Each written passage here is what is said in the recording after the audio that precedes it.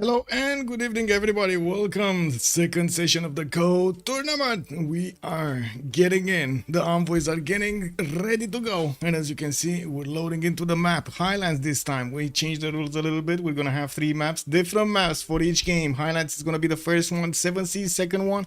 And we're also going to have the Pangea, the classic one, on the final game. We're going to need to see how the players are going to go through these challenges. And of course, on each map, we're going to see them play different civs with different bands. We do have them right now with their names changed to the Norse gods, and as you can see, we got Thor, we got Balder, we got Tyr, Frigg, Heimdall, Loki with Odin, Sif, and Freya. Let's actually see what's going on over here. We have seen during the animation screen which are what I should say, what are the players. I do want to ask you kindly, do not share any of the information you have on any other stream from the players. If you do see a player, do not share his identity to any other stream, because that's how it is, right? We are playing anonymous over here, and the players do need that anonymous thing over there in the game. I do want to say hello to everybody. Kissy Frogs, good evening, sir. Zatap, hello there, sir. Rafifi also bonsoir, monsieur. Looks like we got quite a few ask for going left. Okay, going left or going right. I'm sorry, Rafifi did say it first. We're gonna go right, Freya, as soon as I finish over here with the saying hellos. Hazagi, bonsoir, monsieur, bienvenue. I do see also BlazeCat Games. Hello there, sir, and welcome. Margin 777, good evening, sir. The one with the talent to find the many hearts. Yes. Also, good evening, sir, and welcome. Andrew is playing. He's not playing today, as far as I know. I did see also the Beasley. Good afternoon, sir, and welcome. We do have Rafifi, bonsoir, monsieur, and bienvenue. Flick77, good evening, sir, and welcome. Wait a second, still scrolling up. Fortuna Belly, good morning, sir, and Zadap, good evening. Fortuna Belly, thank you so much for picking up the first promotion. And on YouTube, I do want to say hello to Papas. Good evening, sir, and welcome. Okay, let's see how things are shaping up over here. Looks like I actually missed the map. I don't know how, but I know how, because my camera was offline and I had to change it. There we go. Now it's good. We got the we got the Highlands map showing up. So the players, let's see, they're starting up on this 3-game journey in the Go tournament. The envoys basically getting in over here to go through the challenges to become the GOAT of December month. Unfortunately, we don't have Ben in the game, so he can actually defend his spot over here, defend that title. He's taking a break. I mean, it is, I gotta say, it is basically like Christmas season, celebration season. And yes, I do have to say, I'm feeling quite, how to say, thankful that we do have quite a few players wanting to play and of course go through the challenges. We're going to need to see of course how we're going to have fun with them tonight. Also, Uko Supreme, good evening, sir, and welcome. Let's take a look at Goal here. What do we have? Where is Goal and what is he doing? We got Doatuka coming up with that 3-1 base from the maximum. It looks like he's going to get his scout out in 3 turns, and he does have a few of these strategic resources to the southeast. His iron tiles over here to give him that nice and juicy adjacency towards the Opidums. He also has quite a few patches, which well, not gonna help Gold that much. And from what I do notice, he's also gonna have rivers spanning from the north to the south. A bit of a lack of fresh water, to be honest. Like on the left side and on the right side, he's gonna need to put quite a few non-freshwater cities, but at least he does have good Opidums in those places, with more stones over here that could be improved into quarries to give him that adjacency, not to mention strategic resources. Now we also have him with that iron second ring. His horse style is nowhere to be seen. And where is his horse style? We don't have a horse style? Oh my god, it's 4th ring over here on the left side. I mean, he must have actually settled the horse. I think he actually settled the horse. There's no way that horse is that far away over here. Anyway, it is what it is. As neighbors, he's gonna have to the northeast Babylon. And it looks like between them we already have a barb camp spawning over here, creating some problems. 100 lol, good evening, sir, and welcome. LOL, actually, Blair La Leaf, hello there, sir, and welcome. Bonsoir, monsieur. Hardin, good evening, sir. Oh my god, man, I would have loved to see you in the tournament. I'm so sorry that you couldn't make it. And good evening, sir. I hope you're gonna enjoy your time with us tonight. And let's see, maybe in the next session. We already see the barb camp sniffing around the tiki hut next to a Duatuka, and looks like that scout is kind of late. We're We're gonna need to see how Goal is gonna take care of these barbs over here. Now, I do also want to point out he doesn't really have somebody on the left side. This is Paris by the looks of it. We're gonna have him with one tile chokes in between him and Goal. It's gonna take quite a bit of effort to actually plan an army attack against Paris here. We're gonna see later on in the game if there's gonna be some mischief. Remember, every point counts in this session. Every point counts. And we do have Jayavarman the 7th next up to take a look at the city of Tom over here, played by Civ. And let's see, we do have Khmer going towards the north to pick up his tiki huts with the warrior. Looks like he's also gonna have his 3-1-2-2 base on the hill, and I do see quite a few cities with fresh water to the south, to the north, to the west side. No problem for him to actually get this going. It does seem like also he's gonna have a city state to take out, Volan to the southeast, and a lot of lakes. Like, this is a lot of fresh water. I gotta say, on the Highlands map, this is a lot of fresh water for him to develop his empire. Got his iron tile over here in the second ring, style first ring, and from what I do notice, his cities are starting to grow here quite quickly. We started up, it was slow in turn 1, but now we're starting to pick up speed.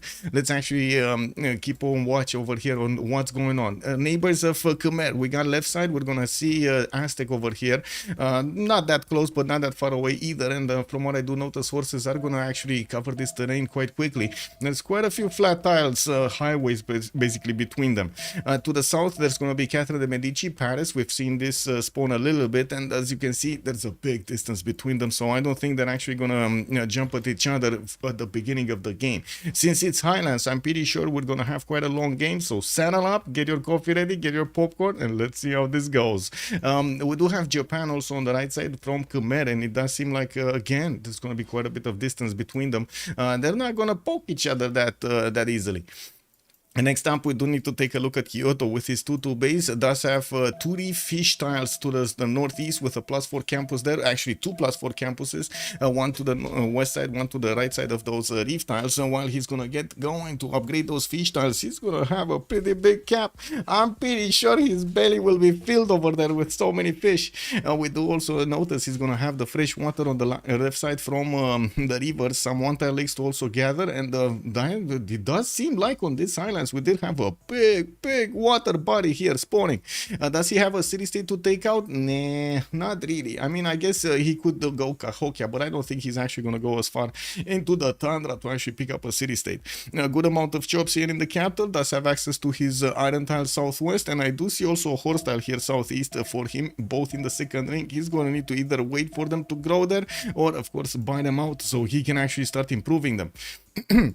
And not bad second settles over here from what I do see, that right settle to the left side if he actually wants to go fresh. And I do have to say, we've seen it multiple times how both Hojo and Tokugawa sometimes are not going for their harbors. We're going to need to see today if he's going harbors. Yeah, I mean, he's opening up astrology. He's either going to be holy side play over here, or he's going to go for those harbors.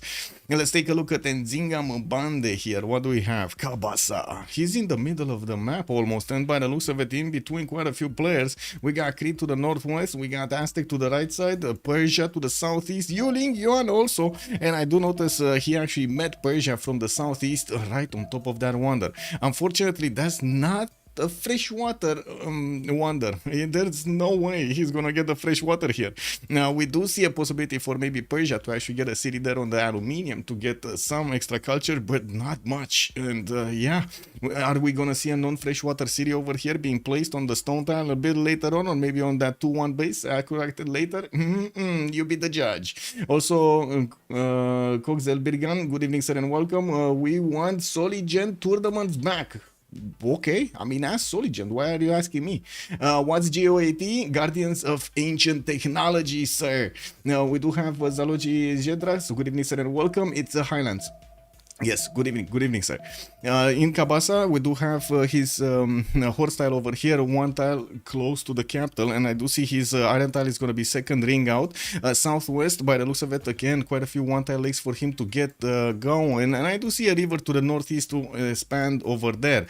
Well, we're going to need to keep a watch out where he's going to actually get these cities going, and of course, to see if he's actually going to settle Yolingyuan or not. I don't see at the moment vibes that would actually give him some some problems over here. It does seem like he's gonna have quite a peaceful beginning of the game. Let's take a look at Hammurabi. Where is Hammurabi and what do we have? Oh, Babylon already getting his bananas, the 3 2s. And I do notice he's going to have on the right side another one settled next to a banana tile there. Another 3 2. Ooh, Mount Roraima to the northeast to actually get going. Ah, excuse me. I think he's going to settle rice, don't you think? 1 2 3 4 and a 5 to settle. That's perfect. Going to get quite a few iron tiles there to work. But that's more science from those tiles. We do have Babylon here that needs to make a choice. Is this going to be... I think it's directly there, right? There's like no way he's not going rice tile. Is that correct, chat? Is there anybody here that would go anywhere else other than that rice tile after you discovered it? Kissy Fruit's also huge. Pelgam Gaming. Yes, yes. Oh my god, quite a bit of fresh water over here. Titherian, good evening, sir, and welcome. Also, Gold has so much space. Yes, he does. Yes, he does. We do have to wait over here. Yeah, there we go. Heimdall actually is gonna go for that right stand. Southwest. Oh my God! What's going on with the barbs, man? Oh, somebody actually sold a bit too much Viagra. We do have barbarians just spawning everywhere here. These are civilized, by the way. These are uncivilized. Can you imagine? I think this is another. How to say, version of civilized that we have over here. Oh my god, I think Freya and at the same time Heimdall will need to be careful about this, because yeah, you don't know what these vibes are gonna do. Where's the invasion gonna come from? Oh my, oh my. Well, let's actually see. Babylon does have his iron tile in the second ring, where he also has +3 campus tile. We do have him with wait, is that those are 3 mountains, no? 1, 2, 3. Yes. We do have also a horse tile in the second ring here towards the northeast, and from what I do see, a good amount of fresh water around his territory here. Shouldn't be a problem to actually get his empire going. Hojo Tokimun behind the mountains here. Looks like we got our answer. He will actually one turn his holy site, a +2 holy site over there from the capital, and will start actually expanding towards the coast northeast. Interesting position actually to go there. That's actually very interesting. Well, anyway. Oh my god, thank you so much for the prime, sir. Much appreciated. Thou shalt be knighted primer. Ecthelion. Thank you, sir. Also, barbs are sniffing. They're sniffing for naked settlers for sure. What's the price for the first, the second, and the third? If I remember correctly, it was, what was it? 100? I don't remember exactly. Give me a second. I think it was 100 for the first. Okay, there we go. 100 for the first, 50 for the second, and $25 for the third one. That's the price pool. Who won the last GO? The first GO tournament that we had, the first session was won by Ben, but better. Ideally, we would want the... if they have time, of course, because this is on a volunteer basis and on according to the rank. So ideally, we would want the winner of the previous one to actually be in these upcoming sessions, so he can actually defend his title. This time around, of course, with December coming in, the half of the month over here is going to be like celebration and stuff like that. Some players do have a lot of other stuff to take care of. Some others do want to have fun. So this time around, it is what it is. We're going. I'm quite grateful that we actually get the game going. Let's take a look at Elizabeth I here and see how he's gonna fare. London is also gonna have the Grand Mesa to settle on the southeast of the capital city. We do have his second settler also coming up in 3 turns. Probably gonna go southwest on the wheat tile. And from what I do see, he's gonna get a few culture tiles here. To settle on. Okay, there we go. Just needed to actually respond to them. We do have him starting up with a holy site, and we're gonna need to see what is he gonna do here with that holy site. Is this the correct? Yeah, this is the correct one. Wow! Holy site on the Grand Mesa. That's a +3 at least. He's gonna get the splendid bonus and quite a few culture points over there from those tiles from the wonder. He has 2 horses there to also improve. 1 horse tile in London in the second ring, and also that iron tile southwest. Trade Luxus.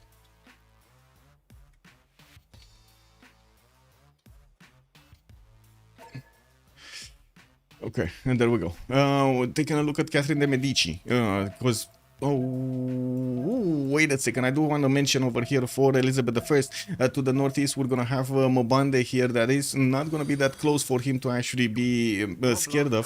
And I do see also Persia here, quite far off on the right side, behind Cardiff. Again, a decent amount of territory between them. I don't think at the beginning of the game, or at least even in the mid game, we're gonna have sparks flying here.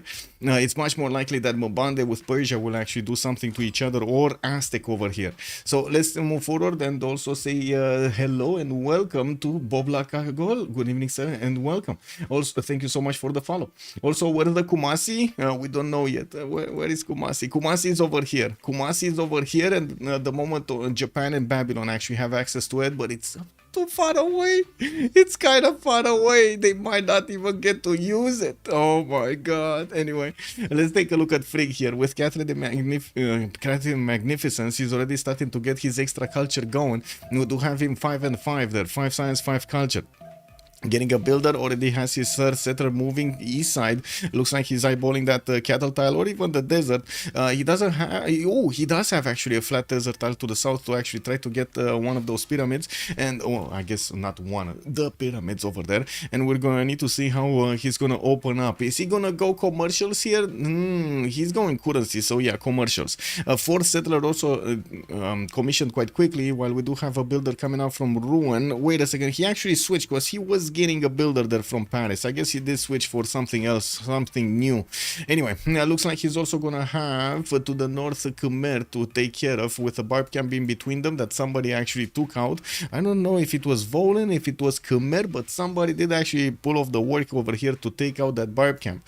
Now we do have him with a few rivers and not a lot of fresh water from what I do notice, but he does have some rivers and one-time lakes to go for, and I'm pretty sure he's gonna want to get some coasters at least to get some extra housing from the coast there. Taking a look at his strategic, he has his sword style to the right side, 3-2 banana in the capital with another 3-1 spy style. That's a lot of food acquirement here extra in the city of Rouen, and as you can see, he does have 4 surplus food already. In the city of Paris, he wasn't that lucky, but he did manage to get to improve his sheep tile and got the horses for the extra production and extra food from those tiles, and still growing quite quickly. And of course, the extra culture is just amazing right now. Taking a look at Cree here, we do have him. Let's check out his pastures and camps. We got, wait, his capital is Mickey Sivochi, right? We got a 1 and a 2 and a 3 and a 4 and a 5. 5 extra bonuses over here of extra gold and 5 extra points of extra gold in the extra food for each of those trade routes sent to the capital city. We already have him right now benefiting from an extra horse because he got that pasture improved, and I do notice his builder is going to improve the amber tile. Okay, he did manage to put his second city with God of Open Sky next to Matotipila, which does give him quite a few faith points. That's maybe how he actually did manage to get the Pantheon so quickly. We do have his third city also moving towards the south, probably going T-tile there, or maybe all, I think T-tile, but we'll see. And by the looks of it, we do have him growing quite quickly, as of course with the extra culture that he is starting to generate. With another builder coming out from the capital, he has the ability to actually go and get those improvements. The camp on the deer and the 2 sheep tiles here are gonna give him some much extra bonuses, and at the same time the ability to actually get that Temple of Artemis here, which is going to give him so many amenities. This is like, if he puts it here, if he puts the Temple of Artemis on the 1, 2, he's going to have 1, 2, 3, 4 amenities, 5, 1, 2, yes, 5, 6, 7 over here, 8. This is too far away. 8 amenities just from that one single wonder. That's amazing. We will need to see also his strategics. He does have his iron tile right side on the first ring, while I do see his horse tile is going to be second ring out towards the northwest. Well, getting that second trader out from the second city, we're going to need to see him, of course, connecting that third one that he's getting here in the south where his warrior is. Moving forward, let's actually see Cyrus. Where is Cyrus? We got Pasagarde here getting his builders out, 2 of them, getting also to finish his monuments, fighting off a barb camp in the north over there between next to the mountains. And I do notice on the right side, the barb is trying to take away one of the Hong Kongian builders. Look at that builder. Go, man. 3-charge builder out of the borders. He's just scouting with it. Anyway, we do have him with 2 horse tiles, 3 horse tiles in the capital, 2 in the second ring, 1 in the third one. And I do notice his iron tile is also going to be second ring. Fresh water is coming off from these one-tile lakes, and I do notice west side there is a bit of a problem with the fresh water. Well, at least he does have his perideza, right? That gives him some, if I remember correctly, some housing. And let me see. Yes, +1 housing. So at least he's gonna have that to rely on before he's gonna get his aqueducts, his granaries, and everything. We're gonna need to see what kind of a specializing building is he gonna get in the government plaza. Maybe he's gonna go ancestral, maybe he's going to go audience chamber or Walrus throne. We don't know yet, but quite a few of them, of course, will change our narrative over here of what's gonna happen in the cities of Persia. We do have him with 6 science and 4 culture at the moment, and he does have the possibility of taking out Hong Kong on the right side, which is quite a close city. And I'm pretty sure, oh my god, this builder is still running. This builder is still running, and the Barb Scout is still coming after him. This is incredible. Hong Kong, what are you doing? I mean, even the warrior, can you imagine this scene in real life? So basically, there's a Barb with a lot of cats. Like, imagine a guy, a dude with a lot of cats around him, like 10 cats or 20 cats, whatever. You see him on the field over here with a lot of grass between the cows and stuff like that, and then you have like a warrior and a builder, right? There's somebody with a hammer over there that definitely doesn't know how to fight, and then you do have a warrior with a big bat that actually knows how to fight, a lot of muscles, you know, like combat, how do you call paint on the face and stuff like that, right? And tattoos and everything. And they start running from the cats. One goes one direction, the other one goes the other direction, instead of you know, trying to actually stick together and hold on to the cats over there. Man, cat power, bro. This is cat power. What can I say? I Pine Call. Good evening, sir. I think I did answer that. How is that 710 Holy Side? He has 222s. Wait, 710 Holy Side. Where did you see a 710 Holy Side? Aneleklat, also good evening, sir. That is a Giga B2. Oh, that's a good question. I'm not sure exactly when you actually made those comments, so I'm gonna refrain from actually saying anything about them. But we'll try to actually figure it out during the game. Perideza is already coming out in Bactri, so he can get those extra culture points and fresh and era score. I do want to remind everybody, since this is Highlands and they don't have friendships, they don't have visibility, there's not much alliance there.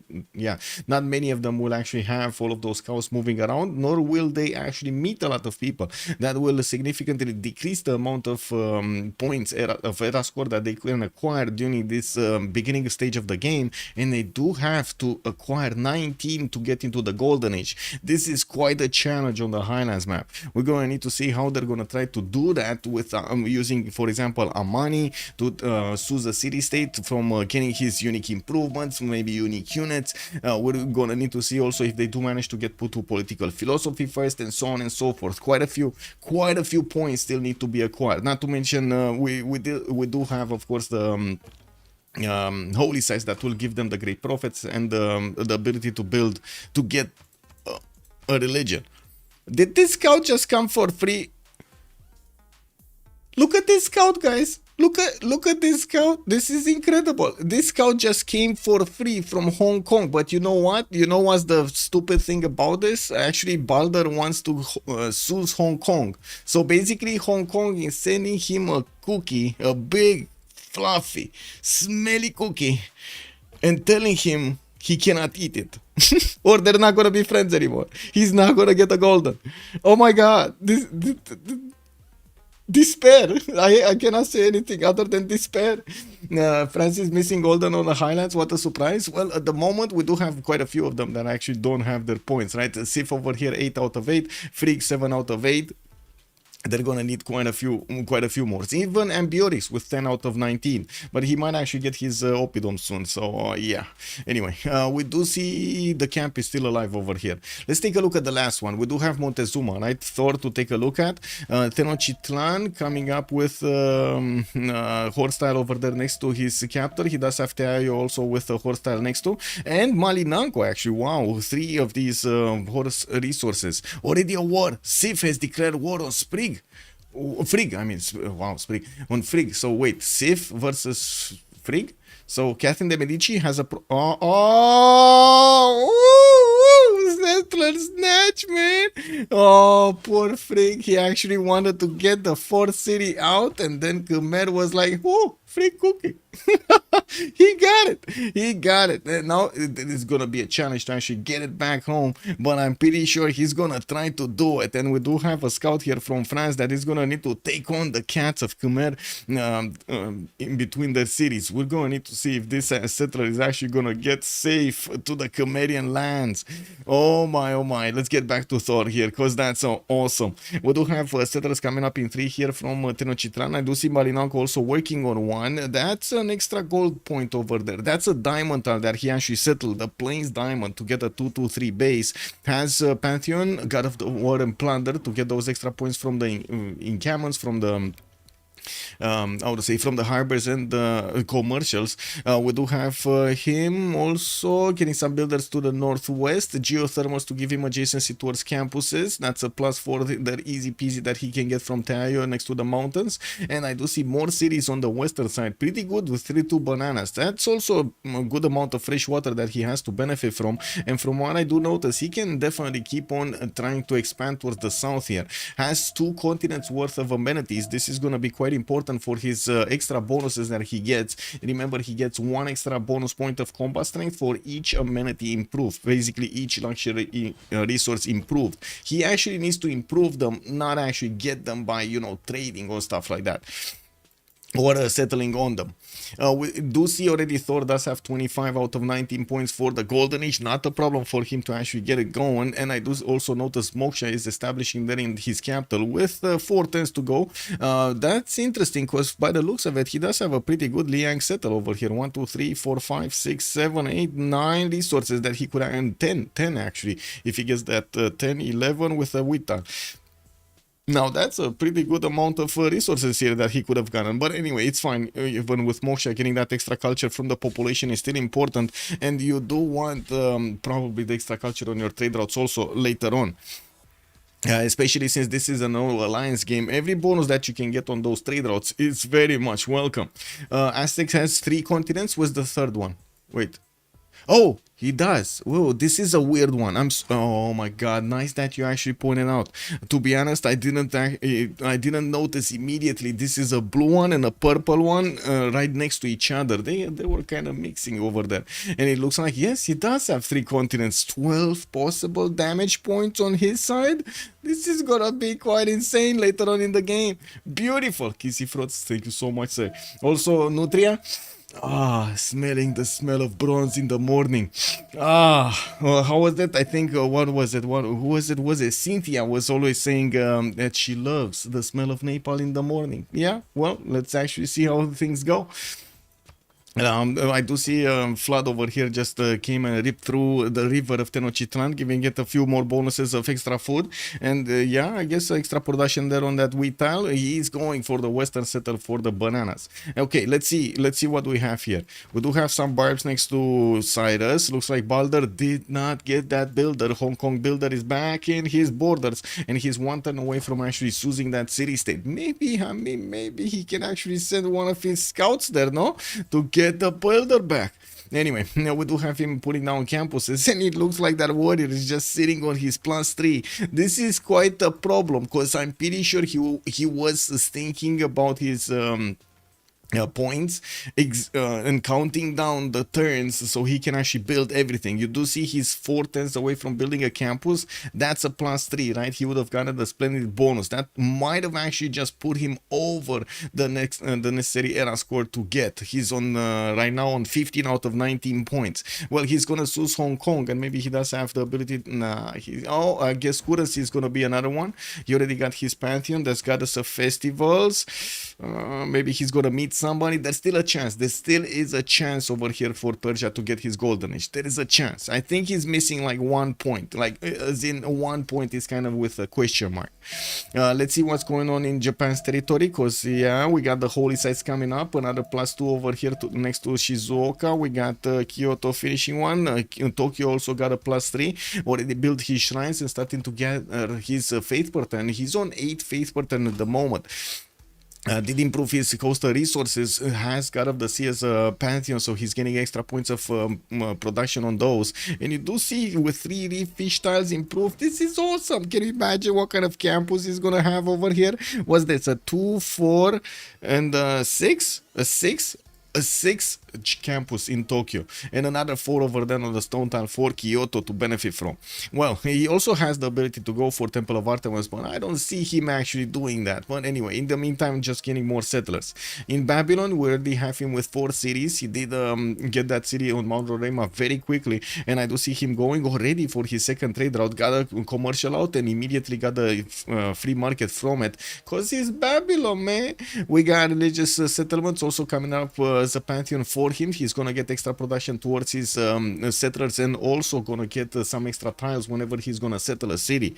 We do have him improving his resources here, his cocoa tiles, his bananas, and I do notice England is coming with a scout quite close to him. It does seem like, of course, England could actually take out the Babylonian builder, maybe try to do some pillages here. There's no defensive unit, and yeah, there we go.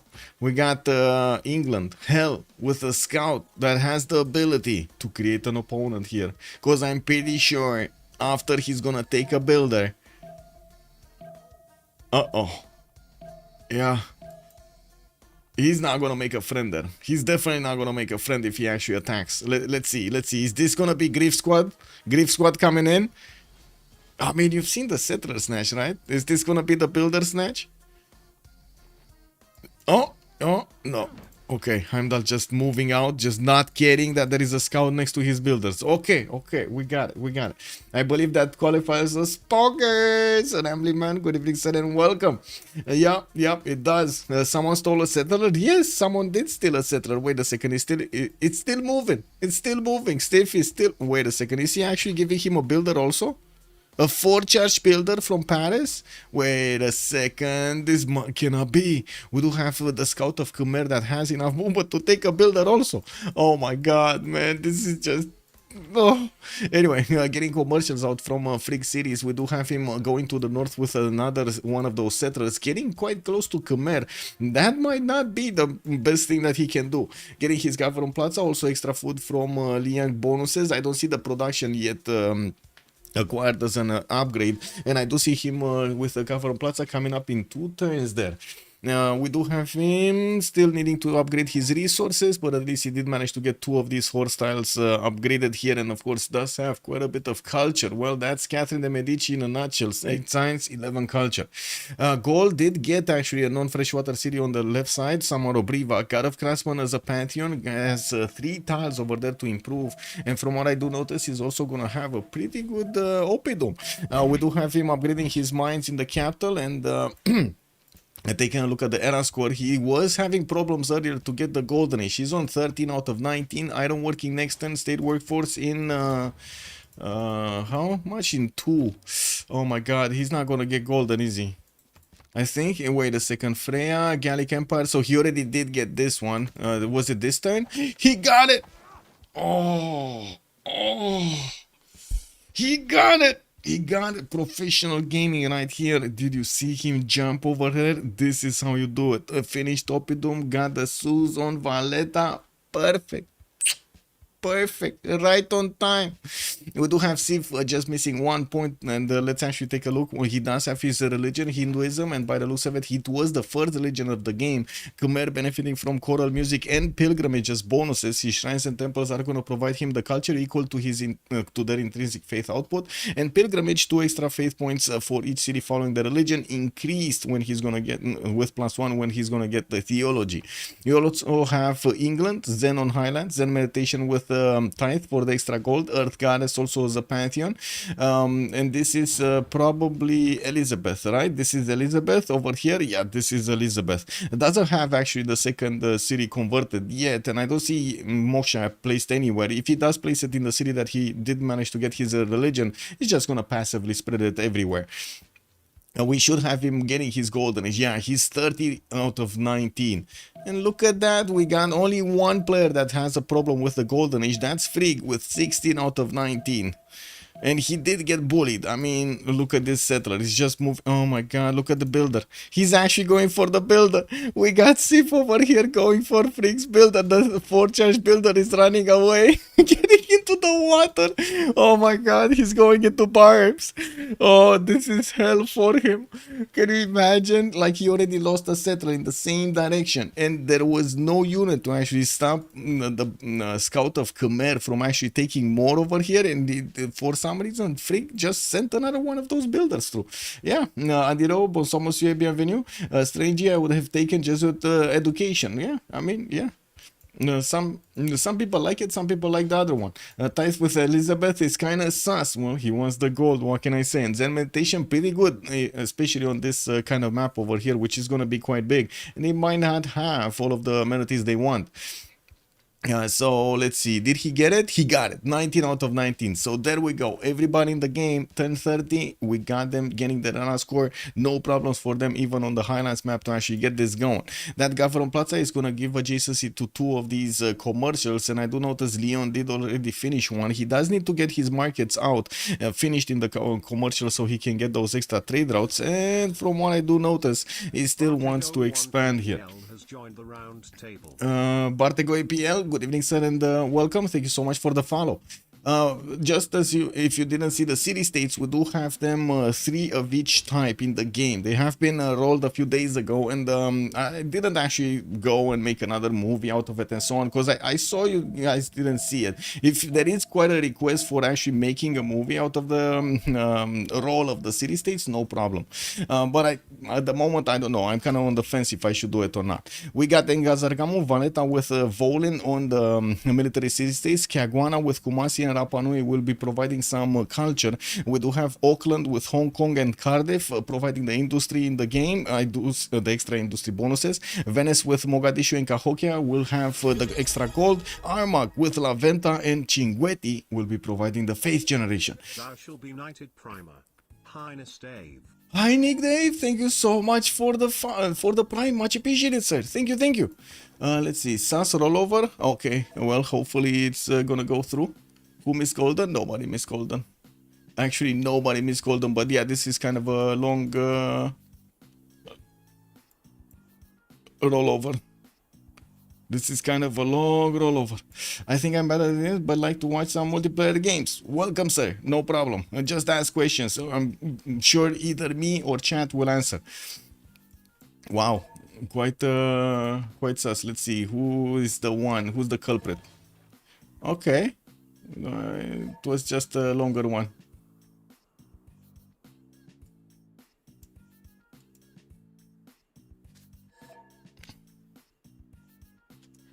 Oh, turn back. We need to relobby. Okay.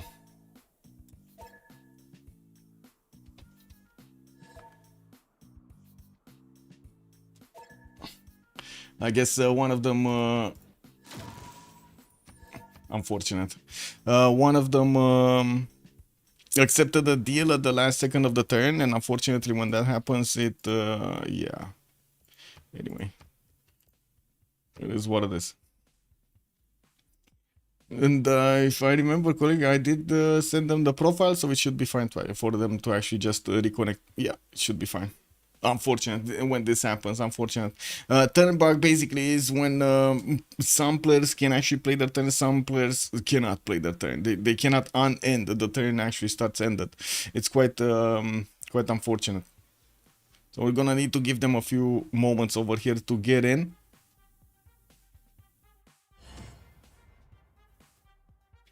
Give me a second. I think I hear a cat. And cat shouldn't have been here. Yeah, also the wolf I mean is asking for the next game map for 8 Red CX Pangea CR, and let's wait for the mission. Yeah. Tokugawa only game.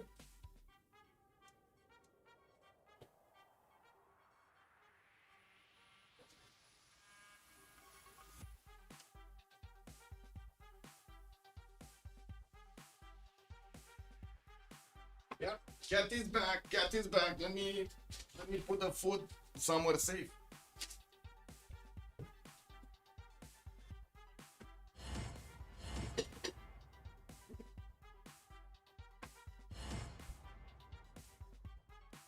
Okay, there we go. I had to put the food away because otherwise she's gonna be playing every moment with it.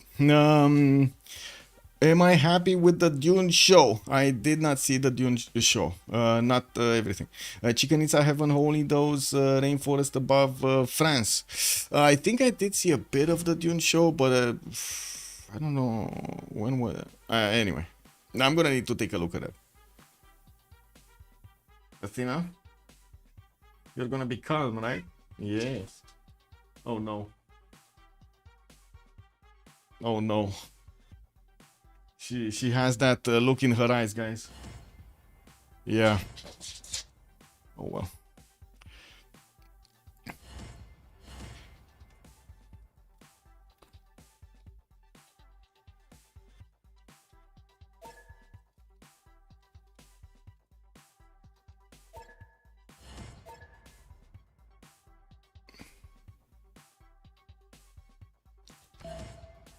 Okay, let's see it. Let's see a load. Hopefully we're actually gonna get loading. Meow meow. Eddie Kaufman, good evening, sir, and welcome. Whew, now it's prayer time, guys. We need to pray. We need to pray for the game to actually load in.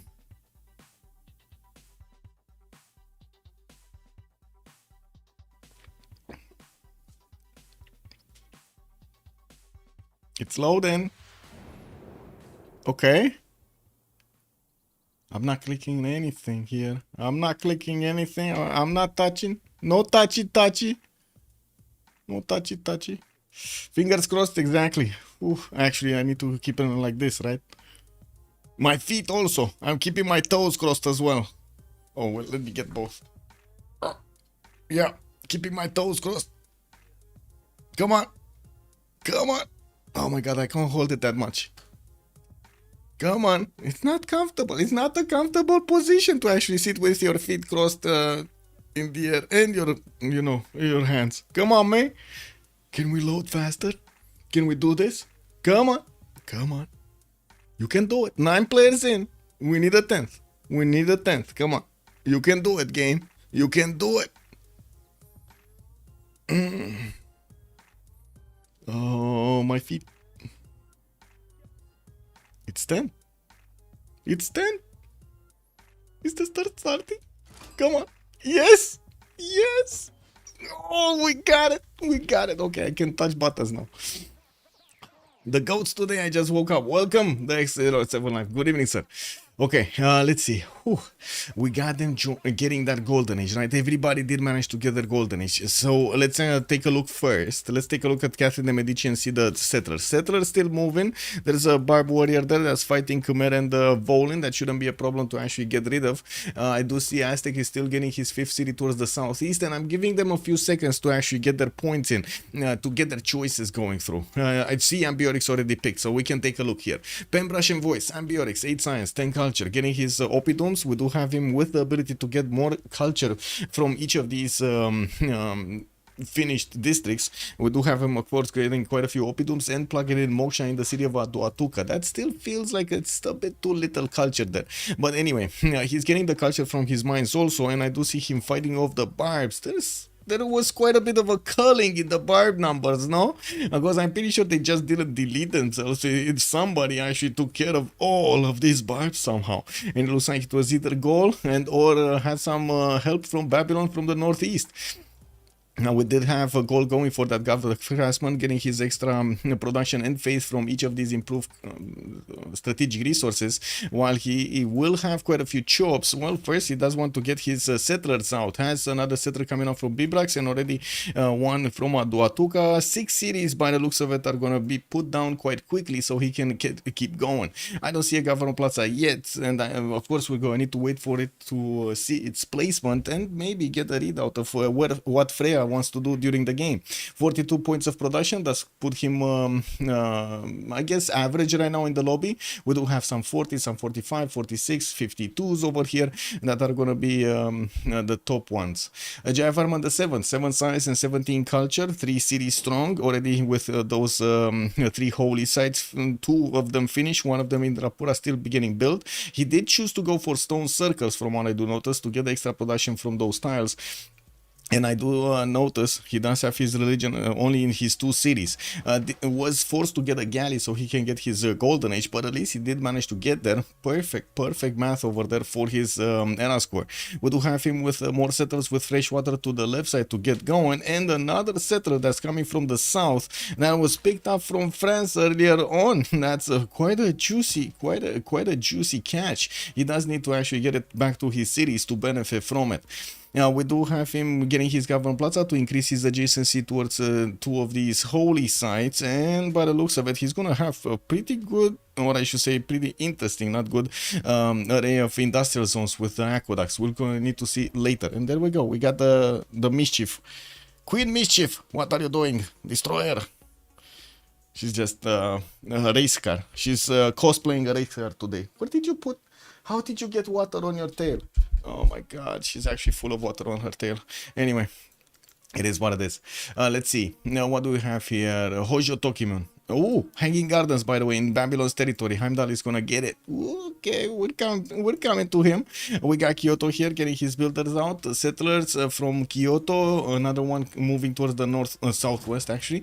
I do see his builders are gonna need to start improving his tiles here to get those extra yields going, and he's working on more settlers. He did manage to get his monumentality golden age just as Jayavarman the 7th, and he's benefiting right now from 22 faith a turn while Jayavarman was on 20. Doesn't have as much culture because it looks like he was a bit late on getting Moksha in. I think he actually sues the city, and that would be Cahokia for his golden age. We do have him also with the horses improved, and by the looks of it, we'll still need to get all of his cities out so we can see his sim here. But pretty good production and faith at the same time, not to mention food acquirement in his cities, especially from these fish tiles over here that are giving him those 4 food points each. Nzinga Mubande, 4 cities strong, getting his commercials out. Also, 5th city is going to be placed probably next turn if the Barb is not going to get a whiff of it. Did place a non-freshwater city directly on Yuling Yuan on that, what is this, tobacco tile. And he's working on a commercial from it. We'll get a builder to also be able to chop, and it's already a 4 pop city. Doesn't look like he had problems actually settling that one. Monument to the Gods is his pantheon, getting another city towards the northwest. That's gonna put him closer to Kree, while Kree's getting the yoo-hoo! Oh my god, woohoo! We got the tier over here not messing around, and you know what's a bit of a problem with this? Actually, Loki is seeing this in slow motion. Loki has look at that. He has the ability to actually chop some things over here, do some things, some very bad things, to either a builder, a trader, getting the princess, getting a mine from the amber tile, maybe pillaging some of those pastures, but still there are 2 horses that are coming towards his cities, 3, 4 horses that are coming towards his cities, and he's getting a total of 0 defensive units. Oh no, Loki, you might get caught with your pants down, sir. Oh, settler snatch, Kree is not messing around in this game. He saw the opportunity, and Tears Kree Scout just said, you know what, settler, I have much better eggs at my home, okay? Much better bread. The bed is warm every day. You don't need to stay in Congo territory. Very good in my lands, okay? And look at that, even the scout of Congo was taken out by these horses over here. Couldn't actually get even the pillage. That was quite nasty. I gotta say, tier over here, very nasty. There's still a market coming up in 3 from Bujimai, while those horses are basically like 3 turns away from taking the city. Well, actually, like 4 turns away from taking the city. But you know what I mean. He needs a unit. That's what I mean. He needs a unit. Oh my god. So wait, he even took a delegation. Oh my god. He did it bad. So the Kree over here asked a delegation from Obande, took a delegation, then declared war, took his settler, and killed his scout. And now he's marching towards his cities to take them out.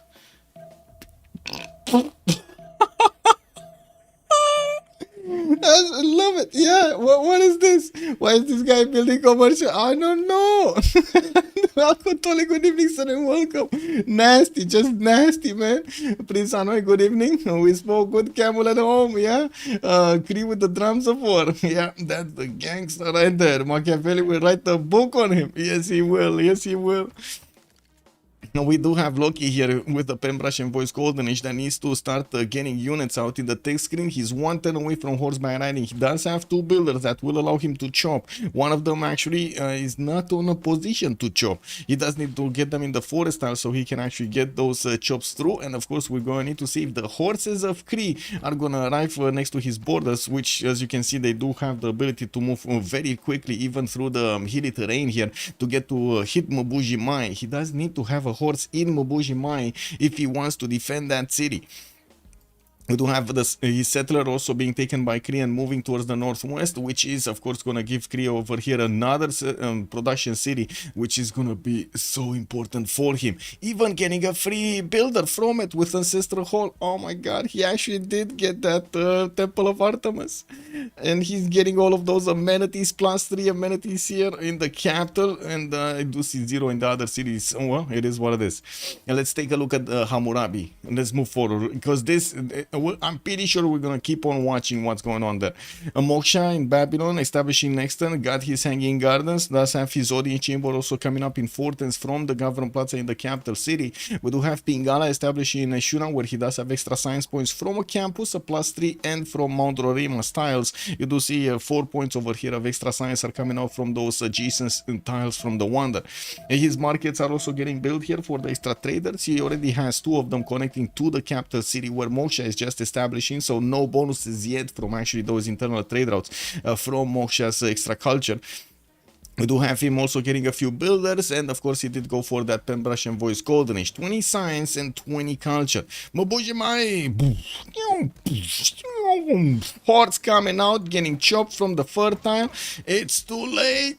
Too late, and the crowd goes wild. We do have Tyr over here managing to get the last moves and the first moves going against Congo, and Congo has a problem. Even if he does have that horse in Mabuji Mai, if he actually moves that horse away, the city is going to be taken. And if he stays there, the city is still going to be taken. And he's going to lose the horse. The city is going to recover 20 HP points, but that definitely won't be enough for it to be saved. We're going to need to see him actually retreat on, there we go, on another tile and actually try to get another wave of units from his city so he can actually get back on track. Elizabeth I, 12 science, 25 culture. We do have him getting his pyramids 3 turns away in Newcastle upon Time. Magnus getting plugged in there. Audience chamber in London, while we do have Moksha in the capital. We do have him also already expanded his religion in the other cities. While I do notice, I mean, to be honest, did he actually use a missionary here? Yeah, he did use a missionary here to expand it. We do have him choosing to go for the Pembrush and Voice Golden, which is not actually going to bank up on the extra points from the faith per turn. He didn't invest much into it, just a single +3 holy site, which is pretty good over here, getting those bonuses of extra amenities, and of course the gold is gonna be very nice. He's already on 46 gold at 10, 29 faith also, as well as 58 points of production. Getting his Royal Navy dockyards in the cities on the coast, and I do notice he's building up a campus over here in Newcastle upon Tyne. Unfortunately, that's 0 adjacency. He does have some good placements for aqueducts / industrial zones. I do think this, and then another 2 over here with this one could be placed next to the aqueduct from London. Very nice, very nice. More cities to place in the south with fresh water. We do have him east side also towards Cardiff with quite a few freshwater cities. And let's see what's going on here. Pillage over there from 3. We do have Loki getting another horse from Mubamba, but that's going to take a while to get to Bumbuji Mai. And I gotta say, that was quite a city going into Kree's territory there. Wow, is this actually a Wonder Sripada? Oh my god, look at the bad Wonder over here. It's kind of smelly. Do you see how smelly that Wonder is? There's so much smoke around it.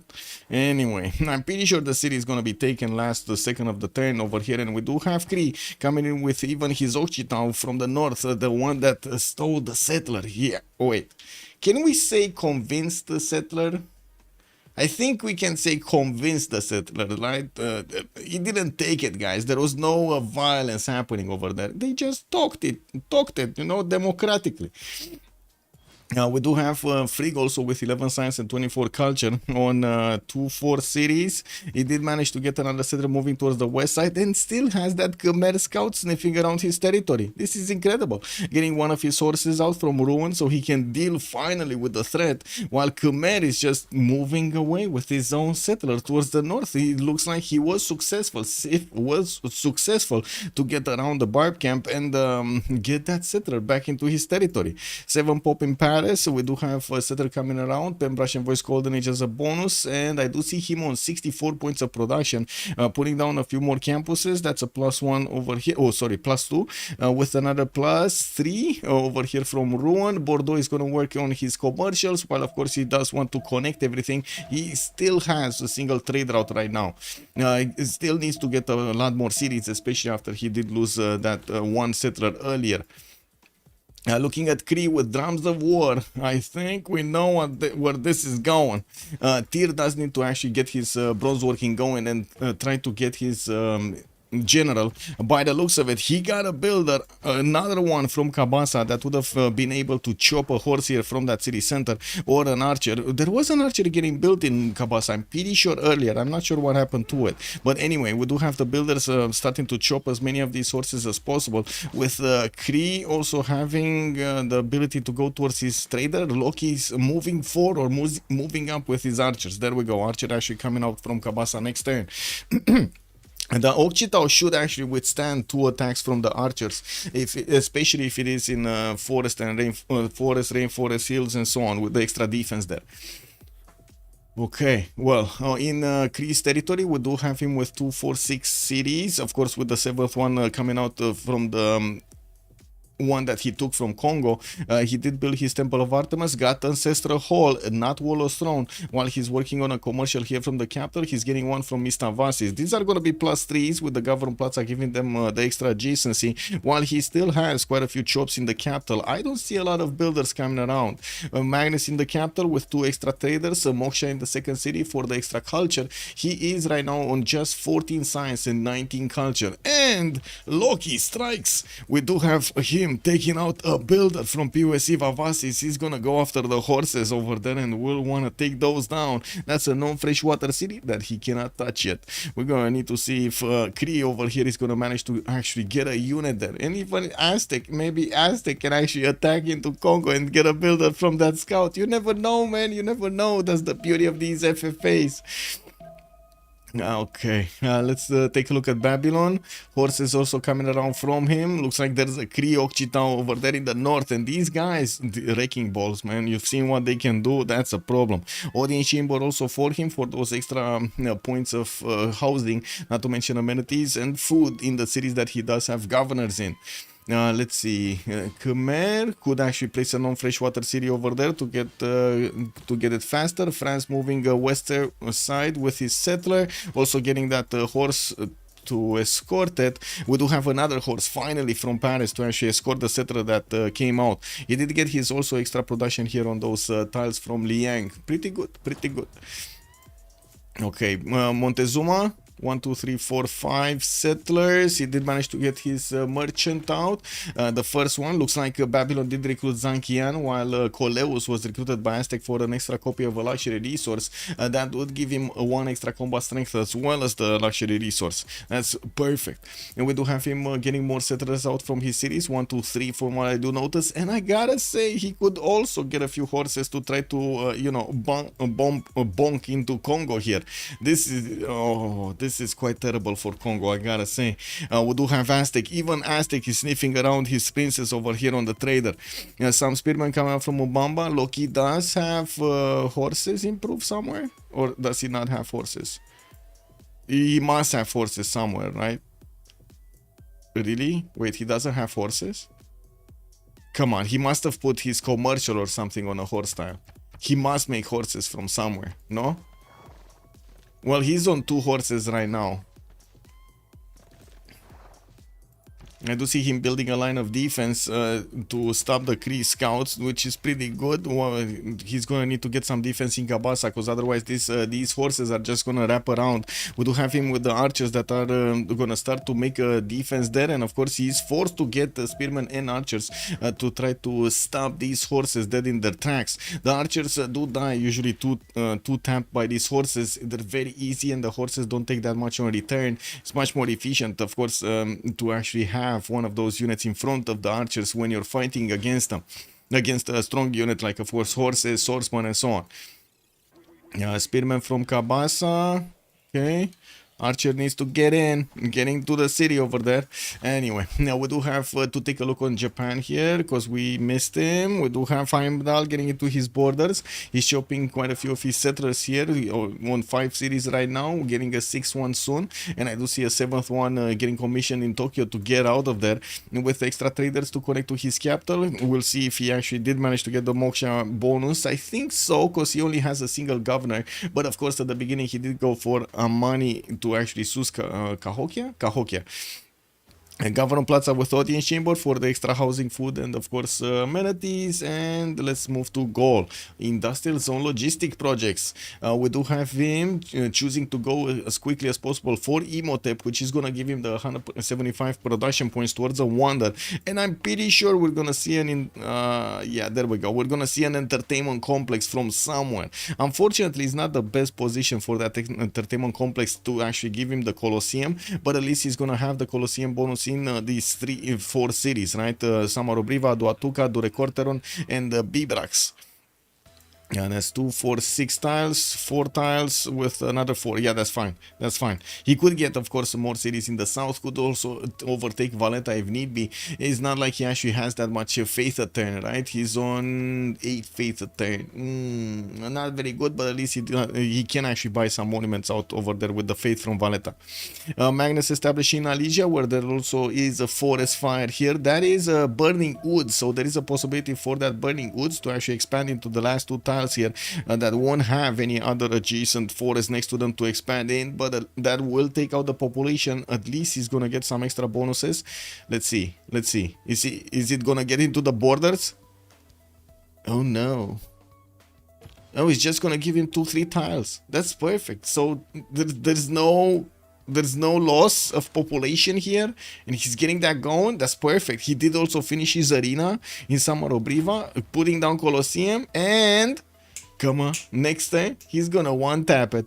Pingala establishing in Samarobriva, since he did get Odin Chambers Government Plaza building, he's gonna get the extra housing, food, and amenity over there in that city center when Pingala is gonna establish in it.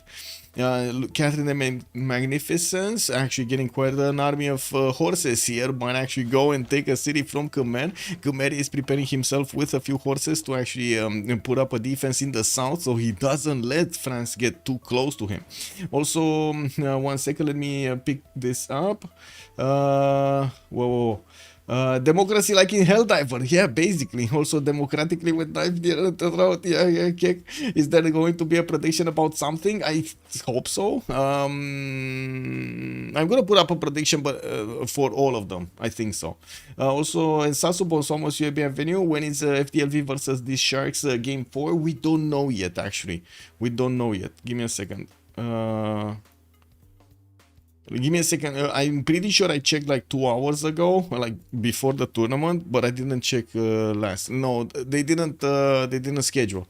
It's only game 3 scheduled. We don't know when the game 4 is. So it can be tomorrow, it can be in a few days, I don't know.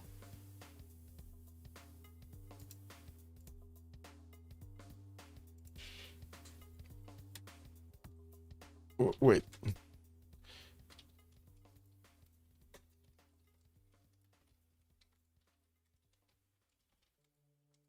One of the players is asking me if renaming cities is fine, which is fine, but renaming city-states is not fine because, yeah, other problems. Okay, whoa, what was the war? Here. we do have Loki starting to get his spearmen out, and by the looks of it, he does have three archers with a few more spearmen coming around. He will start to actually attack back into Kree's army, and we're going to need to see if he's going to push him out of his territory. His Gavaron Plaza is getting pillaged. Good thing is, at least he didn't have a specializing building of choice there. We also have Aztec starting to get a few horses of his own here, but I don't really see him with an army. It's more to actually take care of the Persian unit than anything else. Also, many good evening, sir, and welcome. My prediction: Gold, Persia, or Japan will win, as they all have a lot of territory and normal looks like normally neighbors. Okay.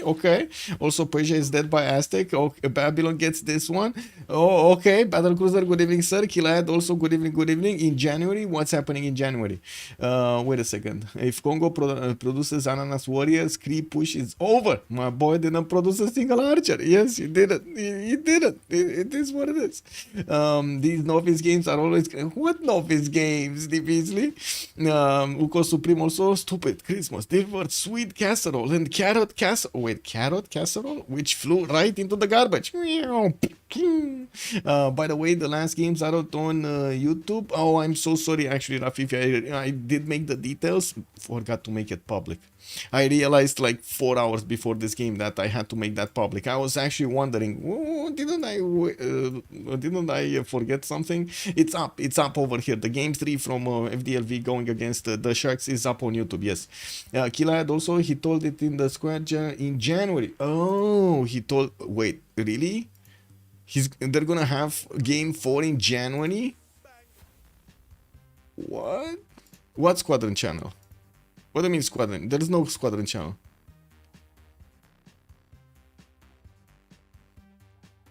Which squadron channel, Kilad?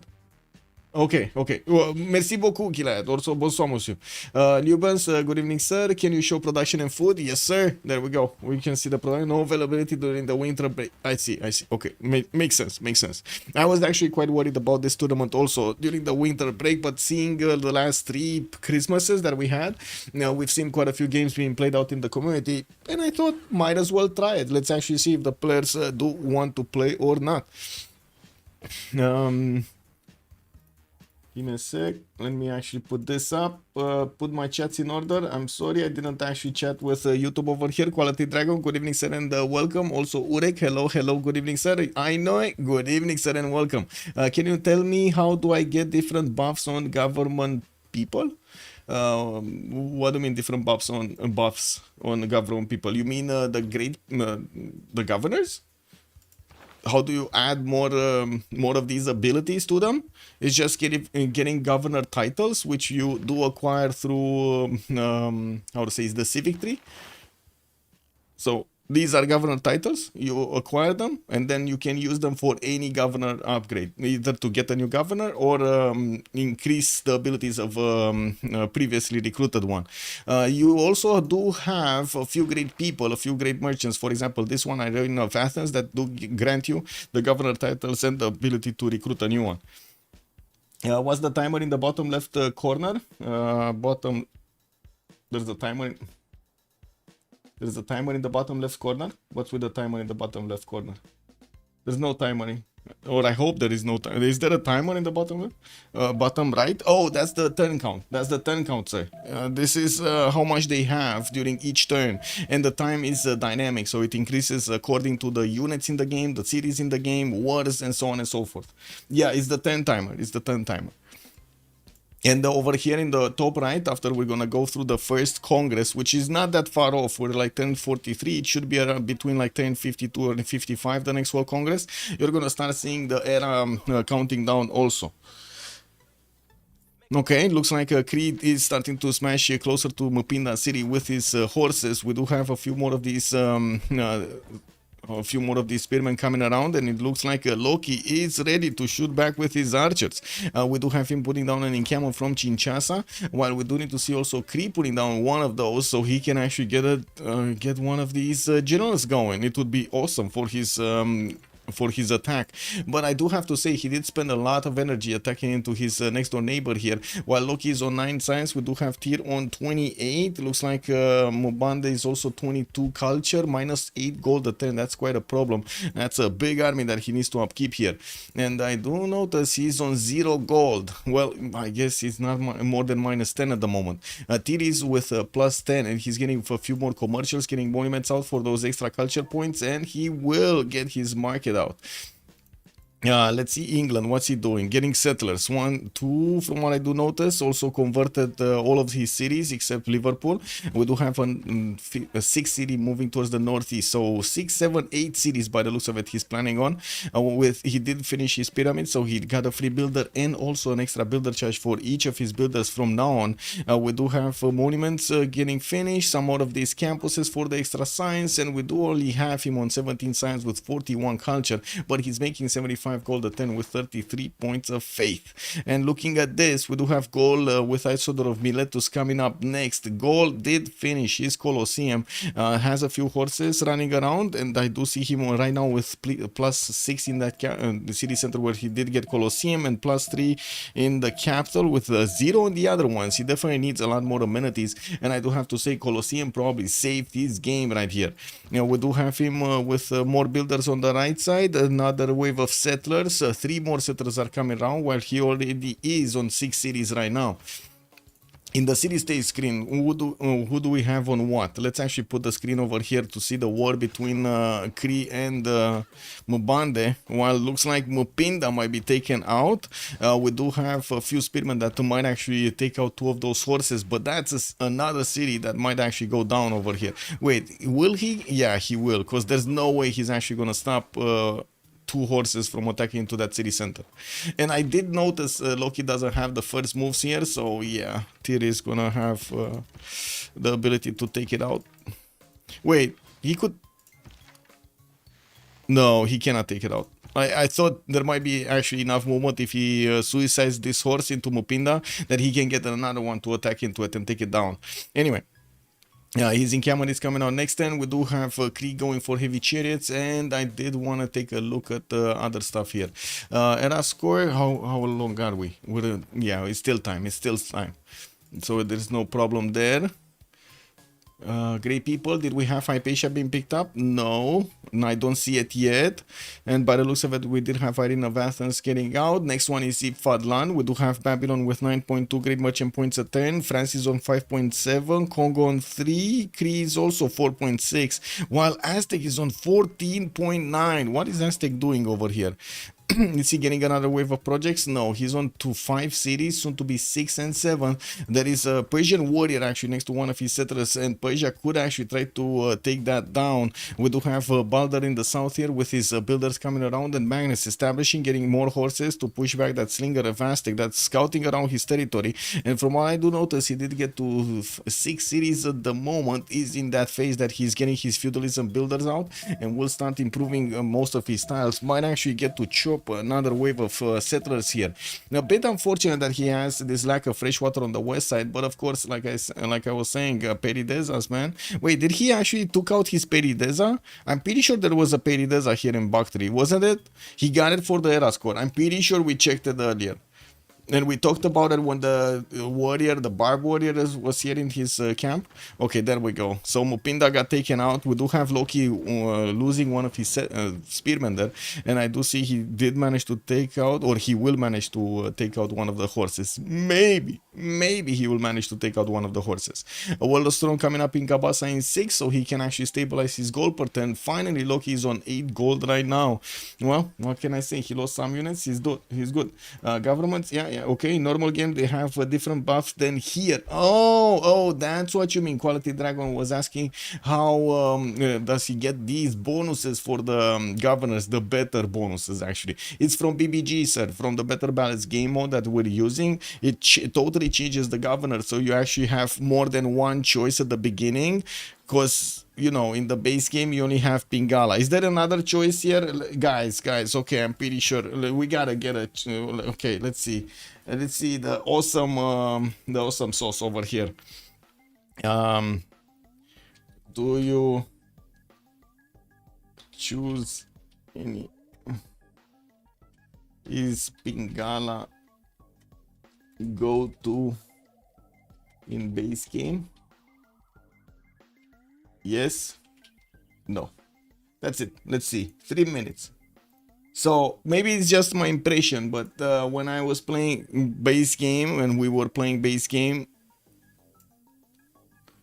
Pingala was a must-have. There was no other way to open up the game than with Pingala. Wow. Wait, we got actually quite a few no's over here. Whoa, whoa, whoa, whoa. We got 8 yay and 4 no's. What do you mean you go something else than Pingala? I mean, you try it and then you see what happens.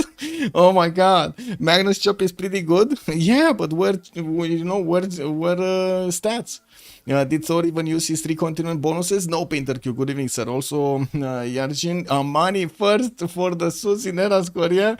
You need to call it vanilla. Yeah, I do need to call it vanilla. That's true, many Shikopli. In vanilla, not a base game. In vanilla. That's the reasoning that we did actually need to switch all of these governors. It wasn't because it was a bad a bad choice in Pingala. It was because it was certainly a lack of diversity in choices. There were no choices. You don't want to open up Moksha. You don't want to open up with Reina. You don't want to open up with a lot of those.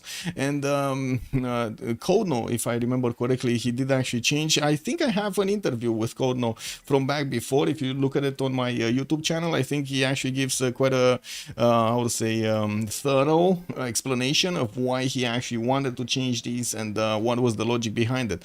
I was actually against this at the beginning when they tried it, but as it evolved, it was very good. It was very good, and it looks like right now we do have quite a few varied choices in the games.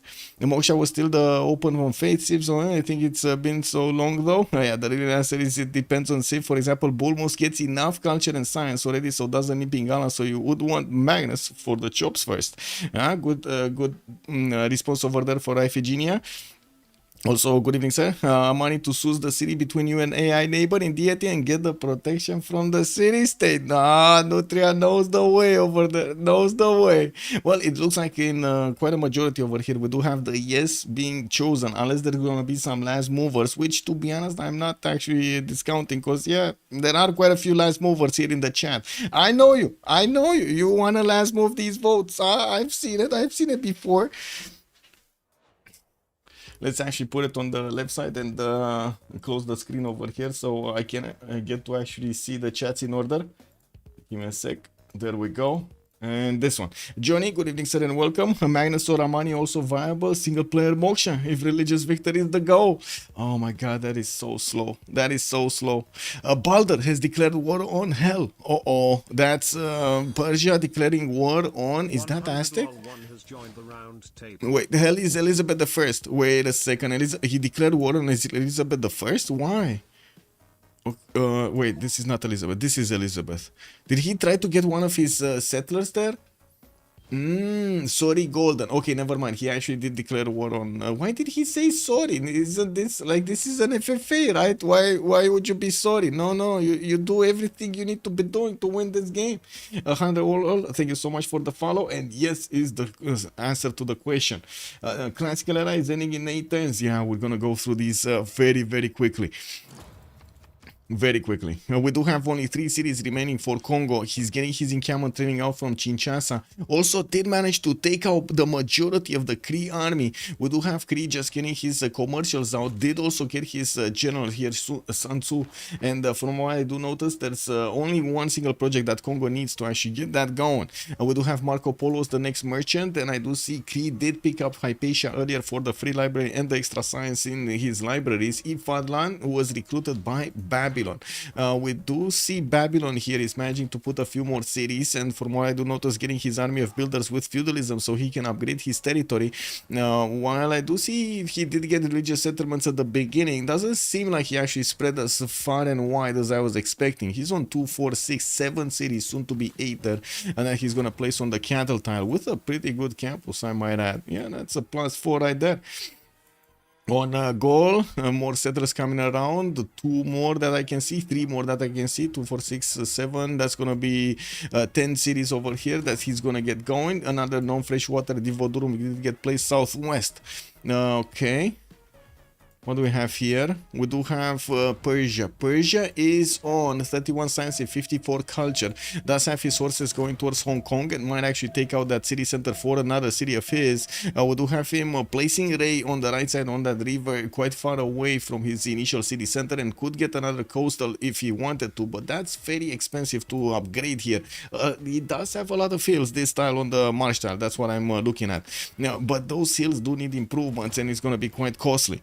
With a great bath also coming out from Ray, I do notice another war. Civ has declared war on Frigg. So Civ, that's Javerman the 7th, and Frigg is to the south. France and Khmer are now fighting each other here. Remember, Civ at the beginning did actually take a settler from France, right? And by the looks of it, we will see the continuation of this conflict between them. Pingala establishing Rouen again? Wait, what? Again? Wasn't he getting Pingala earlier? Anyway, I do see Terracotta Army coming up in Forder in Paris, and we do have him with quite a few amazing tiles here to work. He started putting down his chateaus, and I do see him getting quite a few horses. By the looks of it in the text screen, he should be close up to castles. He's 4 turns away from castles, and 4 turns away Terracotta Army with general ability. He does have an encampment, so he's one project away from getting a general for the upcoming coursers. This is a problem. Khmer actually needs to take this seriously. He's getting his own encampment out from Tom, and I do see him getting a few more horses. These might not actually do the trick. If he's gonna get attacked by coursers with extra diplo from spies and a lot of them with a general and so on, we might actually see Catherine de Medici over here bonk and get his cities back. I'm pretty sure Mahendra Parvata was the settler that was taken from France, and look at him flourishing right now, getting next to rainforest and forest, getting some bananas going over there, 2 tiles to work, and has his holy sites coming around. In the Khmerian capital city, I do see Warlord's Throne has been built as a government plaza, so he's getting more production towards his units. And in the yields tab here, we do have him on 105 points of faith. That's a lot of faith per turn. Can he get to monarchy quickly? He's on recorded history, so I won't really say it's going to be that quickly, but still in the next 5 turns. This is magnificent though, not Black Queen. Yes, it doesn't have the extra diplo, yes, but it still has the spy diplo. Lubans, is Babylon trading with Kumasi?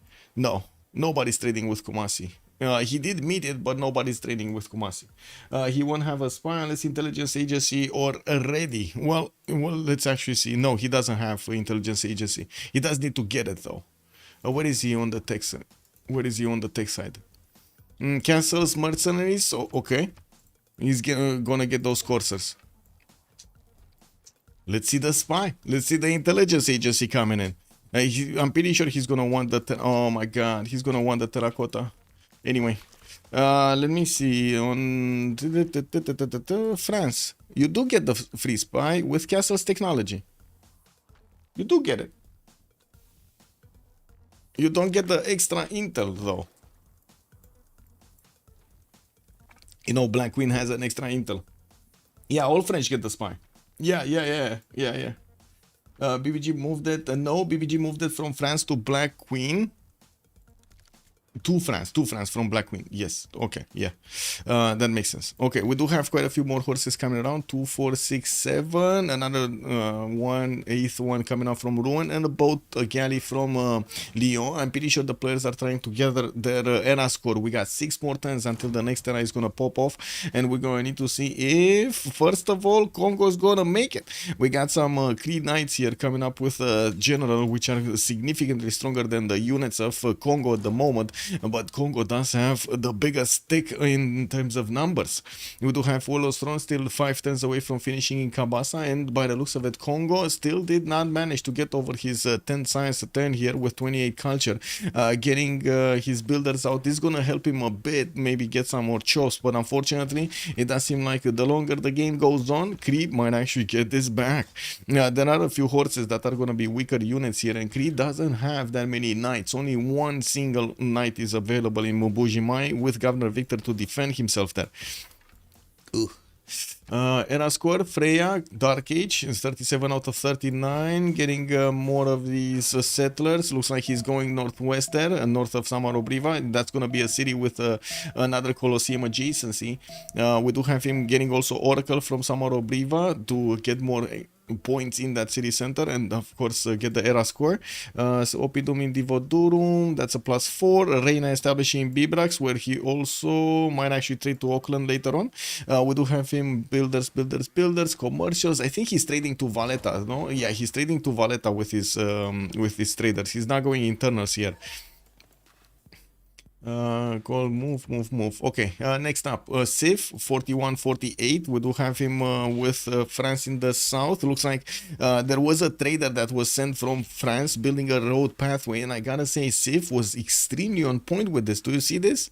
Do you see this road? He actually stopped the road right at the edge of the borders of France, declared war on his neighbor here. We do have Khmer managing to get Burika as a general. That's gonna help out his units, and from what I do notice, there's an encampment training project in Paris in 110. He moved away from finishing his terracotta so he can actually get the castle's technology, which is coming up in 210s here, and we'll try to get that general for the extra points. Hojo 41-51, he's on 2468 cities with libraries coming in, multiple harbors, and I do see libraries so he can actually get his extra science going from those beautiful campuses. By the way, this is awesome. +7. Oh, he got a harbor there also, beautiful. That's a 9 pop city though, and it doesn't really have that many tiles to work though. He's gonna need to buy out some third ring tiles to actually make that sing. We got some lighthouses in Kyoto, settlers, another wave of settlers coming around, and the first industrial zones are starting to be shown here. With still a lot of jobs, he's going to need to get those builders working. Okay, what do we have? Another possible knight upgrade here, increased territory. We do have him getting some knights out, archers out, and I do see Congo at the moment. Cannot do anything about the knights, nor the city center. I don't think he can even do something about the horses though. What he can do is take out Piktokahana Piwi, and if he would have had a few more units that would have been fast enough, he might have actually got to that city and took it down. Baldur has declared war on Hong Kong. That's this city, which is trying to get the ancient walls, and it looks like Persia is gonna get another city center, working on encampment training project for Sparta, and I do see him on 48 out of 52 points, just needs 4 more points, and he's gonna get that golden age. We do have him with the immortal also upgraded there, 2 turns away from finishing Great Bath in the city of Ray, and Pingala establishing in Bactri for that extra science. He should be fine, I see a decent amount of era score coming out from him. Loki going Dark Age, doesn't look like he's gonna have the opportunity to get out of here. And I do have to say, he did manage to at least slow down Kree from taking over his cities too quickly. We're going to need to see if he's going to manage to, well, keep up the defense for a long time. Oh, that's going to be a hard one. I gotta say, do you see Babylon? Do you see Babylon? Do you see what's happening here in Babylon cities? What's Heimdall doing, man? He pressed the funny button. I think Heimdall just pressed the funny button. Wait, I haven't seen many FFA games. Well, Unicycle, good evening, sir, and welcome. Love your name, by the way. Well, Unicycle. I can actually imagine it right now. A whale in the water with a unicycle just moving around over there. Beautiful, just beautiful. Let's see. The only viable win condition in an FFA, domination. Not really. We've seen culture, we've seen science, we've seen deploy is disabled in this particular tournament, but in the normal FFAs, deploy is available for them to also win. A religious victory if you do the funny, and we do have quite a few players that are trying to do the funny quite a few games. But yeah, domination, or I should say concede votes, which is not domination, is basically when the players already think the leaderboard is set and there's not going to be any more changes. They might as well negotiate a little bit and then call off the game so they can start another one. That's the concede maneuver, the concede win. It's very common because people don't play it for first, so if you're winning science victory, they just let you win while they clean up the lowest ranked players. Yeah, for culture victory, it's hard because you don't have the science to defend yourself. So people are more likely to try and stop you. Yes. Khmer will have a little problem called money. Money. Yeah. The one chatter called the Babylon went a while ago. Yeah, Prince Cosmo. Yeah, I mean, look at that. 64 science, 96 culture. We got him getting his holy site projects, getting another holy site here in Babylon's capital city, finishing his pilgrims for the extra food on these tiles that do have fresh water next to them. Not to mention, did manage to settle 2 more cities in the north. Durmuti, I think it was a new city also, getting victory in there to try to, how to say, defend himself from England. Okay, well, we do have him with Moksha in the capital, and I do see Magnus over here in Karkar, while Pingala is established in Eshuna. That's very, very good science and culture, 71 and 102. Does he even have a single theater square, or is this culture just coming up from his districts plus Moksha? He doesn't have a single theater square. Not a single theater square, man. Not a single one. You see, Heimdall, okay. So that is Hammurabi. Is he actually trading to a city state here? No, it's all internals, no? Wait a second. Oh no, he's trading to G.O.A.T. Oh my god, he's trading to G.O.A.T, guys. Some money externals over here. Beautiful. Well, Kumasi. Your traders to any city state provide +2 culture and +1 gold for every specialty district in the origin city. That is how he's getting that massive culture boost over there. Yeah, we do have Elizabeth also, hell over here with 40 science and 68 culture, 154 points of production, while he's converting the cities that he just placed with his missionaries for his religion. He's also getting mausoleum at Halicarnassus in the city of Sheffield, working on temples and getting a few writers for the extra culture points, not to mention getting watermills in the cities that he started to build the farms. These watermills are going to give him an extra point of production over there.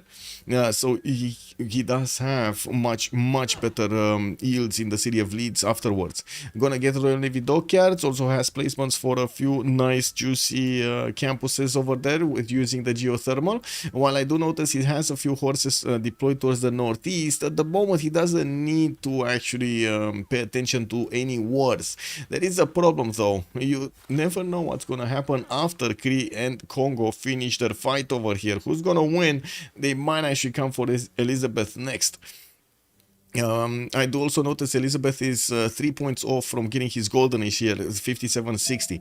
Frigg, 6 points. Magnificence, getting the OO. Divine Right in 2, Engineering in 1. Did he not manage? Okay, he's 3 turns to Terracotta Army. I'm pretty sure he actually got the castles, right? No, he didn't. Wait, he did not get the castles yet. He moved away to engineering. What is he waiting? Because he's not been. Oh, he's building more horses. That's what he's waiting. 2, 4, 6, 8, 9 horses at the moment. 9 coursers. Oh my. Khmer is in for quite a race over here. He's in deep trouble. Tier. Let's see, 51, 54. He does need 3 more points. 45 science, 38 culture. Definitely quite a slowdown here. He's getting galley, and he deleted it immediately so he can get the era score from it and not pay the price. We do have his knights getting peppered by the archers of Congo, but of course those are going to be strong enough to withstand the archer attack. Crossbows might deal more damage. Archers, not so much. There is a possibility for Congo's units to pillage some of the Cree tiles here in Picto Kahana Piwin, but at the moment it does seem like Congo just needs a lot more units, because the more knights are going to come out of the front line from Cree, the harder it will be for the army of Congo to actually stand its ground over here next to the Cree cities. Not to mention, they will probably never get back their city center. Mbuji Mai is long gone. Well, Cyrus, 54-52, is still working on taking out Hong Kong, has 3 horses, will do the job there. He did manage to get his era score points, 54-52, and I do see he's gonna finish Machu Picchu in Bactri, not to mention finish plugging in Pingala in there. I do have him with an army of builders coming in, and definitely needs more cities. He needs more cities. There's no way he's gonna actually make it to the end of the game with just like 6 cities or 7 cities here. 2, 4, 6, 7 with Hong Kong. Definitely needs more cities. Thor 59, 58. We do have Montezuma to the north of Persia with 2, 4, 6, 8, 9 cities. And I do have to point out he's on 3 continents right now, getting those amenities from. We do need to take a look at one of his units to actually see how much damage he has. He's on +6 luxury attack bonus right now. +6 right now. No encampment yet. We do need to see if he's actually gonna start warring somebody. He did build his entertainment complex with his Strachi, and I really love how many farms he's building. We do have him in there with quite a few farms here, getting those populations, getting the population of those city centers much higher, much bigger. And I do have to point out, since he is in the majority in plains hills territory, he's just not getting enough food from his hills to keep growing properly. So definitely building the farms is a solution to actually help him get a lot more population, unlocking a lot more districts, unlocking more stats for him. Hong Kong just got defeated over there by Persia. We do have Aztec also with the possibility to get another farm triangle here in Tayo, and I do see him improving a few more of his luxury resources. Okay, what's going on here? We got 2 knights with quite a few archers. Okay. Is Congo gonna get to a stronger unit? No. I mean, his Fortens engineering, I would say that's a definite no. That's a resounding no, not a definite. That's a resounding no. Does Cree have printing? Good evening, sir. Play today. Good evening, good evening. Cree is on castles in 5 turns. We don't know if Cree actually has printing. Let me see. He has the church promotion. No, I don't think he has printing. No, it would have shown up here. Because I'm pretty sure Congo never will get to printing. I mean, he's engineering right now, you know. Aztec is going to dogwork Persia, Khmer, and Cree. Let's see. I think any early words always leads to defeat, except if you take all the cities in the first, you mean? In the first 15 turns? Yeah. Babylon have a preserve? I don't think so. I did not see a preserve, no.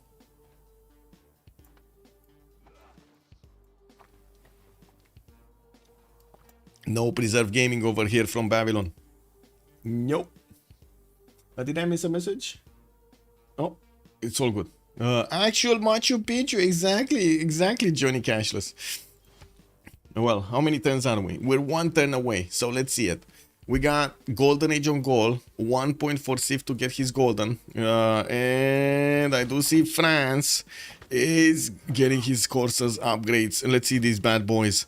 51 against the horse of 58. Ooh, Khmer has Defender of the Faith. Khmer is ready for this attack. We do have Khmer with Defender of the Faith, Watts, Pilgrimage, and the choral music, and Athena just started pressing buttons over here on the keyboard. I mean, yeah, Athena, can you like not press buttons, please, on the keyboard? Anyway, golden. Freak did get a golden. Yes. Tier 15. Okay, Balder got a golden, and I do see Thor getting a golden. So the only ones that did not get a golden are Jayavarman the 7th, that needed 1 more point, and I do see also Loki getting his Dark Age, which to be honest will help him get at least an extra +5 over there on his units. Let's see if she's gonna want to stay over here. You wanna stay with us? Okay. Well, I guess it is what it is. No, you don't want to stay with us? No, she doesn't want to stay with us. What are you doing? Where are you going? Where are you going? So just so you can see what she's doing. This is perfect positioning, right? Are you talking to the microphone? Yes, here, there we go, Athena. You can talk to the microphone now. Yep. Yep. Oh, God. Perfect positioning, man. Francis doing it correctly. Courses with a catapult. Well, let's actually see how things are going to develop here, since Francis is definitely going to start attacking into his next door neighbor. Khmer is getting ready with his units, and we do have, let's see, him getting military tactics next turn, so he can upgrade some of his spearmen into pikemen. While I do see the crossbows are coming around also from the cities of Cat and Emily. What are you doing, Athena? What's going on?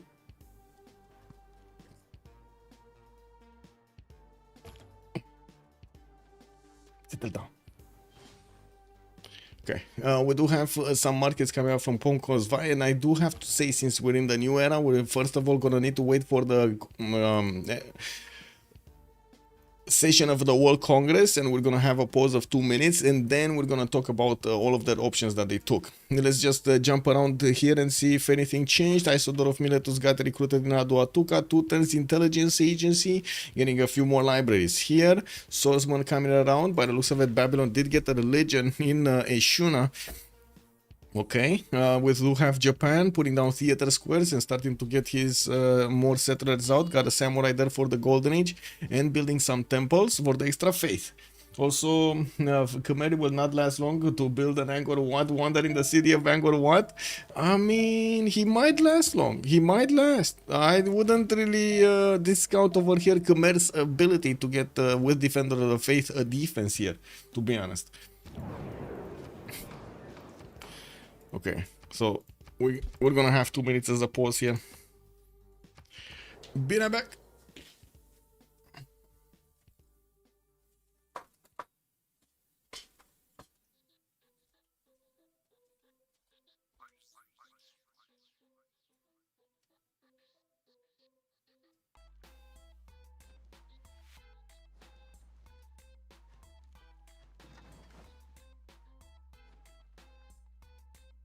Wait. Was actually the World Congress dealt so quickly? Wow, that was so fast. What happened to all the first books? Let's see.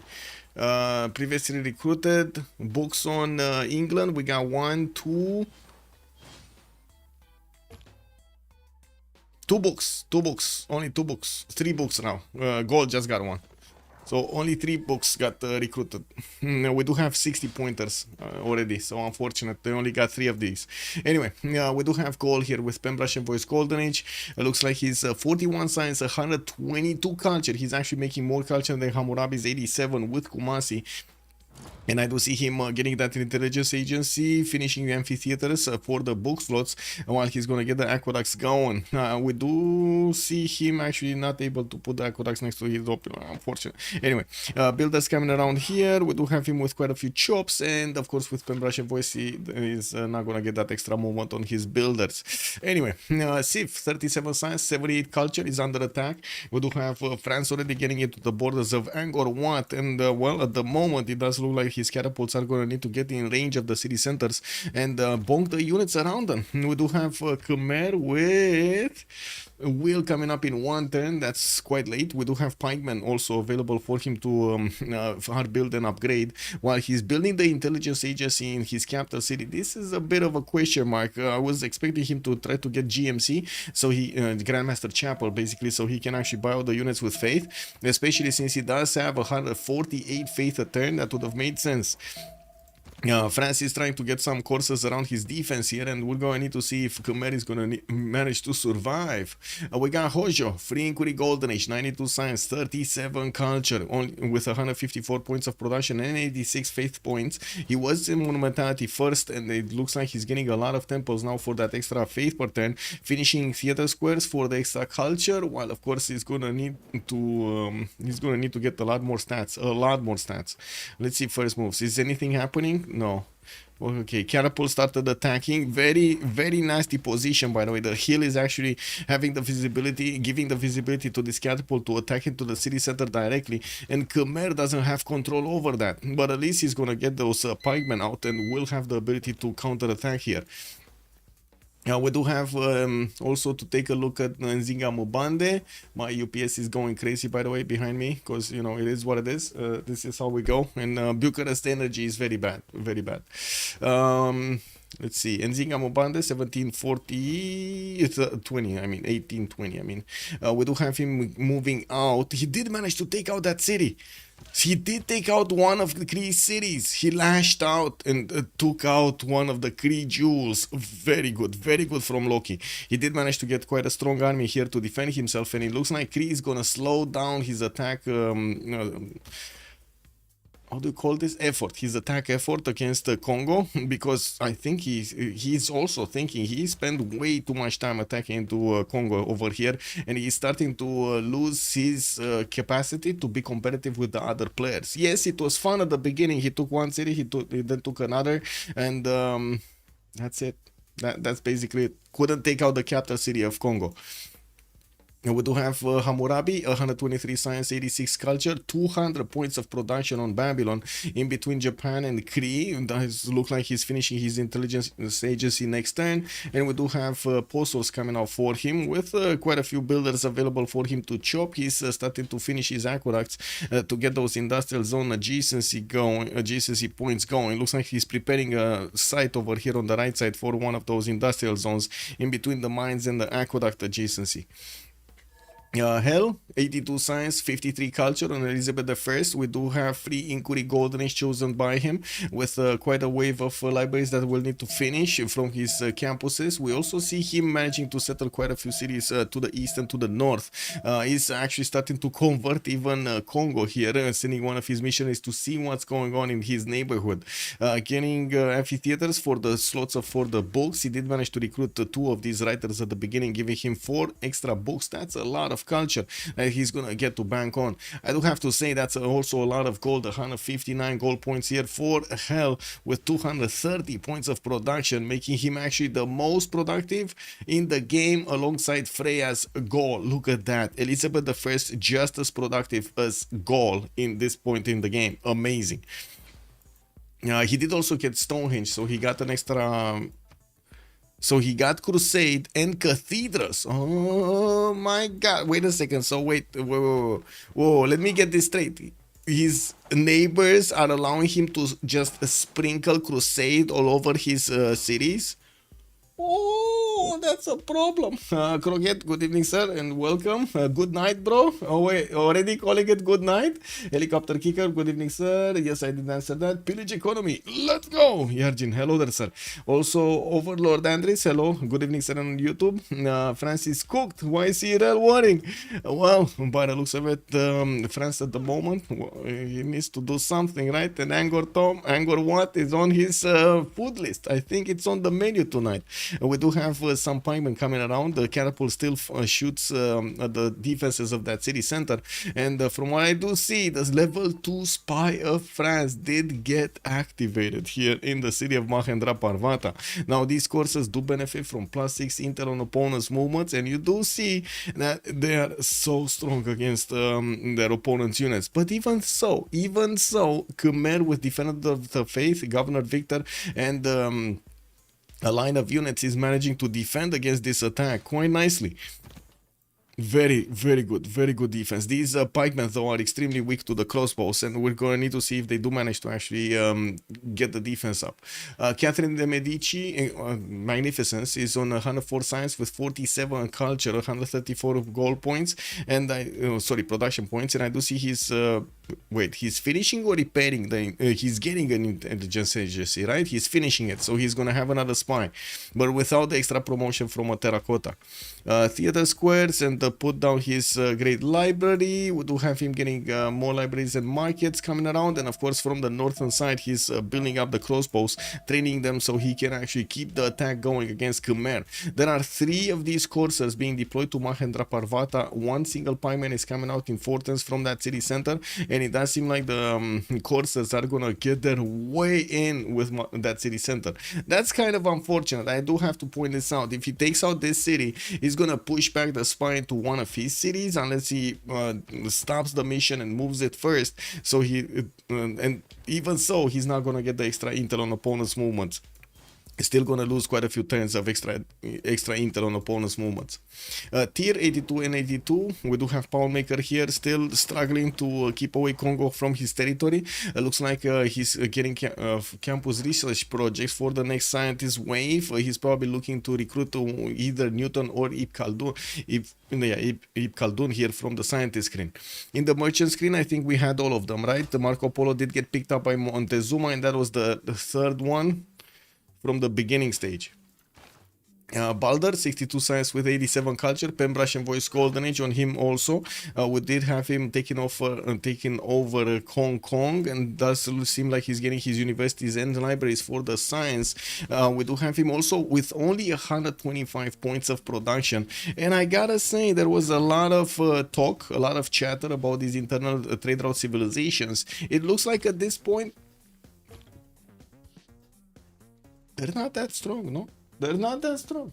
Well, it's an amenity. It's a what amenity? Well, amenity.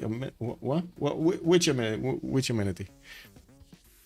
Yeah, we do have Thor also, 99 science with 69 culture. Montezuma here, getting all of those cities out, 2, 4, 6, 8, 10, and 11 soon getting placed down. He did manage earlier to get his audience chamber. No, Warlord's Throne actually.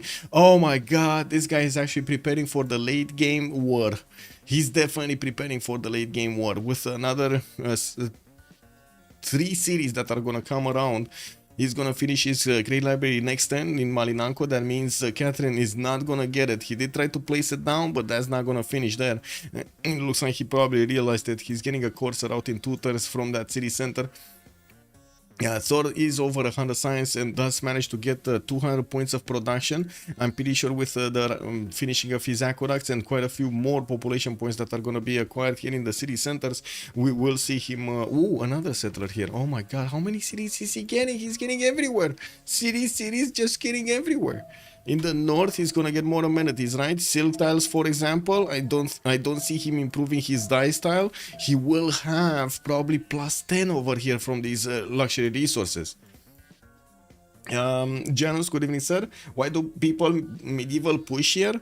I mean, I guess there must have been a war for this, no?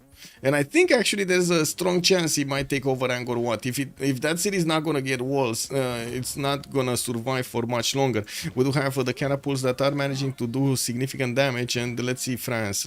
Oh, he just lost a unit. I was just saying, man, just saying. Can he do? Yeah, there we go. That's what I was. Yeah, and the city is down. The city will be down. There we go. He just took it out with a courser. Will have the ability to take out the horse over there. The catapult's doing amazing stuff, and somebody just closed the door below me. Wow. Okay. Yeah. I'm not that used to actually feeling, how to say, having a lot more people in the house, I gotta say. Anyway, it is what it is.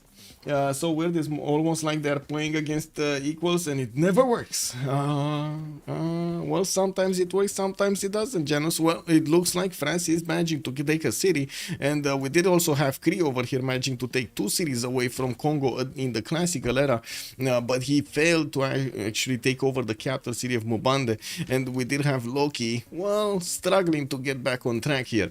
Still trying to get his printing, still trying to get, well, it's not going to matter, civil service, but I'm pretty sure Monarchy is what he's looking for, and getting some more defenses made Kree pay for everything over here.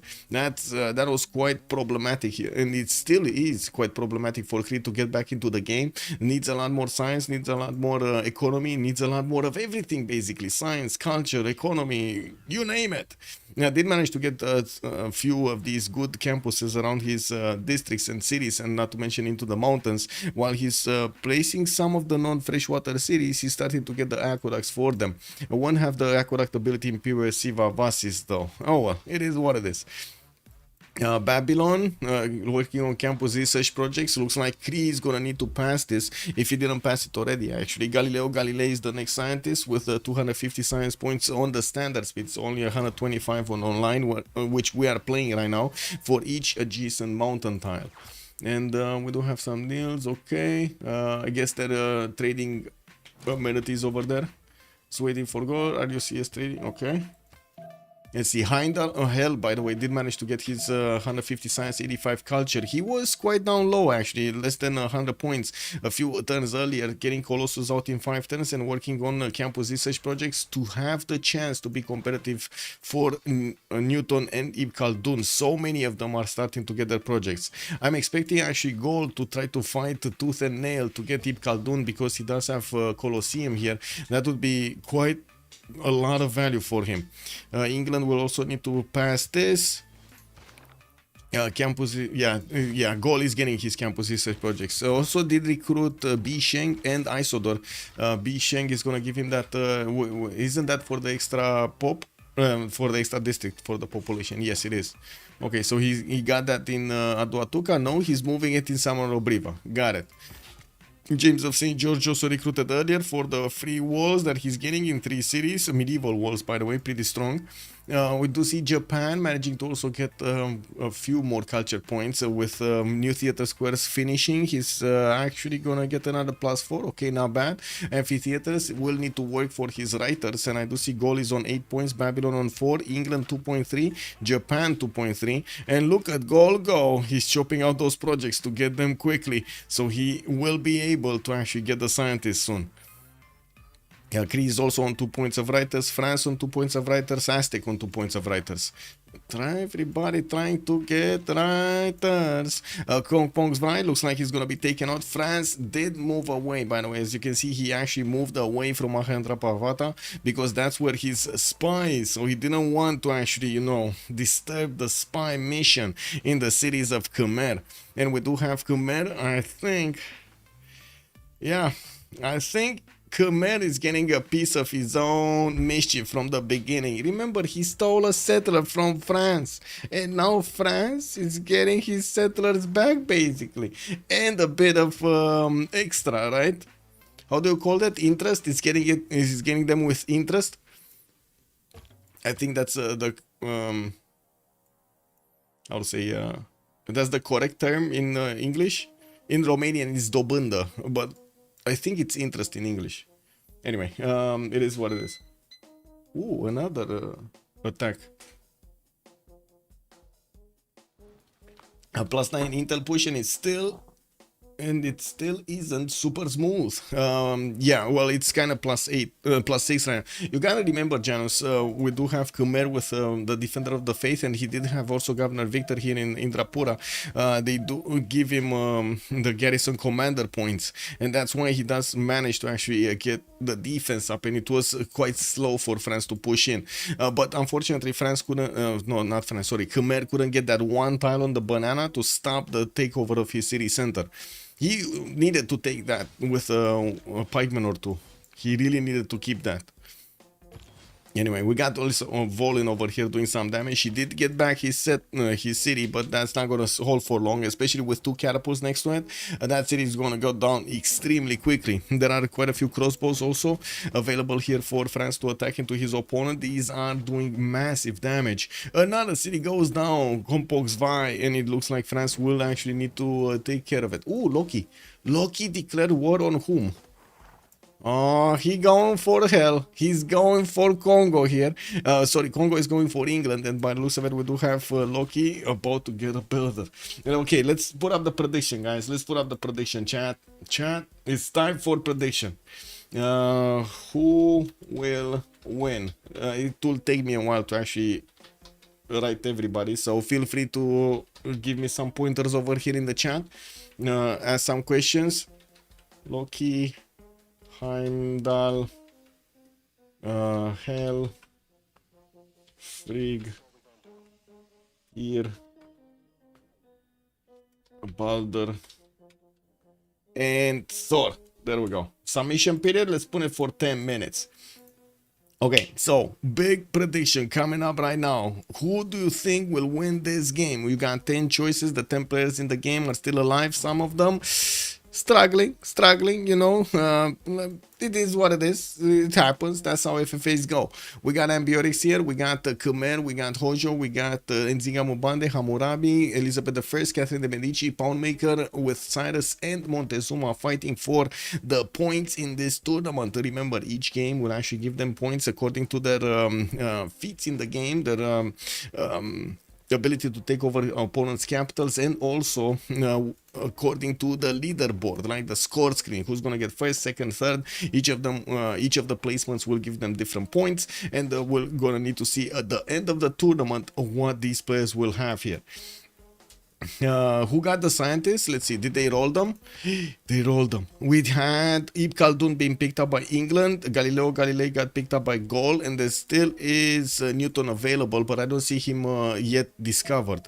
So Cree did pass or will pass. We got Gaul here coming up soon with another project. Babylon wants it too. Émilie du Châtelet is the next scientist, and we're going to need to see who's going to pick that one up. Gaul, 2 times campus research projects, finishing his art museums and getting new campuses.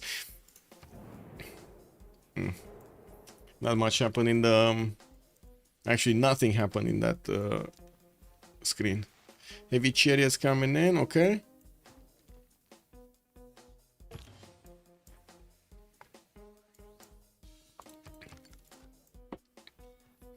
you hope Freya, Peter Q. Okay, food production houses units. What's that? Who is in war with whom and what are the stats? So we do have Catherine Magnificence at war with Khmer. Congo is at war with Cree, and that's about it. I think that's about it. There were some wars, as in there was a war between Persia and England. Oh, I see. Actually, Congo is getting quite strong in the English territory, about to pillage over here, trying to do as much damage as possible while he's in the game with only 3 cities. Not bad. Lashing out, that's how it's called, lashing out. His Mbebas are actually strong enough to push into the men-at-arms of England with great general bonus, and I do see England getting as quickly as possible his heavy chariots out so he can upgrade them into knights. By the looks of it, Elizabeth is 1 turn away from getting stirrups. Also did get Santa Cruz, that's the admiral with Armada.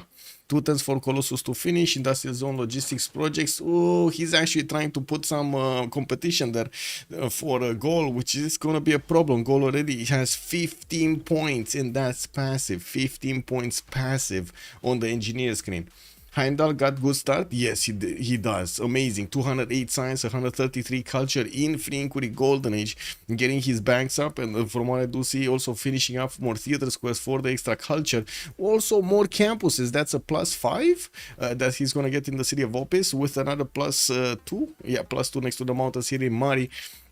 I do have him getting a religion earlier. QWERTY, he did get Jesuit education with stewardship. Oh, +2 science on each campus, +2 gold on each commercial.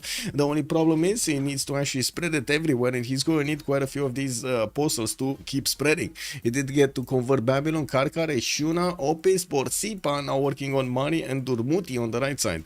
He traded mostly with G.O.A.T, getting also the Kumasi bonuses for the extra culture, and I do see he's on 140 faith a turn with 291 points of production. Actually, he did just get more production points than Gaul and more production points than Elizabeth, which are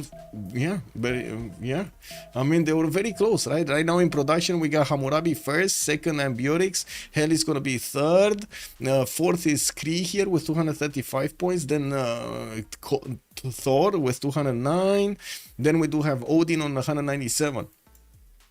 Wow, so many cities, by the way, from Aztec. This is insane. This is insane. We got 2, 4, 6, 8, 10, 12 cities from Aztec. And Thor over here, 11, oh, sorry, 12, 13, he got Texcoco also. 14 cities, bro. He just got 14 cities, man. Incredible. Oh my God, man. What's this empire? What is this empire of Montezuma? He's on 150 science with 90 culture, though, and 227 points of production, finishing his universities. Got a great library earlier, and from what I do see, a wave of builders is coming out. We're going to need to see when he's going to upgrade all of his new amenities that he's going to get to acquire from the north side. What is he going to have as bonuses? Is this a Beatty? That is a Beatty with 7 culture points on a single tile. Beautiful. Let's see. Thor over here. What is he doing? Thor. He's still on +6. So +6 intel and +6 luxury attack bonus against Persia in the south.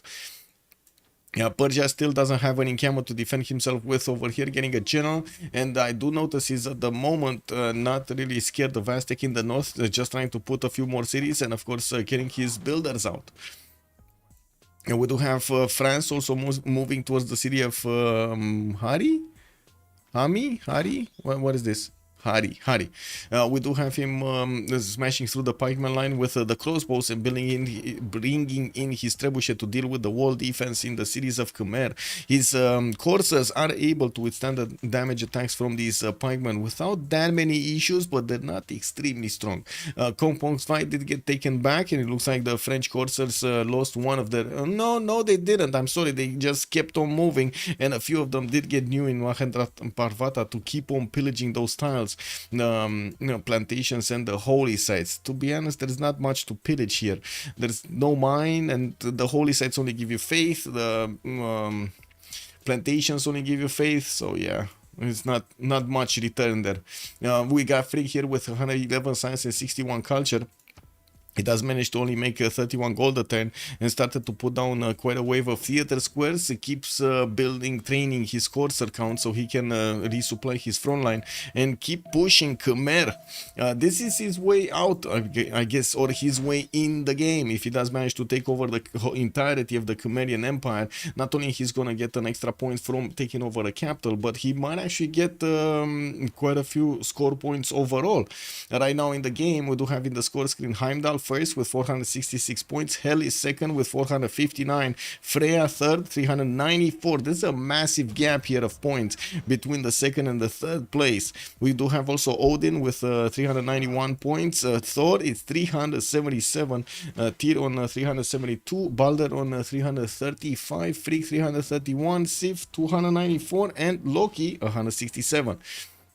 And I do have to point out, I was expecting Tyr over here to be much lower in the game, but it looks like even with that war, he's halfway up over here in the score tab, in the leaderboard. What do we have here? We do have Congo getting defended by the looks of it. England did manage to get his knights out, and it should be fine now. There's a spy from France also getting into the cities of England, but that shouldn't be a problem. And he did manage to armada up one of his caravels, so he does have a significant amount of strength on his garrison. We also see Creed did not get new expands on the right side, using his intelligence agency, building it in Fort Simiki Sivwanchik will get him that free spy. Let's see what's going on here. Okay, Hannibal Barca still on the front line there. Man, this guy has no fear. Did I just see two of the coursers got wiped off clean? There's like no courser here on the front line. There's one to the north of Hami. Can they take out that city center before? Because there are like, what, 3 trebuchets that could attack into it? It should be enough damage from 3 trebuchets plus a courser attack to take over that city center next turn. There should be enough damage. Now, if it will manage to actually keep that city, that's a totally different matter. You gotta go. Have a good evening, Alejandro Lol. Good evening, sir. I don't think Hell is going to win this with Real War with Loki going on. I mean, I don't think that's Real War, not gonna lie. Like, this shouldn't be a problem for Hell. I'm pretty sure it's not a problem for him. Military engineering, okay, sure, it's going to be a bit of a slowdown, but I don't think it's that big of an issue. We do have him with men at arms strong enough. The Ngaumu Bebas will have problems attacking into knights. He just needs to keep away the horses from the front line. He did manage to also recruit a general, Ethelfled, which is giving the bonuses to the men at arms and the knights, not actually giving the bonus to the horse, because yeah, horse is classical and Ethelfled only gives to medieval. New encampments coming around, industrial zone logistic projects here for England. He does have Filippo Brunelleschi waiting to build something. We're going to need to see what is he going to build here.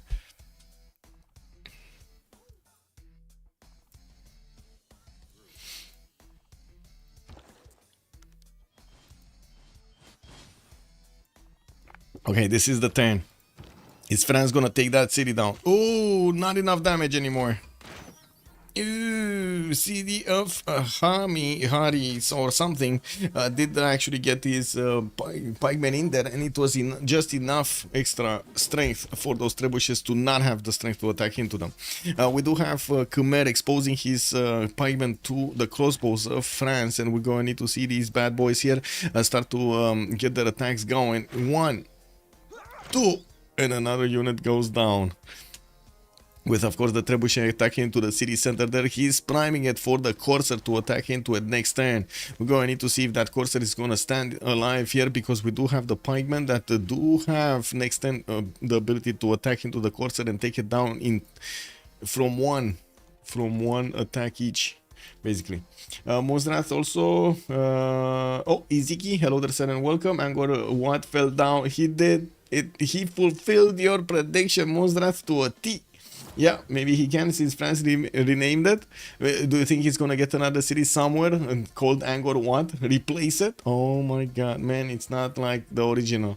It's never gonna be like the original. Do you have the expression warmed up soup is not the same, basically? As in, you make soup, the first time it's warm, it's very good. But the second time you actually need to reheat it, it's not as good. Do you have any expression to that? Does anybody have anywhere? A chat? Anybody? Anywhere? Neromox says, good evening, sir, and welcome on YouTube. I don't think I have heard of it. Okay.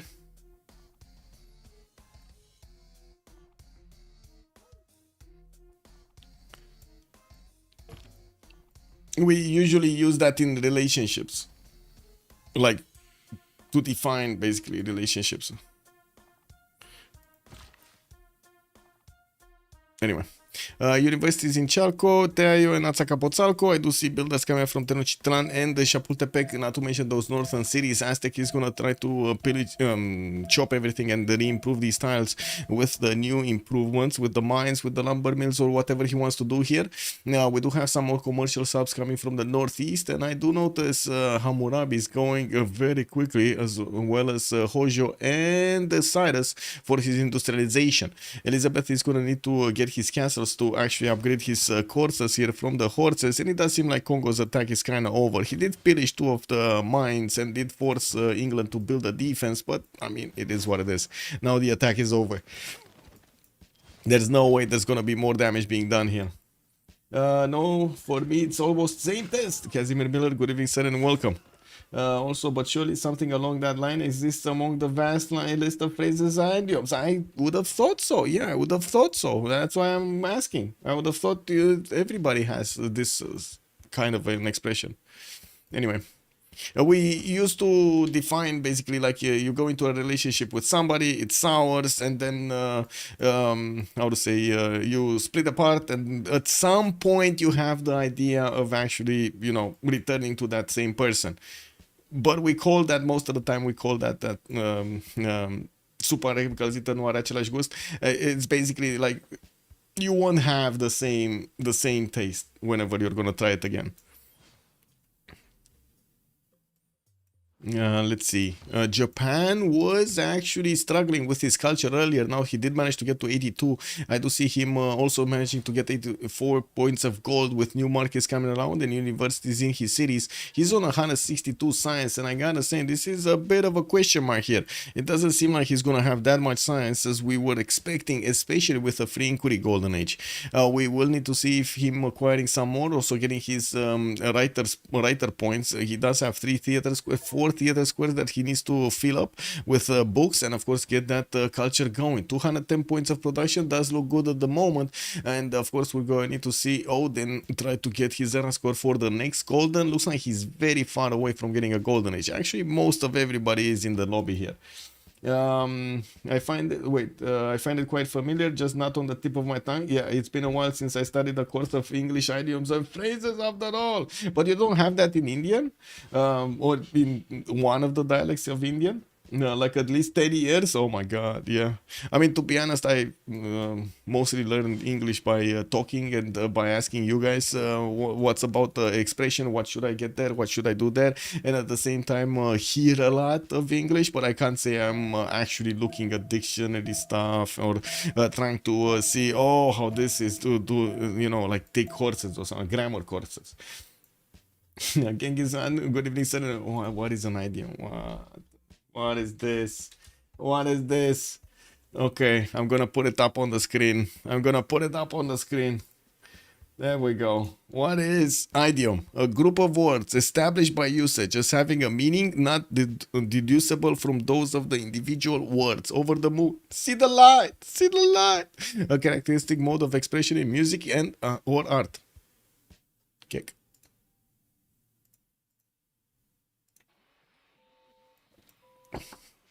Warmed up soup is as good as fresh. Is that actually as an expression? It is?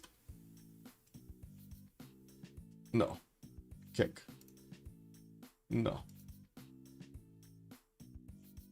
Or at least I don't see it immediately popping. That's what Michael was implying. Yeah.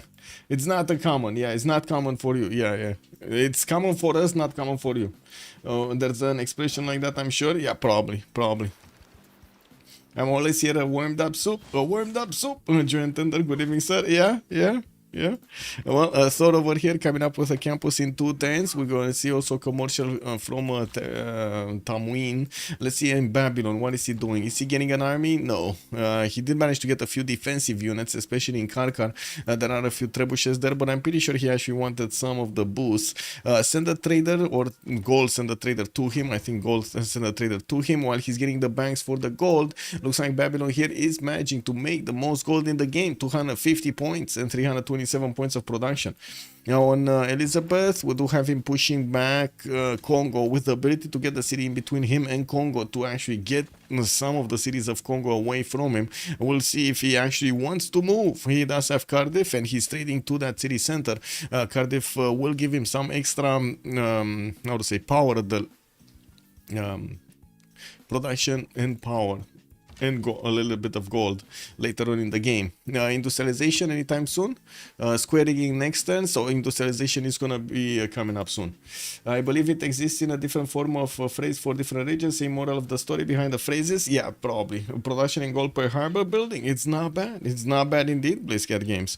Industrial zones are starting to come around here for those workshops and soon to be factories. That's a +6 in the capital from London, and he already has 14 or +7 double over there in Sheffield. That's very good production from Elizabeth. We got another war. Civ has declared war on Freya. So Civ is Javarman on Freya. That's Gaul. Why? Is he actually doing anything here? No. It's just for era score or something. And he declared war on Loki also. Oh, he's searching for city-states. That's what he's saying. He's declaring war on multiple civilizations, so he actually searches for city-states. Okay. Now, we do have the French courses that did die to the north of Hari, and by the looks of it, France did lose or move back one of his trebuchets, actually. I do see he does have problems actually going through this Khmerian line of defense of the pikemen to the south of that city center. While Khmer just gets more, we're going to need to see the men-at-arms upgraded into musketmen to deal the final damage against the city of Hari. Ooh, what is the second blue? Yeah, the second blue, man. That never got in. Wow, that's a lot of damage from the walls. Did you see that Corsair go down? Oh my god. The French army does have level 2 crossbows, quite a few of them actually, at least 2. And we do have him going for siege tactics. Interesting. So he wants the cav upgrade. He doesn't want to go ballistics for those crossbows. Okay. Getting a few knights out from his cities and building another encampment training project. We do need him to get 155 points. That's a long time. Also, wait a second, in English, there is neither the bone, softer the meat. It's the same spirit as the soup one. It's about idea. Yes. Implying there's one way or one instance of perfection. Yeah. But this was more like on the side of you already tasted that, you don't want to go back rather than go for perfection. it's a bit of a different meaning. Anyway, university is coming up from Lyon, or you tasted it once and you didn't like it. If you taste it again, it's very unlikely that you're gonna like it again. Just saying. Anyway, goal, many times. The Trebuch is just sitting around Valletta, probably not going to take that city. Theater Square is getting built. Also did manage to get a +4 campus here in Tervana Step. While I do see workshops are coming around, he still doesn't have industrialization. Heimdall is going to have it in 2 turns, while Ambiorix is getting square rigging. He's definitely on the track to get there. Angor what? Mozdrath, I'm sorry, sir. Angor what? Not gonna build where you wanted it to build. It's finishing next turn in Lutetia here, giving Goal an extra population point on each of his cities. Also, Kaivan, good evening, sir. For French guards, yes. Continent is basically stopping here at the border of the city. Nice settler still. Probably exactly like me, trying to come up with another idiom and not letting go. Yeah. How many nukes today? Oh, that's a good question. I'm pretty sure we're gonna have a lot of them. We got another war here. Freya declared war on Gaul. Wait a second, those are actually strong ones. Freya is Gaul. Wait, what? What? Or was it Frigg? What? Who declared war on who? Who's Gaul fighting? Did Valletta get attacked? Wait a second. Valletta is Civ. That's Khmer. Okay, well, I guess Khmer did do this. So he's, oh, with Hell. He's, okay. I'm pretty sure this is more for taking out his missionaries here. We do have Valletta getting under attack here. Gaul looks like he's gonna wanna take out that city center. Nah, doesn't wanna keep it. Okay, we do have him with a many times and 2 trebuchets that are gonna chew through the defenses. More many times getting built here in Samara Briva, and on the right side I do see theater squares coming around. He did finish that Angor Wat in the city of Lutetia, and I do see him also 1 turn nationalism, 2 turns industrialization in his empire. England starting to get entertainment complex. He pushed back his opponent Congo. Congo finally getting crossbows and does manage to get the gold. He did pillage these mines from England, basically got the gold from him to fund his next upgrades here. And I gotta say, since there aren't that many units from Kree, he might actually start to push over here at some point. We'll see if Kree does manage to get a defense going with 191 science and 135 culture. Looks like Tyr, it's catching up very nicely in the game. He did manage to get to half of the pack here on the 6th spot, while we do have Odin right above him, Freya right above him. There still looks to be quite a bit of gap between Thor's points and Hell points. We got, what, 50 points-ish? 51 points between them? That's quite big. That's quite big. Gaul was declaring to remove everyone from the 2 orange CSs. Helicopter Kicker, good evening, sir. He wants to take care of the production. I see how it is. And it looks like Hell is trying to go against Cardiff. Wait a second. That was his city, no? He got taken away. Looks like Gold took it away from him. 356 points of production here on Ambiorix puts him the highest man in the lobby with the production. 165 science and 200 culture.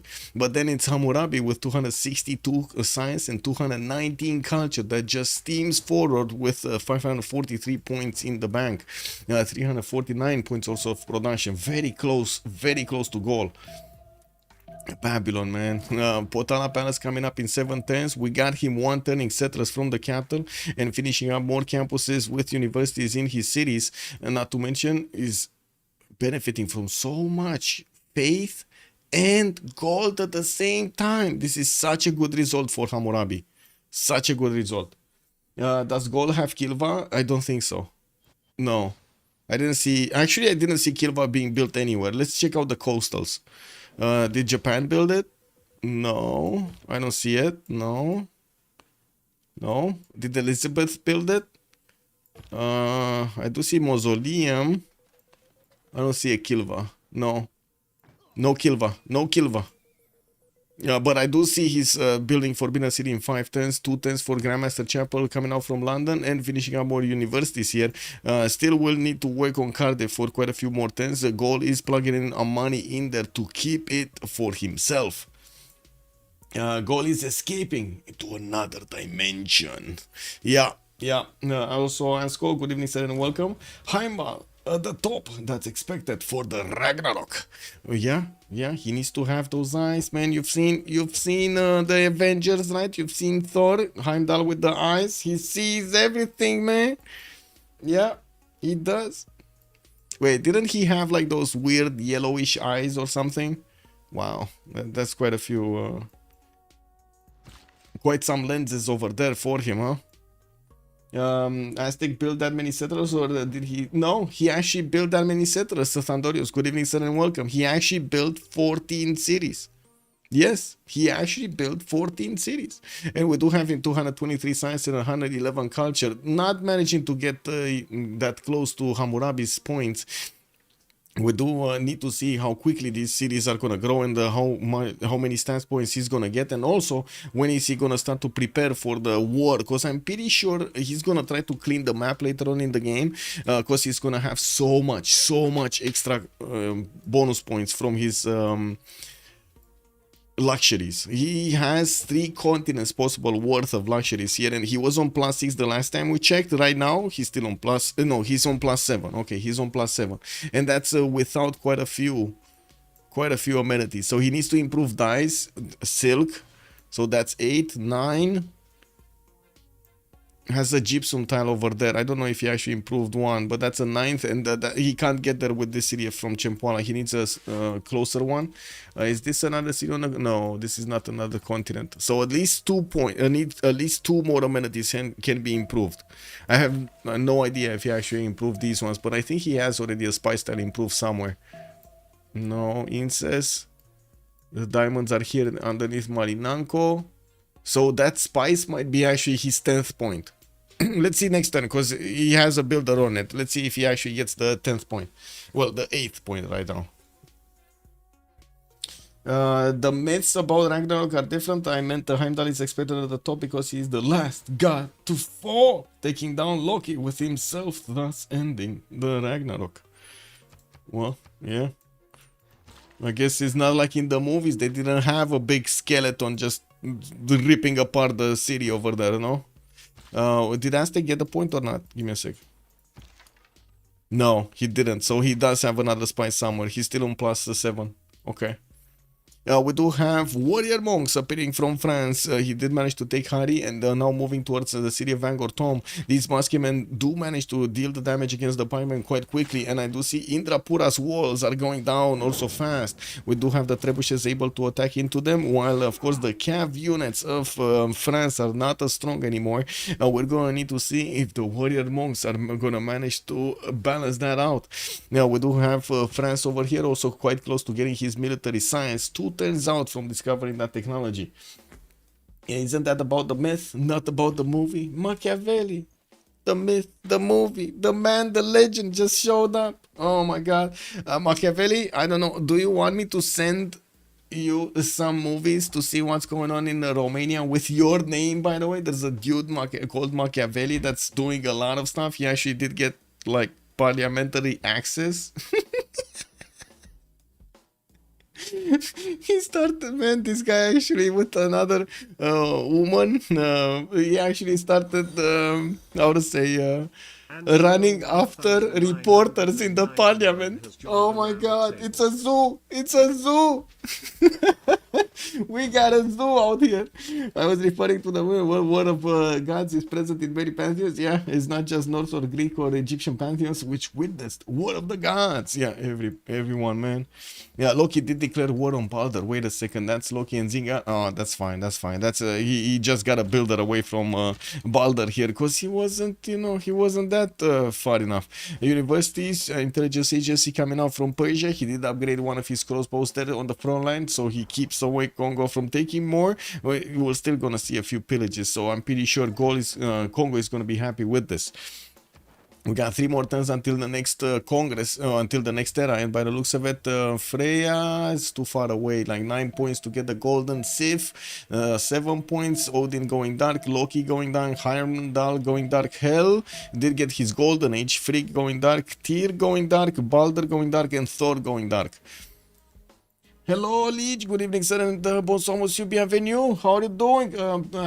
Yeah, thank you, sir. Also, I gotta say, I don't know if we're gonna see each other or no, but Merry Christmas, Merry Christmas. You might beat your opponent, but you have to commit so hard and will fall behind others. Yeah, that's quite hard, especially when the players are warring each other. It was hard for Creed to actually get this up. We do need to see if Creed is gonna manage to be competitive in the next part. He did manage to at least get to the halfway point here. He's on the 6th place, not that far away from Odin. Odin didn't get to war anybody though, and we do have him with quite a bit of science, culture, and of course production and faith. While I do see Creed did manage to get more science, and he's not in Free Inquiry Golden Age. This is very important. Tyr here with 214 points. Oh my god, he's gonna keep that science. While Odin is gonna drop like a rock in the next phase when he's gonna lose his Free Inquiry Golden Age. These harbors are not gonna give him the adjacency. The commercials, if he has any, not gonna give him the adjacency anymore.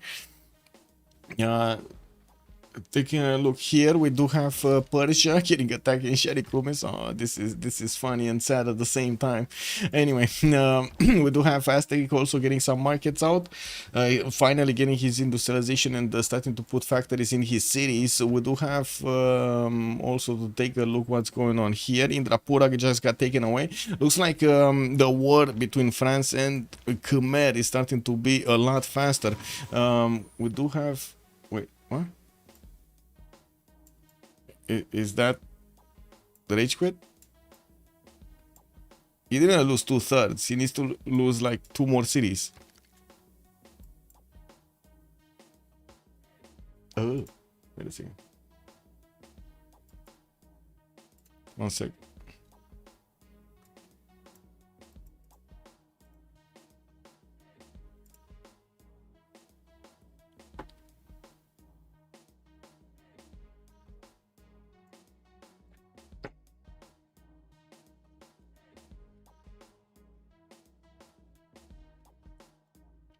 Just waiting for him to get back. No, he didn't lose enough cities. No, not yet. Yeah, he needs to lose 2 more. He was on what, 7, and he lost 3.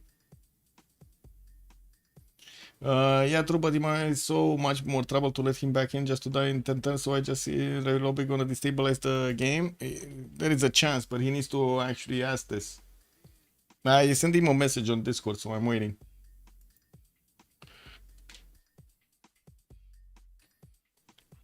He's kind of dead. He's kind of dead. Can he do anything here? So wait, what is he? Getting printing in 3?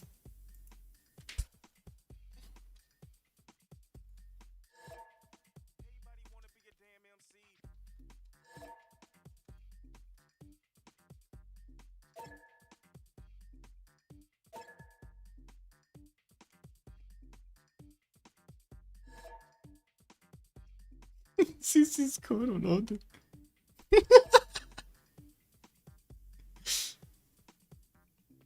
Okay. Okay.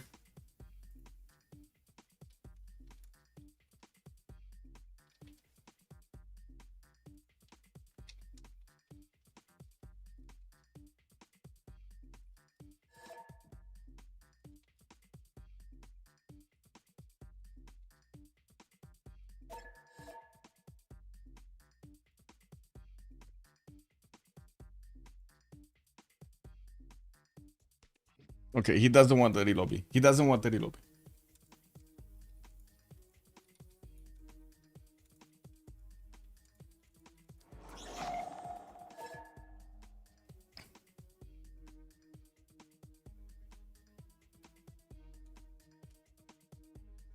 We got quite a few shots fired here in chat. Today shortest, tomorrow shortest. Wait, what do you mean? Shortest what? Shortest what? Shortest day? I think it's today, right? Didn't they have that?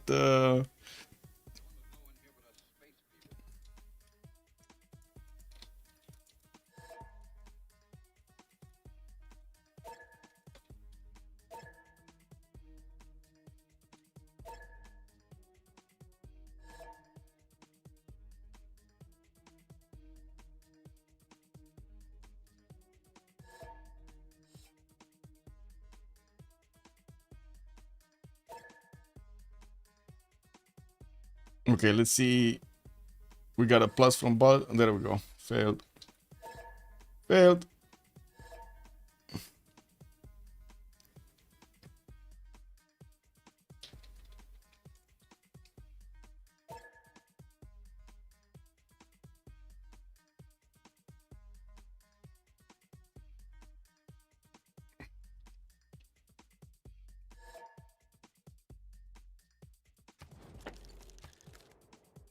Okay, we ready? There we go. You're just gonna need to be careful so we pause the game during the rollover, or I should say at the end of the rollover, so he, when he desyncs, he actually has how to move. Anyway, Trebuchet finally coming out from Cree. We do have him putting down industrial zone so he can get that production up, and we do need to take a look on Japan here. Is he actually going to get some defense on the western side? Because, yeah, France is going to get the empire of the west here, of Khmer.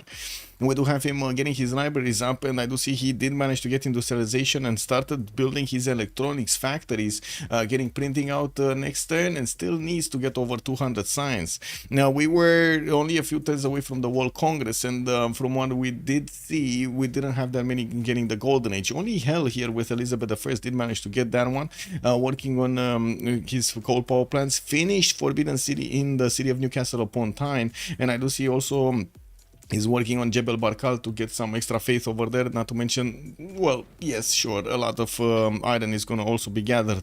We still have him needed to build a lot of his workshops and, of course, get the factories going. I'm pretty sure he was going industrialization, and yeah, he did get it, called coal power plants and the extra production on his mines. We do have him with an army going towards Cardiff. That was his city earlier. Now he's actually trying to take it out, because Gold did manage to take it over entirely as a Suze and pushed out his opponents from having the benefits of Cardiff of extra production. Looking at the yields tab here, we do have Hell on 440 points of production, while Heimdall is 417, Freya is 471. He's keeping up there in the top 3 here. And we got also Thor on 393. And I gotta ask, this is very surprising that Thor actually wants to get out of the game, because he has a clear chance of getting first in the game over here, and it's massive advantage if he does manage to get first in a game. Thor is 524 points with that +7, soon to be could get +9 on his units against his opponents. And his Montezuma, so many cities just put down in camels, start to get those military academies in them and get the tanky rolling. Not to mention those jet bombers. These are FFA players. They don't have, they do. What do you mean? Any difference in rank? They choke it up to luck. Well, some. There are, I gotta say, there are quite a few different players, different beasts in the community. Some are extremely competitive, and yes, I agree that some are not as competitive, but I think it's all about the candy at the end of the road, basically, rather than anything else. And that's what I'm trying to do with these tournaments, putting a bit more candy over there at the end of the road to see exactly what's going on. How are we gonna have the game changed because of that candy at the end of the game? And I'm pretty sure the how to say, we're gonna have quite a few what do you call them? Not comebacks, upsets in these tournaments. It just takes a little bit of time for the players to get accustomed to all of the new rules that they have, like the 3-game setup with 3 different maps with points for each, and so on and so forth. No science city states, no alliances, no friendships. Thank you for the follow, Despator Prime. Good evening, sir. Also, most are happy to get second or third. Players are competitive for second and third much more than first, ironically. Well, sometimes they are, yeah. It's kind of hard to get that first place, what can I say? We will need to be careful here to actually put the pause right when it needs to be. Or hopefully Yoda is not going to desync. Wait,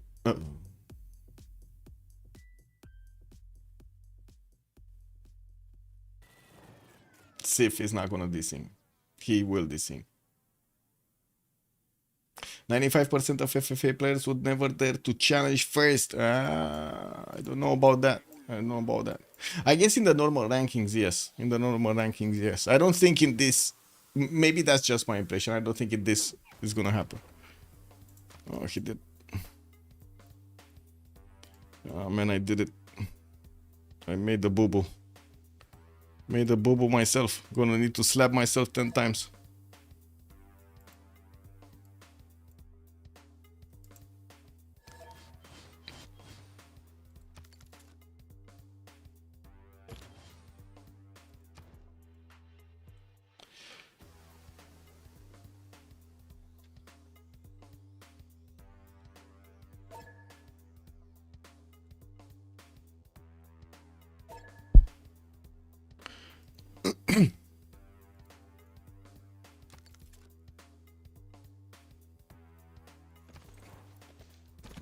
Okay. Valletta has been taken down. That was Goal managing to take it down. Looks like also Japan did put some ironclads in the water there. And we did see some moves coming out from France. They did take out one of the pikemen of Khmer, and I do see him moving towards Khmer's capital here. We do have him converting it, and that was, wait a second, wasn't that Crusade or wasn't that Crusade? It wasn't Crusade. It was Warrior Monks with Missionary Zeal. He wants to take out that defense. England did get Crusade earlier, and did not manage to actually put it anywhere in his neighborhood. We do have France spying on England here, and I do see England is moving towards Cardiff with a few units, but cannot manage to punch through the city's defenses yet. Does have a trebuchet that will need to arrive there to start smashing. We do have over here also... Oxford University getting built in 910s in Alicia, more writers getting recruited, and James of St. George is still able to build the walls somewhere. Heimdall just declared war on Odin. Well, that might actually be quite troublesome. Heimdall being Hammurabi next to Hojo Tokimon. Is he actually doing anything here? Or is he talking about, because, well, I mean, neither of them do have armies towards each other, and Heimdall with Babylon is right next to Hojo Tokimon on the border here. You see Nagoya and Karkar are quite close to each other. It might be the race for the city-states here. Where is Heimdall? Heimdall, Kumasi, was he... No, nobody was challenging Kumasi. What's the other? There must be some city that was challenged over here. Oh, there we go. There we go. Heimdall wanted Engazargamu, Odin wanted Engazargamu, and that city is nobody's right now. He said it's for Era? Okay, okay. Oh, I see, but I declared for Golden. We have more envoy for... Okay, got it. So they're just piecing out for their score. Did he manage to get the Golden? It's 84 out of 93.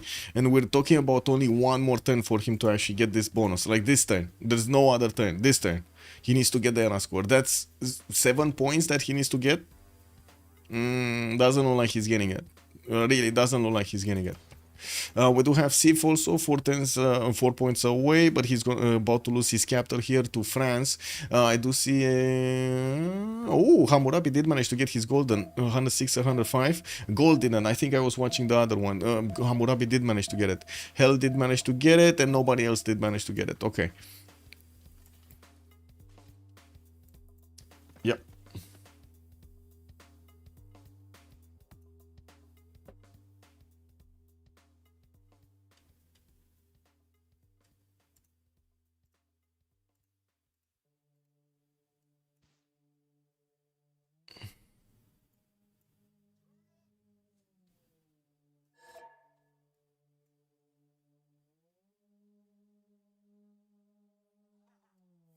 Okay, is he gonna desync again? He still is on MS.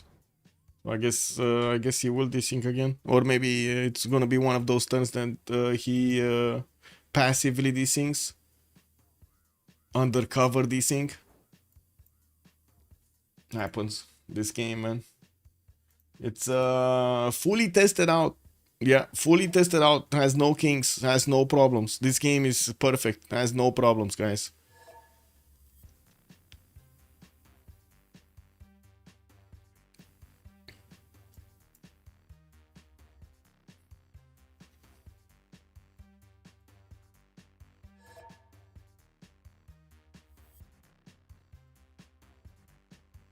Yeah.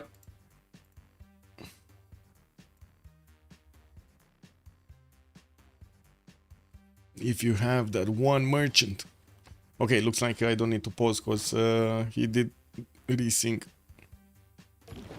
Reina Bavapura, Hari did actually flip. That's unfortunate. France is going to need to take it back, and there are a few line infantries that are defending it right now. We do have France with the ability to keep on attacking into the city of Angortom and take it down with the trebuchets. I do see Muskimen, new Muskimen are also going to have the ability to move forward, and they should actually take a position there.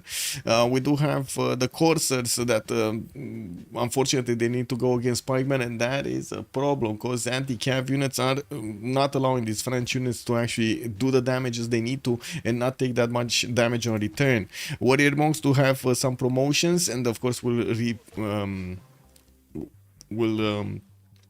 gather their health back whenever they're going to promote here. We did jump into the new era, and we're going to have the pause soon. We're going to need to see also what did they manage to get here as golden age points. We're just going to need to give them a few moments. Archaeological museums coming out from Cree, while we do have him, and this was the question that I had actually. Hojo Tokimune, remember he was 190 science, and I said he's going to drop like a rock. He's down to 136 right now, and definitely needs a lot more science. We do have him not having free inquiry golden age anymore, and I do see him with good enough production, but only 136 science and 106 culture. Does seem like that's a big drop. Now we do have also Hella 160 and 138. That's again quite a drop over there from his 200 plus science. Working on Chicanitsa from Leeds here, and did manage to get reformed the coinage golden age with 438 points of gold per turn and 500 points of production. Heimdall and Tyr are keeping the lead when it comes to the science, which is very surprising. Look at Poundmaker recover from the early war, 228 points and 90 culture. I gotta say, this is actually proving the rule wrong. He's proving the rule wrong, right? We always thought, oh my god, ancient war attack, classical era attack, it's gonna hell. No, woo, poof, poof, very bad, apocalypse. And then look at that, Poundmaker actually getting back on track here with all the calves that are gonna go against Congo here. He might even take the last free cities of Congo, acquire a capital, get that point in for the capital takeover, and manage to get a good score in the end of the game. He's 310 production. He's far from behind Heimdall and Hell. He's still not industrialized. Wait, who was 310? Oh, you're talking about Poundmaker. Yes, he's still far behind. Now he's getting his workshops, and he's gonna work there. Okay. Ooh. Let's have a pause for 2 minutes and coming back. I do need to go to the bathroom, so give me a minute.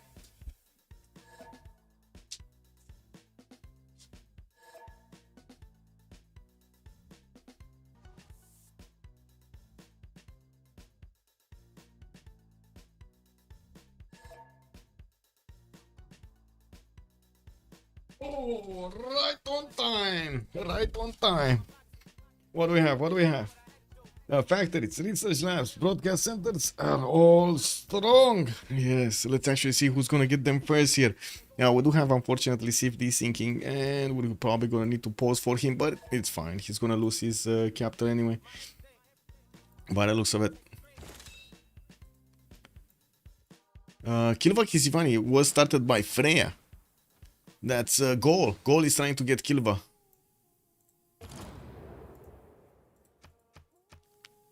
Just gonna give him a minute here to resync. Ooh. Now the question is, do I need another coffee or not? What do you think, chat? Do I need another coffee or not? Chat is deciding today. Do I need more energy? Am I not talking fast enough? Ooh, song. Good song. Noise. How do you sleep with coffee at midnight? I mean, first of all, a lot of experience. I've been streaming for the last 4 years, and most of my stream, no, actually in the first year I streamed starting with 2 o'clock my time. Like I had a schedule. I was playing 1 or 2 games a day starting with 2 o'clock my time. It didn't matter when I was finishing, but I started at 2 o'clock. And then in the next year I saw the opportunity to start casting games, and most of the games, like 90% of the games, were being scheduled at 9. I tried at 9 p.m. my time. I tried to get some games going at the same time, like play myself and then get these the end of the day basically, but it was just too much. I couldn't synchronize properly the timing, so I just specialize myself as much as I can on commenting the games, not actually getting to play them that much. So since then, 3 years, I've been streaming like this. I can't say it's that big of an issue. And after, unfortunately, well, it's not unfortunately, sorry.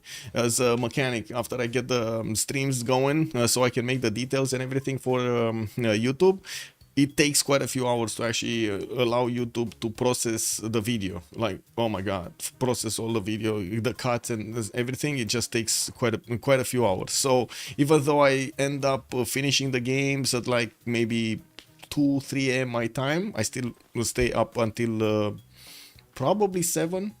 Like 6-7 is a normal hour for me to go to sleep. I'm on what can I say? I'm on the night schedule. Always yes to coffee. Oh, okay.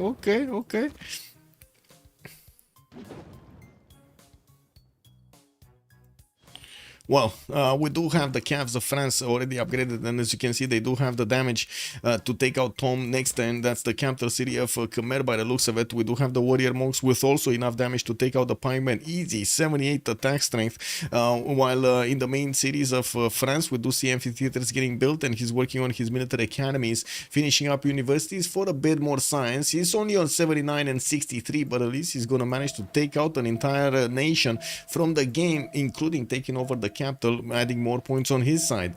We did see also the Cavs of Cree coupled with the crossbows going against Congo. These crossbows do take out the spearmen of Congo very quickly, and I don't think Congo actually has enough gold in the bank to upgrade those into pikemen.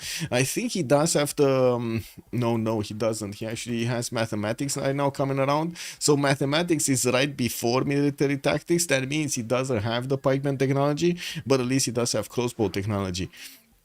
Did he get a stronger unit, like a knight or something? I see horses, so he doesn't have coursers. I see heavy chariots coming around, so he doesn't have knights. So I actually don't think he has a stronger unit out. He did manage to pillage a few tiles from Persia, and that actually antagonized over here Balder, forcing him to get a few upgraded units to defend himself. Maybe he's even gonna go towards Chinchasa with those units. I do want to take a look at the points here. Who was it? Heimdall, Drums of War this time around with Hammurabi, 243 science, 227 culture. Drums of War, interesting, not reformed the coinage. He's getting his production capabilities up, and also Zeus. I don't see yet that many encampments, but I do see 2 of them got built. Military engineers are also starting to prepare his road pathways and getting those railroads going between his cities. Well, we're going to need to see if he's going to start actually mass producing these encampments for the late part of the game. He could take out Hojo next to him. He could also do quite a bit of damage against other nations like Cree, for example, on the right side, and or take on Gaul in the southwest. Now, the biggest issue is Gaul does have a lot of production and stats also over there next to him. When dead. Man, they just don't have patience. They just don't have patience. It is what it is. It is what it is. Great job by Frigg not taking down the city with the spy. Yeah, great job. Even though it kept spamming troops. Yes, he moved around it so he could actually keep that extra intel on opponent's movements. Now, the big question is, will he be able to take down these cities quick enough? And I gotta say, this is the difference between actually allowing a PC, an AI, to take over Chimerian's empire and waiting for him to actually get these resings going. It is much harder for France to actually push in because we do have actually somebody with brain defending. I don't know why, but the AI doesn't have brain. It's just no brain. It is what it is. Cavs getting upgraded. I do see also a Guard Imperial that will smash through the meta times quite easily. 81 points of strength. Oh my god, it's actually less. No, it's not less than the Warrior Monks. Okay, whew. I was quite surprised over there. Oh my god. Okay, that's 11 points more. That's fine. We do have the Trebuchets also needing to move forward. They did take quite a bit of damage and now they're recovering. And I don't see them having enough experience to actually get their level 3s going. Abu is there also to help out the cities of. Oh my god, wait a second. We do have also Khmer buying our Warrior Monks. He's getting the Warrior Monk religion from his opponent. He doesn't have Defender anymore in the city of Tom, but at least he's getting the ability to buy Warrior Monks. Why not? We will need to see if this is actually going to help him finish the deal there. And we do have Kree also pushing through the Congo defenses towards Kabasa. That is the capital city, I believe, of Congo, of Loki. And I do see his Cavs are taking these crossbows to war. We're going to need to see if Tyr is going to manage to punch through quickly. These are only 37 defense strength cities, not very hard to actually push into them, even with crossbows to take out those wall defenses, but he's bringing a trebuchet to actually make sure those walls go down and go down quickly. His Cavs are having the ability to attack into the spearmen quite heavily, and we do have some crossbows from Congo trying to shoot back, but without that much success. Freak started getting his bombards going. That's Catherine de Medici. He will start upgrading them and putting them, of course, pitting them against Kree over here. With only a few units available for Khmer, with only a few units available for Khmer to defend himself, I think the city of Angortom might be taken out next turn. Yeah, I think that city is dead. Even if there is pikemen coming around, that's gonna pop in the encampment, and I'm pretty sure there are enough units to actually take out that city center. Ooh, he desynced. Yeah, he's resyncing. That capital seems odd. At least I don't recognize the name of that city. He renamed it. It should have been Angor Tom, right? It should have been Angor Tom. He just renamed it. Okay, let's get a quick pause going. There we go. Harir did flip. Indrapola is flipping in 2. We do have Frigg with enough units next to Harir to actually take it down again. It shouldn't be hard, especially since the Cavs do so much damage. And we do have Frigg over here now starting to build up his university count, trying to get back on the science, but minus 35 gold is putting him in a bit of a pickle. Only 162 points of production makes it very hard for him to actually come back into the game. We do have the capital city being taken out. Khmer is trying to attack back into it with the warrior monks, and the pikemen could not do it. And now he did lose 4 cities. Yeah, he did lose 4 cities out of 7. He needs to lose 1 more. Oh well. Let's see over here. Looks like Persia did push back the Congo units. No more pillages done. Congo is actually, wait a second. Kree is not pushing in with all of his strength. He's scared. Look at Kree. He's scared to actually pushing into Congo's territory. There are a few more boobies towards the north, and I do see Kree does have the ability to actually get to form his knights over here into cores, while his Cavs are also going to get that ability. Unfortunately, he doesn't have a lot of units to actually core them up. You basically transform 2 units into 1, making it much stronger. We do have quite a wave of builders here, I'm pretty sure, with feudalism, and I do notice Congo was trying to actually get onto the hills there to see what's going on, while Kree's crossbows were fast on the buttons to actually attack back. The Congo unit is still alive. Taj Mahal getting built in goal. I do see also Kilva Kisivani getting out in 3 turns from Durekortoron. While we do only have him with a few units deployed towards Babylon here next to him, we do see Gaul is trying to keep up with Heimdall as much as he can here. Production capabilities are very close to Heimdall and Hell at the same time.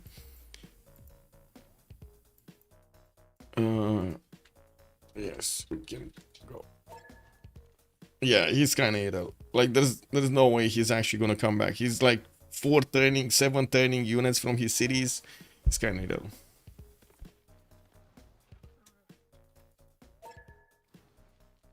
Yeah, there's no reason to actually keep in the game here.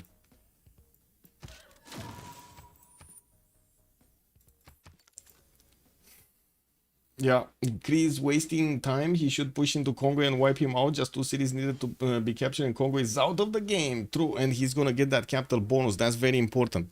I do see Persia is starting to get in camel training projects for his own general here, and we do have him 159 and 137 culture. Still struggling to get all of the points as the others, while we do have him in the score screen. Ooh, basically like 7th here. We do have also Tyron 6th, Odin is 5th, Rhea is 4th, and I gotta say, Frigg over here, we're gonna need to see if he's gonna manage to actually get enough points from taking over the Kree Empire. He worked a lot for this, and I'm pretty sure it was kind of a, how to say, not comeback, kind of a revenge attack because of the settlers still from the beginning. Khmer did manage to take one of the settlers of France while it was trying to get to a safe spot over here. He actually took it 2 tiles away from Paris. He took that city. It was incredible to see the settlers snatch at the beginning with the scout. France also has military engineers now. Will be able to keep building roads. It's very important for him to actually directly connect Bordeaux to Indrapura to resupply those units. Right now he actually needs to take a detour towards the city towards from the east side here. Nice settler still. Babylon getting apostles out. Okay, finishing his railroads in between his cities to try to get those extra gold points on his traders. While I do see he's getting archaeologists for the extra culture, he did manage to get a lot of science and culture. 274 and 247 here for Hammurabi. Yeah, we did see also Elizabeth working on Chichen Itza. He's 3 turns out from finishing and did manage to get Charles Darwin as a scientist. Actually, looking at the scientists, we didn't see who did pick up Newton. Who did pick up Newton? So it looks like Hammurabi. That's one of the points of science here. He did manage to get the workshops provided, and the Leonardo da Vinci engineer for the workshops provided him +3 culture. Filippo Brunelleschi did get recruited by England, and Gold did get Newton. Okay, Gold got Newton. Got it. Got it. Good. Also, Apadana coming up in London. He did finish Jebel Barkal. We did have him on the right side getting some encampment training projects, working on taking down Cardiff. England should be able to actually take this city down. I think he just wants a few pillages here, and that's about it. There's a 2-charge builder that he could also take over.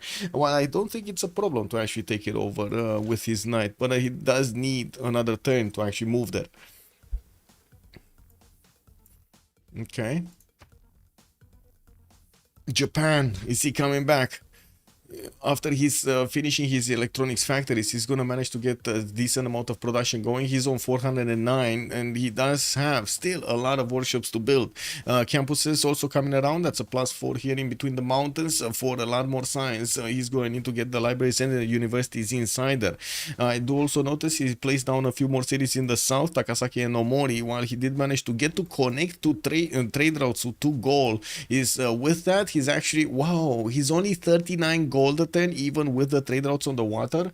That is just wow. That is just wow. Might as well just keep internals here. Anyway, we do have more universities in the north and libraries for the gold. Some water mills in Sendai, so he can get the extra points of production on these farms here. That will allow the city to get better yields. Loki 21-24. Still fighting, and furiously fighting Kree, by the way. He's not giving up that point. He's not giving up the point from his capital at all. We do have him fighting off the Kree calves here without that much of a problem. Looks like even if he does have spearmen, he's not ashamed of using them. We do see Loki is trying to get his apprenticeship in 3 turns here, and I do see him just getting a few more crossbows and the pikemen. Oh, he does have the pikeman technology. He did manage to get the pikeman technology. Okay, so he doesn't have gold. That's what you're trying to tell me, right? He doesn't have gold to upgrade them. He's only 38 gold in the bank. That's the problem. He's losing 3 gold a turn. He needs to actually hard build these units. Unimproved deer tiles? Well, also Japan is not chopping. Wait a second, he's actually not chopping. Yeah, actually there are quite a few tiles here that he could chop. Look at the deer tile here. Look at all of the forest over here. There's so many tiles that he needs to keep chopping. Yes, that's true. And improve them afterwards. That is so true, Johnny. Cool Whip, hello there, sir. Good evening. Also, do we know who was Khmer that under is a legend? I did not. I mean, I did make a mistake of saying it, but I'm not gonna say it once. If you didn't catch it, then I don't want to say it again. I don't want to make a mistake again. Anyway, I'm gonna reveal it at the end of the game. I do need to put a point here for France, though. Give me a second so I can put a point on the leaderboard. Give me a sec.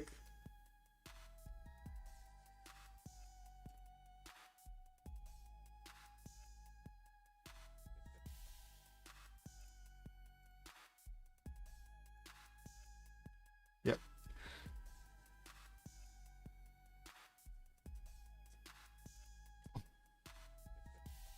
What was it?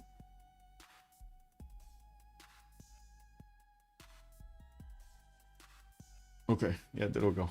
There we go. I got it. So 1 point over here. That's the first capital, right? And the only capital that was taken this game. Kabasa is still alive. Okay, okay. And we didn't have anybody else die. Okay. We know. We know. Well, don't say it. If you know, don't say it. If you don't say it. Quite a few more caps coming out from France, and I do see new traders also coming around from him, sending a few units towards Persia here. We're going to need to see if he's actually going to try to create some problems there for Persia. Congo also will need to put a few defenses here on the right side next to Yuan, where Persia is getting his crossbowman corps, and some defenses with knights and coursers. At the moment, I don't think Persia is planning on attacking, but he might be in the future. We do have Persia with scientific theory coming up in 3 turns, colonialism in 3, getting his industrial zones down, and still working on getting his production capabilities up. He's on 280 points of production at the moment. Aqueducts from Pasagade, we do have watermills in Gordian, and also campuses in Halicarnassus here. Why is this important that it's the first capital taken? It's not important that it's the first, but any capital taken by the players gives them 1 more point. That's important. It basically adds to their total score. At the end of this series, we're gonna have the points tallied up between what they did, how many capitals they did, all of the points that they did acquire from each game, summed up, and we're gonna need to see who's gonna be the winner. We actually did have in the first session, right? A domination victory from Ben. He did manage to acquire so many points from taking over capitals. Gold Colosseum was a bad placement. Yeah. I was thinking it was kind of a bad placement, but to be honest, it doesn't look that bad anymore. Like, he did manage to get all of these cities around him, and look at that. He actually right now has a Colosseum with 2, 4, 6, 8 cities. 8 cities worth Colosseum. I would say that's a good placement. It wasn't good at the beginning. He only had like 4 cities worth, but then he did manage to get Tervana and Divodurum, Noviodurum, and took out Valletta also. So it kind of feels like he did manage to get what he needs to get from these Colosseum bonuses, from the extra amenities. Archaeological museums still coming around. Cuirassiers also for the extra strength. Looks like we got 2 cities working on those. He did manage to finish Kilvaki Sivan in the city of Durecorturu and enroll quite a few of those envoys. We do have him with the army in Valletta just sitting around, and well, he does have an opportunity to go against France later on in the game. Also, Kepborg, good evening, sir, and welcome. Who was it? We missed. No, don't do it. Probably Dave, judging by that performance. That was embarrassing. Oh my god, I can't say. I don't want to say. I made a mistake once. I don't want to say it. Don't do it. No, Bruno, no. Anyway, we got Pikemen here also coming around from Congo. Looks like Kree is still shivering to actually attack into Congo's territory. With Maritimes and Pikemen now available for Loki to upgrade, it looks like Kree just doesn't have a way in. Not enough units, not strong enough to actually push into his opponent. Even though he did manage to get calves, just not strong enough. Freya, Great Zimbabwe, and we did have somebody going for Mahabodhi Temple. I'm not sure who, but I can check. It was either Japan, Elizabeth, or somebody else. This is not in Elizabeth City. No Mahabodhi here. No. But I do see Elizabeth did manage to get a chicken Itza, and we do have some calves coming around. Statue of Zeus finishing next turn. He did finish Apadana in the capital and got that Forbidden City in Newcastle upon Tyne. Did take out Cardiff altogether, so that's an extra city for him. 2, 4, 6, 8, 10 cities strong. Getting also coastal trade routes to Babylon. Beautiful. Let's see. Do we have it here maybe? No, it's not here. Mahabodhi Temple is not here. Where is Mahabodhi Temple and who's building it? And why don't we see it? Is it here? No, we didn't have a religion here. Is it here in Khmer's territory? No, can't be. Bhavapura did get taken over. Now he's working on Hong Kong's Vai, will work on Mahendra Parvata all together, and he will take out an opponent altogether. Low happiness levels in goal after an 8 city call. Wait a second, does he actually have low happiness? He's on +3, +3, +3, +3, +3, +3. In all of the cities that are being hit by the Colosseum, he's +3, while in the other cities, he's +3 also. It's fine. It's fine. No, he's fine. He's +3. He's not +6, sure, but he's fine. Okay, Elizabeth just finished that one. Let's see again here. Maybe we did see we didn't see Mahabodhi Temple, but it was here somewhere placed. Or maybe he whatever. Maybe I didn't read properly over there the message. I only saw it like for half a second or something. Military academies in Tokyo. We do have Kamal Uddin Bezad over here as an artist for Kyoto. He's building the art museums for him, and did also manage to get a chop with the military engineer here on that forest. We do have Aztec starting to get quite a few military engineers, starting to work also on line infantries here for the boost. While I do see Aztec is managing to get 292 science and 173 culture. He's on 643 production points. We do have Aztec here still 4th in the lobby with a chance to get 1st or 2nd here. It's only a question of if he's gonna start getting that army through or not. Hammurabi with 44 techs. We do have Montezuma on 40. Elizabeth I is on 40. Looks like also Ambioris on 38. Babylon quite far ahead when it comes to the techs here. Did he manage to get Oxford, or was Oxford being was Oxford built in another city? I'm pretty sure it was Elizabeth that was trying to get it, and I don't see it here at all. So I'm pretty sure it's Elizabeth that's getting it. Where was it? Did he not? Wait a second.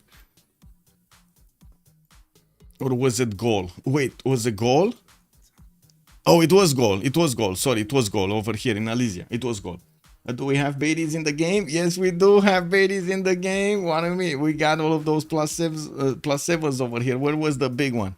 There was a big Beatty, a +7 Beatty somewhere. Where was it? Here? No? Ah, come on. I'm missing the Beatty, guys. Where is the Beatty? Beatty? Where is the Beatty? Here? No? I'm not fighting the Beatty, guys. I'm not finding the Beatty. Aztec? In Aztec? Wait a second. Yeah, we got some Beatties. There we go. Thank you, chat. Thank you, Felix. Much appreciated. We got a Beatty here, a Beatty there, and another Beatty here, and oh, look at the Beatties everywhere. They're like little babies. Yeah, search is bugged or laggy, or why not use search? I cannot use search. It doesn't work in spectator mode. Like, sometimes it works, sometimes it doesn't. It's like hit and miss. Most of the time, like 90% of the time, it doesn't work. Let's go, let's see, search iron. Or no, Beatty, right? You wanted to see Beatty? Maybe it works. I'm gonna start, no, it says searching and it doesn't show me. Yeah. Kaivan, we just saw who is tech lead. It's Hammurabi with 44 techs. And it's he is 4 techs above the next one. Search sounds like a feature that would be awesome to have for casting. Yes, Jonathan, yes. Unfortunately, the game has been made in such a sense, like coding wise, that we as whatever you do as mods doesn't always have access to the core abilities of the game, so you can actually benefit from these little things over here, like all of the extra mechanics that the game has, like the search function, like looking, for example, at great works, or some of the details, like inside of a city center, what is there, or taking a look at the drop down menus of this inside of the city centers.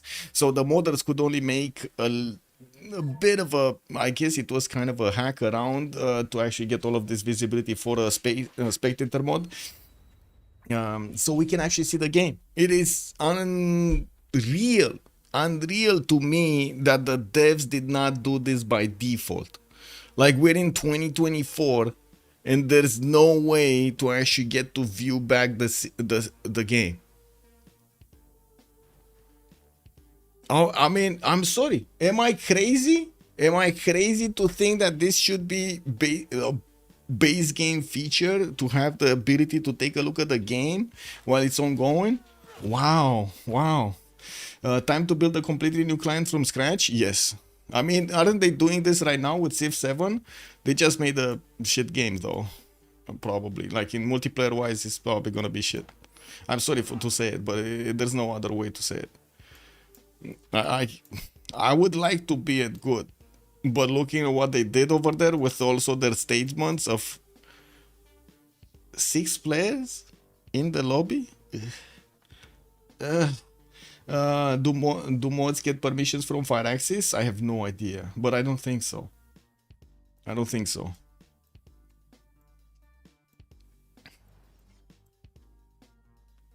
As in, I don't think you need the permissions from Firaxis to actually make the mods. I think you need the permission from Firaxis, and I don't think they're ever gonna give you the permission from to actually take a look at the core code.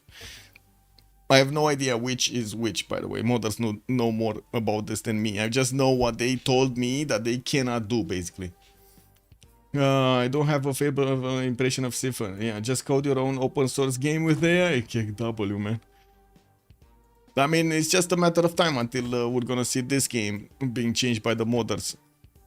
If you think Civ7 will be shit for multiplayer, what makes you think Firaxis would implement MP features like expected in Civ6?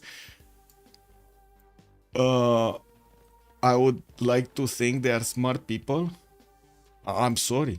Like, that's the assumption. I would like to think they are actually smart people. There's no other way to say it.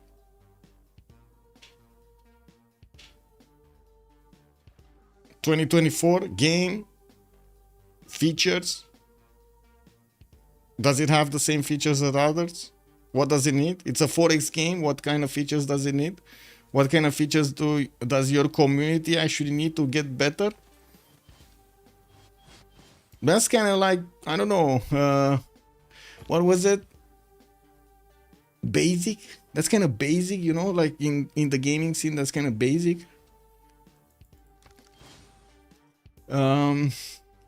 Civ5 has an open source re-implementation, actually. Yes, Civ5 does have an open source re-implementation. That is correct.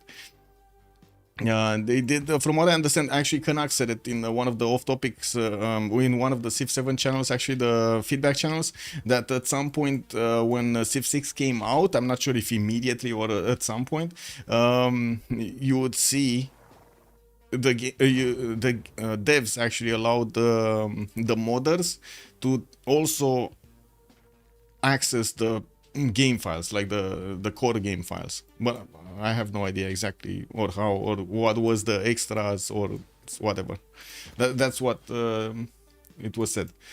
Common game designs. It's not even about game designs, because games can be differently designed but have some like common features, and it's not common features because of the game or the game class. It's more common features because of how everybody else plays the games. Like, what are the players' expectations for the games? You know, that's the thing. Do they expect to have the ability to connect with others immediately and play it? Yes. Do they expect to actually take a look at others because they have that ability in other games? A look at the replays, for example, to get better and so on? Yes, check. Do they expect to actually have more than eight players? Because that's how the multiplayer community actually tested out for the multiple years this game, this particular game title, and the next game title is kind of similar. So you do quite. How to say, you do well to just draw a direct line over there of logic.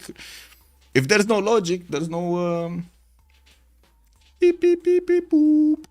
Not sure, but it seems likely to me that we're a vocal minority. I think, Joe and Tender, I think you're watching a lot advertisements and not actually the real numbers.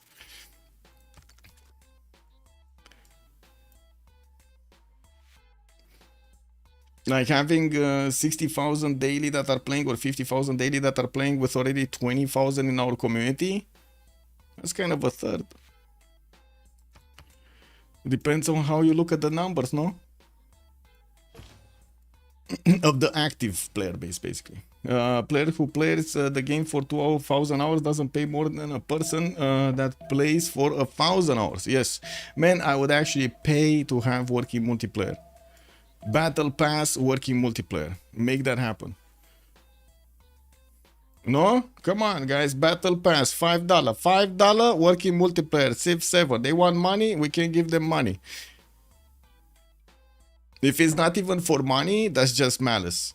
If you take away money from the equation, only malice remains. Because there's no other reason to not make it. It's what? Laziness? There's not... They're not lazy. Yeah. Anyway, yeah, we do have builders coming off here, and the commercials are getting rebuilt from France, so he can repair all of that territory that he took away from Khmer. He did finish taking over all of that territory, and it looks like he's still second to last here. But we did have one of them losing. I think I actually need to give me a second. I am pretty sure I actually need to finish this. As in, I need to write them down who actually got where.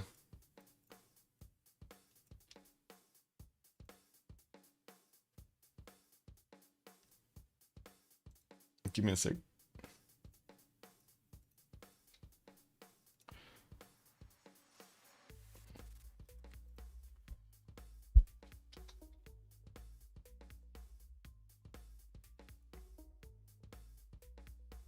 Oh, ding, ding, ding, ding, ding, ding. I just realized, by the way, guys, if you're watching this from YouTube, please leave a like and a subscribe over there to the video. And I do hope you enjoy the content with me.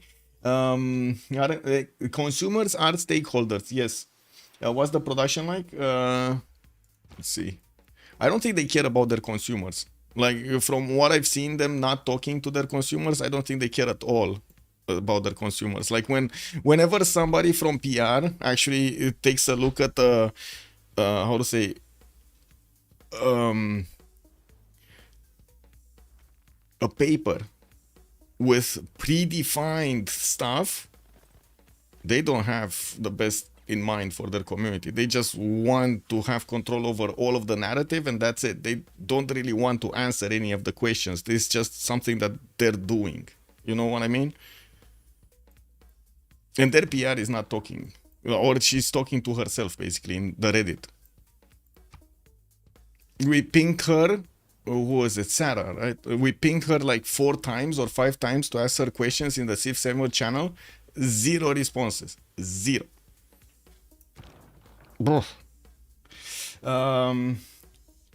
Yes, in the corporate world, corporate world, consumers are stakeholders. That is correct. Consumers are stakeholders.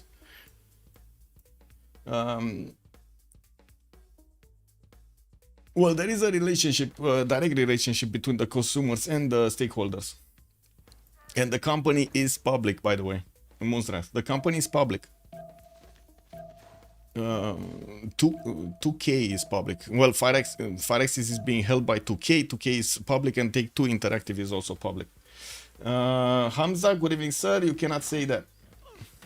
I do not know who Herson is, and please do not say it. This is an anonymous game, and we'd like to keep it that way. The game is popular with the single player, that they are independent from us. Blazecat Games, I think I call bullshit on that one. I'm gonna say it out loud. I'm calling bullshit on that one. I do not trust YouTube numbers with advertising. So let's be real. We just had an election in Romania that used fake numbers for a lot of stuff from all sides. We cannot trust YouTube numbers at all anymore. As in, how many likes? Oh, wow, 10,000 views and 1,000 likes. I'm pretty sure that channel is botted. Whoa, to 30,000 likes, 30,000 views in the first 10 minutes? Oh, yeah, that's either advertising or bot, man. That just doesn't happen. If they are publicly traded, then as long as the stocks are controlled by consumers, then the board cannot ignore them. Well, let's see. Let's see if they can ignore or not. That would be a good question. I guess it all depends on how good the game is, no?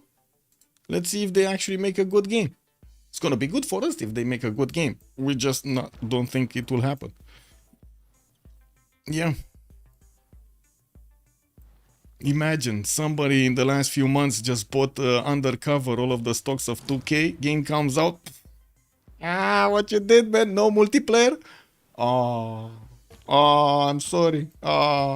Anyway, workshops, barracks coming in, also coal power plants in Tenochtitlan and banks for the extra gold. Looks like Thor here is starting to prepare. He do have more camels coming around from him. So I do see 1, 2, 3 right now, and he definitely needs a bit more population. Tenochtitlan is about to hit his 13th pop, so he can get one of those encampments in there. And I do notice in the north, he didn't build some. We do have him 700 points of production, just as well as Heimdall is on 751, and also Freya on 633. Freya he's starting to get a few more bombards, and look at that, he's actually going against France. He's gonna want to actually take over his opponent's cities here. Freya is getting his military engineers to start building those railroads to resupply very quickly. He does only have 236 science and 237 culture, going against Frigg's 111 and 99. But of course, Frigg has a lot of problems. First of all, he still needs to recover from all of the damage he's done against Khmer and took from Khmer.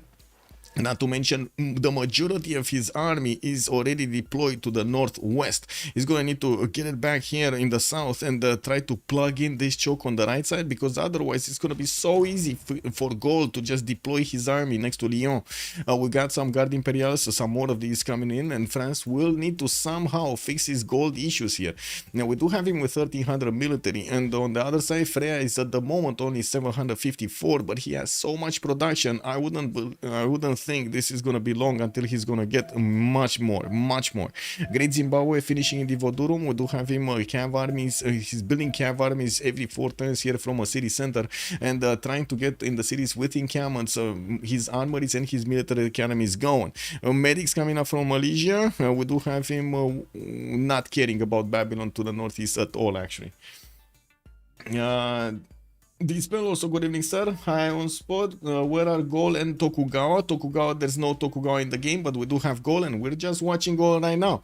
It looks like he didn't manage to actually get the same science as Babylon. Babylon is still steaming ahead there with 470 points and 370 culture. It just looks like he just keeps on getting bigger. Also, Musrat is not about the majority and minority from a single player or multiple perspective. We just need to have enough value of stocks collectively as consumers. Well, it's about what makes money. Even if us competitive are happy about it, won't affect their funds. As long as single player is fun, they make profit. Frigg declared war on Freya. Whoa. Frigg over here not waiting for the war to come to him. He actually declared war against his opponent to slow him down, to try to slow him down. He noticed what's going on over here, but it looks like he doesn't have the units in the proper placements to stop this from happening, and his Guard Imperials are not that strong to stop the cuirassier armies of Gaul here. Daniel, also good evening, sir, on YouTube. Some features are valuable for single player too. Yes, actually all features. What? Wait a second. What single player doesn't want to see a replay? You don't want to see a replay? You want to load the game 1 turn at a time to see what you did wrong, or you want to see a replay that would give you the whole history of your game? That's a simple question.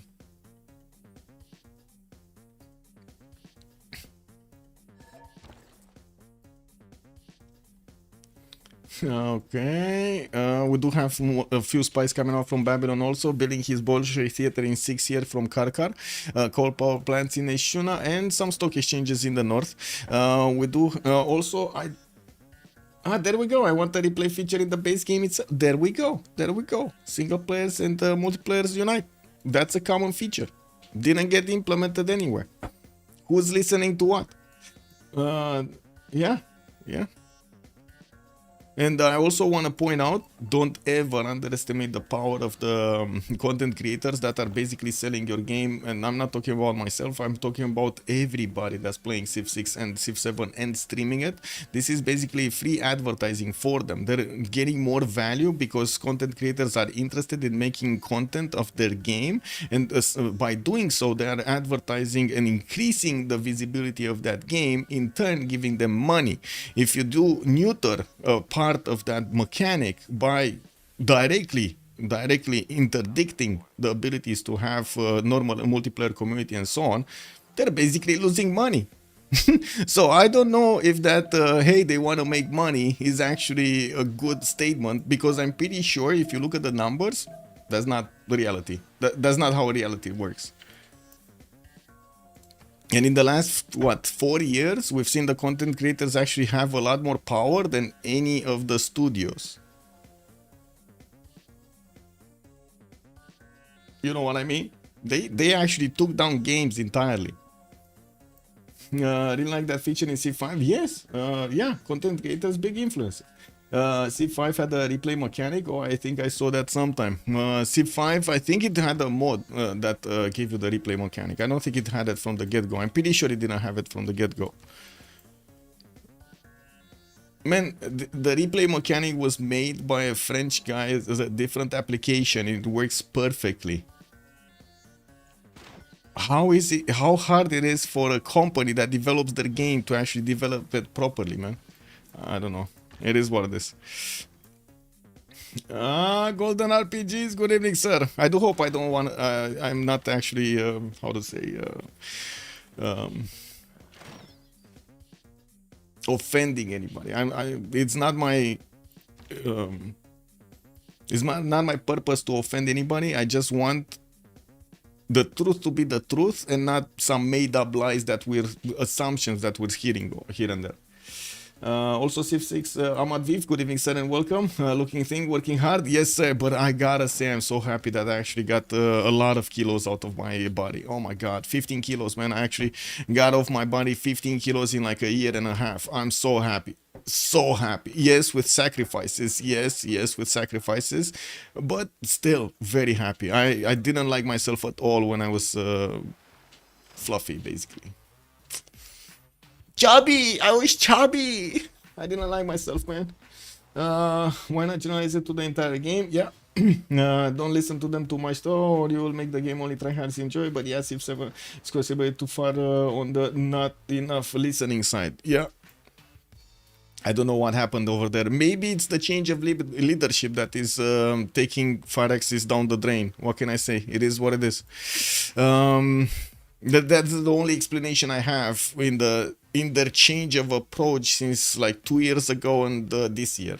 That's the only explanation I have. It seems like it's not helping them out with the change of leadership. They should have stayed with what they had. Cuirassiers over here, Makfasaka over here, and we do have military economies in the south. Looks like Kree is still trying to get all of these things in order here. We do have Kree 261 science. He did recover properly, but still couldn't manage to get over the halfway point of the games. He's still 6th, right down below Hojo. Hojo does have quite a few points coming out from his religion, while Kree, I don't think he had a religion, no? So we do have Kree with 0 points from religion, and looks like Odin does have 21 over here. And of course a few more great people because religion, because why not.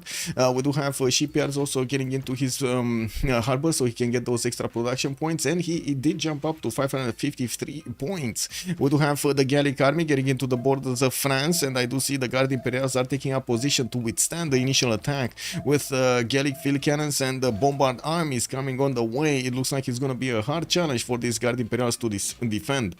Frigg has just declared war on Baldric, and that's Catherine de Medici declaring war on Persia, right? Baldur? Yeah, Persia. Wait a second, what is he doing here? He's declaring war on both sides. Oh, he's going for the pillages. That's what he's doing. We do have France over here getting into the borders of Hong Kong with a few calves, so he can actually pillage these tiles. Got two of the mines, well, actually a mine and a lumber mill. While he's gonna probably get the diamond tile also. I don't see him getting more out of this, but anyway, I guess, you know, so a few farms and a few pillages and that's about it. Maybe he can first move and get out of there, but I do see Persia can, oh, wait, yes. We're gonna have a 10-minute break soon.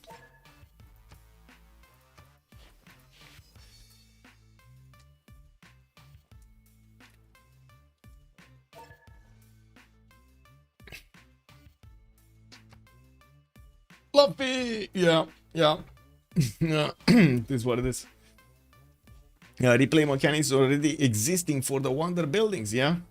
Also, Civ6 code base is probably so crap they can't add or change anything big or it explodes. I also don't believe that. I'm pretty sure if the modders could do it, they could do it better. Like having access to the base game would make it much easier. I think they just don't want to do it. And that brings me up to the malice point. They're like, I don't know, man. They just hate their community. And they call us the greatest guys ever. Like, how does that work? Remember when Firaxis was calling us the best fan in game, the best fans in gaming? And they're just totally ignoring everybody? What? What? Anyway, is Babylon on labs? He should be, no? He should be on labs. I'm gonna need to be careful in the 1 minute. Wait, Babylon, you said Babylon. He's Bolshoi Theater, Aerodromes. I don't see him on labs, not yet. In the tech side, we do have Babylon here going for electricity in one exploration, finishing up. And in the meantime, he's just finishing off his broadcast centers and putting down more encampments with aerodromes. He's not far away from labs. If he's on aerodromes, he shouldn't be far away from labs. We do have him also with a decent amount of so much science actually. 516 points and 406. Oh, wait a second, he has labs. What am I talking about? He has labs. He already built them. Labs are already done. What do you mean? Also display. Oh my god, a company light. Yeah, they did. Yeah, more likely they feel like their code is perfect and they don't want to test. They don't want to test anything more. Oh my god, man, that's probably their biggest weakness, right? Ego. That's the complacency developed when one of your programs get unbelievably success levels. Yes, it's every developer's fair. Yeah. Okay.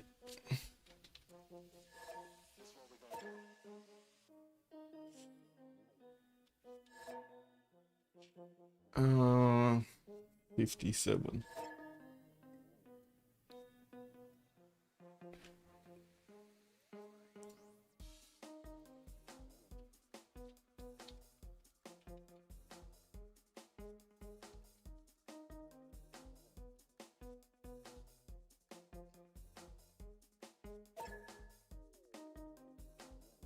Be right back in 10. Kego Beaver, also good evening, sir, and welcome. I'm playing Civ7 will fail before it's even released. A lot of people here with crystal balls. Ozone, good evening, sir.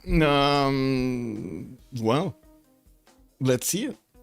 I really hate changing Civ throughout the game, and also the super cringe woke leader choices like Tubman. What? Oh, okay, I don't know what with the Tubman is. I think Mobande just wants to watch the world burn. Yes, funny how Caps can't push into medieval units. I don't know the idea behind woke itself, but I agree that the Civ leader changes are bad. I really don't like that leader changes.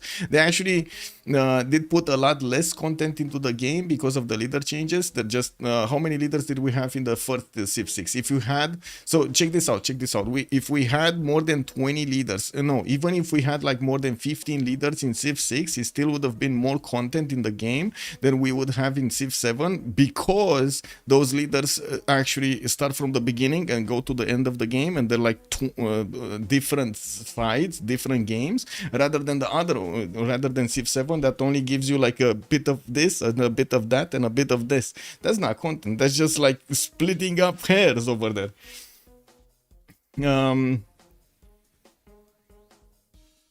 I see glitch in the matrix. This is a simulation. Exactly, Hugo Supreme. It's a simulation. They're trying. No, you know what this is? This is inflation. You know how Trump put the tic tacs? This is basically inflation. You know, you have for the same tic tac, you have a little tic tac, and that's the new Civ 7, the little one. She could be a great person or something, I don't know, but not a. I have no idea what you're talking about. Chat, if your complaints with Civ 7, oh, you're going to be dismissed. Nobody's dismissing anybody. I just not sure exactly what woke means in this contest, to be honest. But I do see a problem with the leader changes. Just saying, I see a problem with the leader changes. I'm not sure if a lot of countries on the planet would actually like to be controlled by other leaders, and usually when they are getting controlled by other leaders, they get very mad as a population and start to be annoyed by that particular leader's culture rather than anything else. It's just like normal human reactions, psychology, however you want to call it. Anyway, be right back.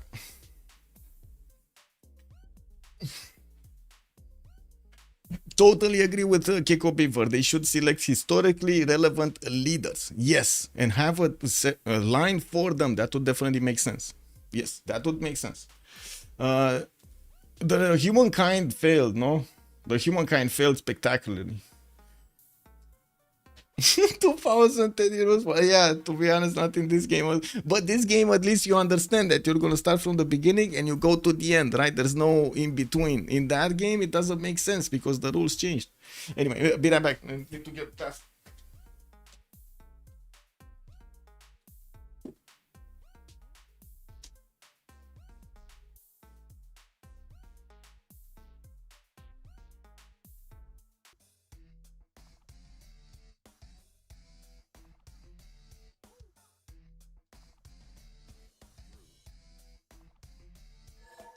Okay, we got 2, 4, 6, 7. Let me plug myself in into the matrix over here.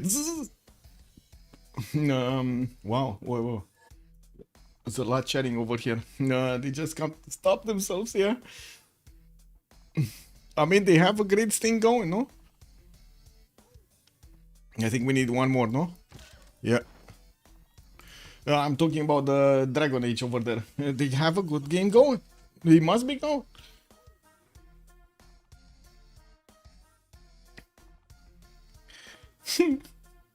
Also, oh no, those games are purely catered to me. What loser talk?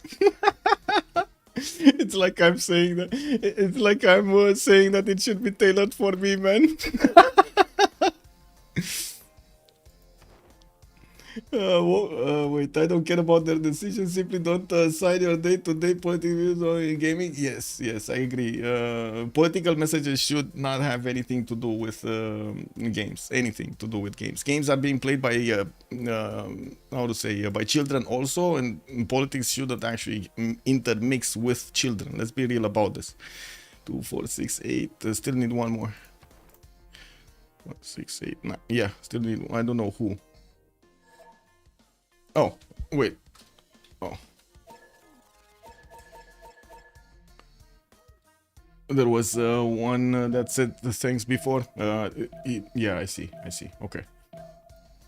All their next releases of season needed was Civ 6 and some added space mechanics like satellites, basic astro and mining, politics. Yes, it always. Well, not always does. I want to say always does. There are some games that are keeping clear away from politics, and there are some games that do try to influence it. It is what it is. I don't know. I guess every stockholder has their preferences. Anyway, we do have only 7 more turns until the next World Congress, 6 until the next era, and we're going to see how the players are gonna start to get to use their tanky tanks and their artilleries. We already see Gaul starting to invade the lands of France here. with quite a few bombards and cuirassiers. We do have him arming up, and in the meantime building up his infrastructure for more units. We do have his artillery starting to come around in his cities, but very slowly, like 5 turning artillery, 6 turning artillery is not going to be good enough. Good thing is he did manage to get these pre-built bombards right on the front line, and he will manage to do the damage with them against the cities of France. Now France is 6 turns away from Steel, so he might actually not even get to Steel by the time the armies of Gaul are actually getting to Lyon. We do have the Guard Imperials that are not as strong as the cuirassiers, and I'm pretty sure they're not going to be strong as tanks, as we do see Gaul over here is going for, where is Gaul? Steel in 3, ideology in 2. I'm pretty sure he already got Steel. So it's just combustion that he's missing, because he did upgrade his artillery, so that means he does have oil. Ideology is gonna put him right before fascism, so he's gonna get totalitarianism afterwards. And I do see a war declaration that, oh my god, I clicked off. So we did have France getting into the borders here of Persia to pillage a few tiles. They did manage to do that. We do have also Aztec starting to get his research labs, and Aztec is on 452 science and 216 culture. Getting on the 3rd place over here with 756 points. I do see Poundmaker actually dropped 1 point below Persia. Cyrus did manage to get more cities and put more points on his side.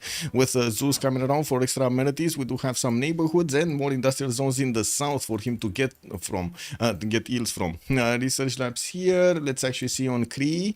Did he? Oh, I see what's happening. England is actually pushing into Cree. That's the war going on right now. We do have England preparing all of his tank armies here. He's 1 turn away from getting combustion and upgrading them. In the score tab, he does have 2,000 points of gold already in his coffers, and we're gonna see him invest as much as possible into the cuirassier armies to get into tanks. Cavs are starting to get pre-built. These are for his upcoming helicopters, which I'm pretty sure he's just gonna click as the next technology after he's gonna get his combustion. He's getting his military engineers to build up the railroads towards his opponent, and it looks like Cree right now is in trouble. We do have him with the army mostly deployed on the right side, and I do see he's starting to make a semicircle of defense here between Makfa Sakahikan and Mubuji Mai, while I do see Cree is gonna need to get some stronger units out, because the bombards are not gonna keep up his defense. He's gonna need cuirassiers, and he's gonna need armies over here so he can defend against the tank armies. And even so, it's gonna be very hard if he doesn't get tanks. He's 3 turns away from getting combustion, does have 856 gold in the bank, but only making 14 a turn. This is catastrophic, I should say, for the economy of Cree. If he's gonna upgrade like 2 tank units, it's gonna go negative immediately, and he's not gonna get to recover quite quickly from it. And we do have him starting off on a lot of military, and we're gonna need to see next turn if he's actually gonna be positive, because with 4 of these cuirassiers coming around, he should get a negative. He should actually get negative. Looks like Congo still did not actually get to push, still not get pushed out from the game, even though he did war Persia, he did also war Cree next to him. None of them could actually punch through his defenses. And now England, instead of going for the takeover of the Congo Empire, which is not as developed, he is going to go for the Cree Empire, which is a much juicier target, and it looks like it's accessible to be taken out, especially with his tanks that are going to be upgraded now. We do have Hell just needing to click on a few buttons, and he will get to upgrade his tanks. Wait, that would have been asteroid mining. That sounds boring, no? That would have to be another space project. What that Galaxy is such a front placement, daring and ready to fight. Yes. Oh, there are. I don't even think they needed actually space mining in the game. I think they just needed to how to say make a much better simulation of what the planet would look like and what the civilizations would also have as an experience on those maps. So probably bigger maps, more detailed maps, with the units having a better representation. The text also, rework of the text screen and the civic tree to have a representation over there. Could even go for three trees over there, including a culture, not only a civic tree, but also a separate culture tree, which would also add another layer. There are so many possibilities to develop this kind of a game. It's incredible. The main issue is to get enough of a reward system for the players to keep on replaying it. And that's my main worry. It's the replayability of the game, not actually any other mechanic. It's just how much satisfaction does the game give you to play it over and over again? Is it like a Dota game? You can just play it again. Is it like Civ6? You can just roll a new map and start over and get different stuff, different results, better, worse, and so on and so forth. You get challenged by the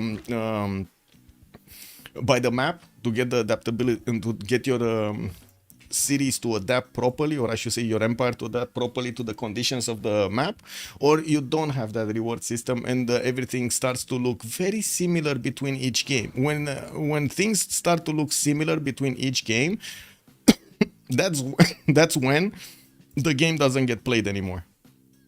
And that's my main worry. That's my main worry. It doesn't seem like Civ7 has too many pathways, diverse pathways to choose from for a longer playthrough in a in a longer span of time.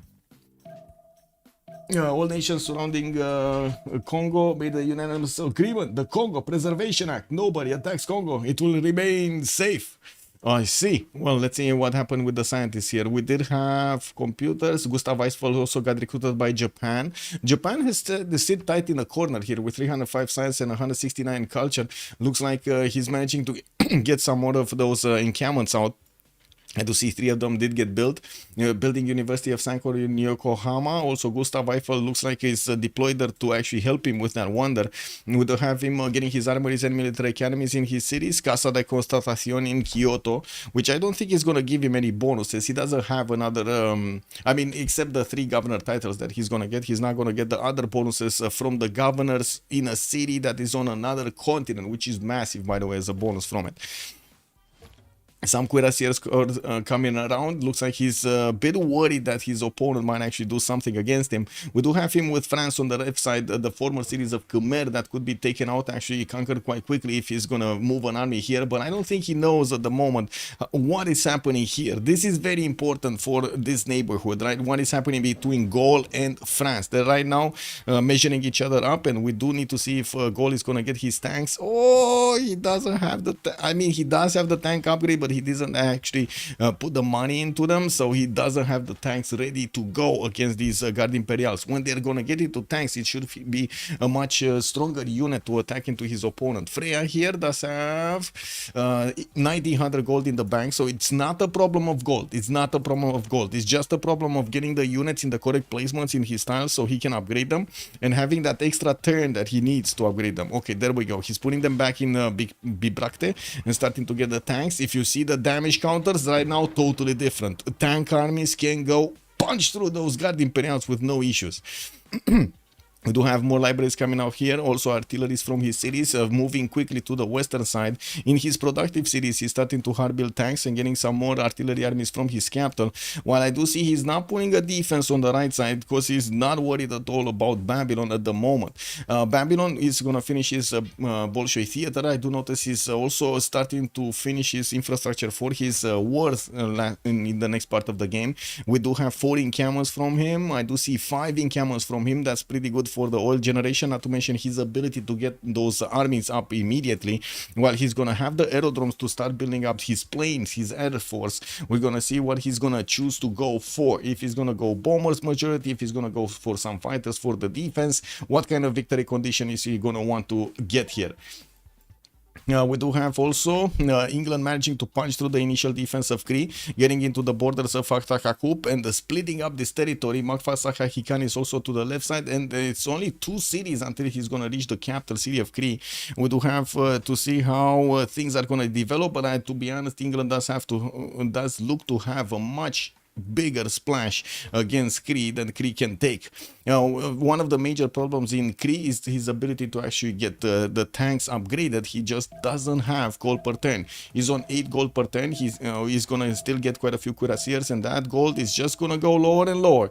With more units coming around, more gold per turn is gonna need to be spent, and there's nothing getting built that would actually recover a little bit that gold.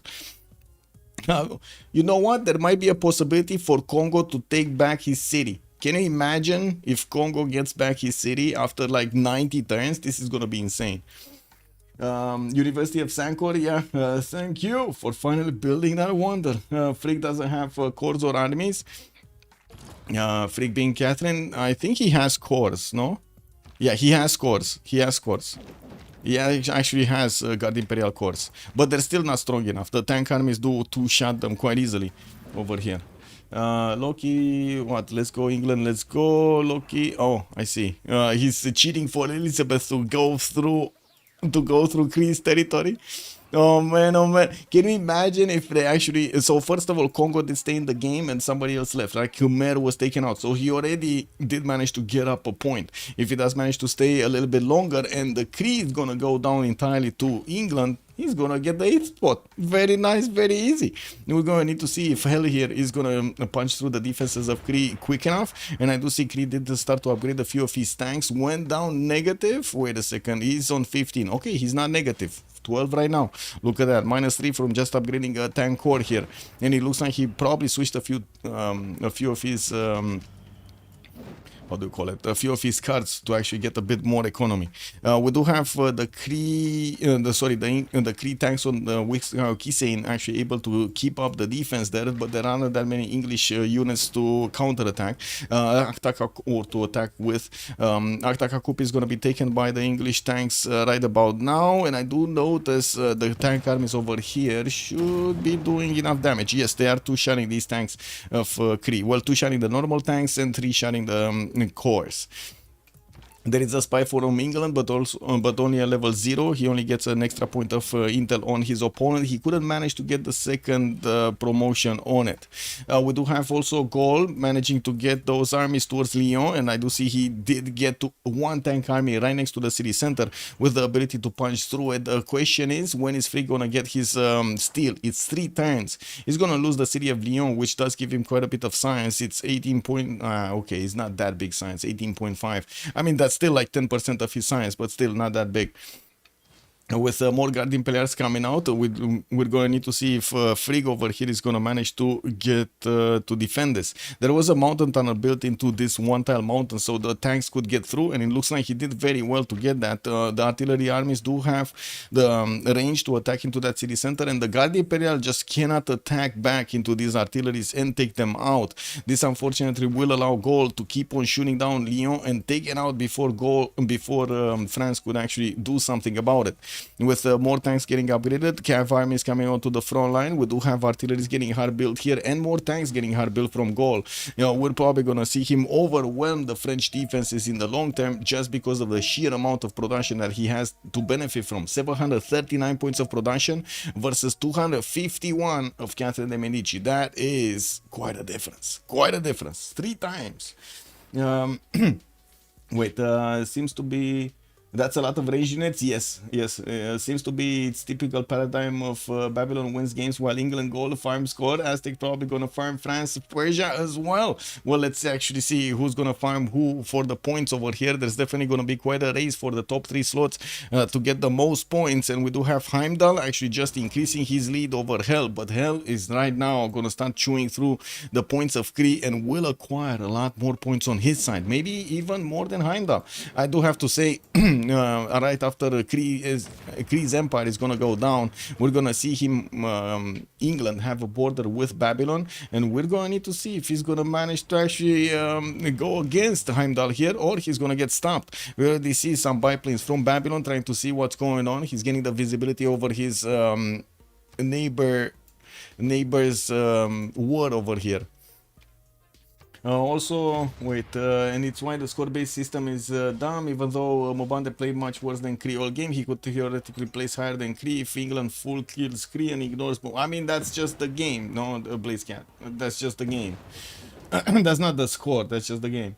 It's not perfect, but what's the alternative here? Yeah, I do have to agree with play today. Good evening, sir, by the way. No fancy ratings, people just play the game to try and win. Yeah, Akilar, good evening, sir. To be fair, this is kind of on Cree. If you go for early grief, be prepared to... Yeah, exactly. This is kind of on Cree. He couldn't manage to punch through quick enough, and I do have to say he didn't have a general. If he had a general over his opponent, well, first of all, he would have gave up his hand that he's attacking to somebody, but second of all, he would have had enough damage to go through the horses of Congo much earlier, and when they weren't that many, and he could have actually taken more cities, probably, most probably. He didn't do that, but in the same time, he did manage to get quite a few cities out and out-teched his opponent, but still could have managed to take over the capital. It would have been awesome if he would have managed to take over the capital. And there is a level 2 Cree spy here in Kabasa, which he definitely needs to plug into English territory. I do see it's unlocked, as in it doesn't have a mission up.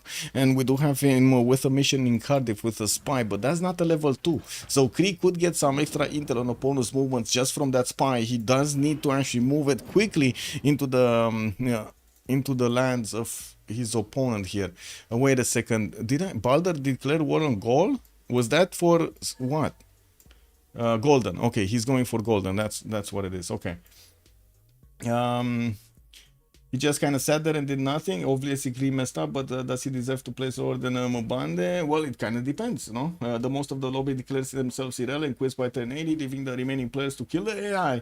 I do have to say that Cree still has a chance of getting a safety settler out, and we've seen it multiple times, how the players do try to survive as long as possible in the game, so they can acquire those points. This is how the game goes, right? This is how the game is played. Survival of the fittest, what can I say? Also, not saying Cree should have won, but the fact he can place lower than Mobande just because of England whim is stupid. Okay, Babylon should just send in tanks to stop hell. Well, he's sending planes, not tanks. I don't think he's even building tanks at the moment. No, but oh my god, look at the 900 gold a turn for Hammurabi.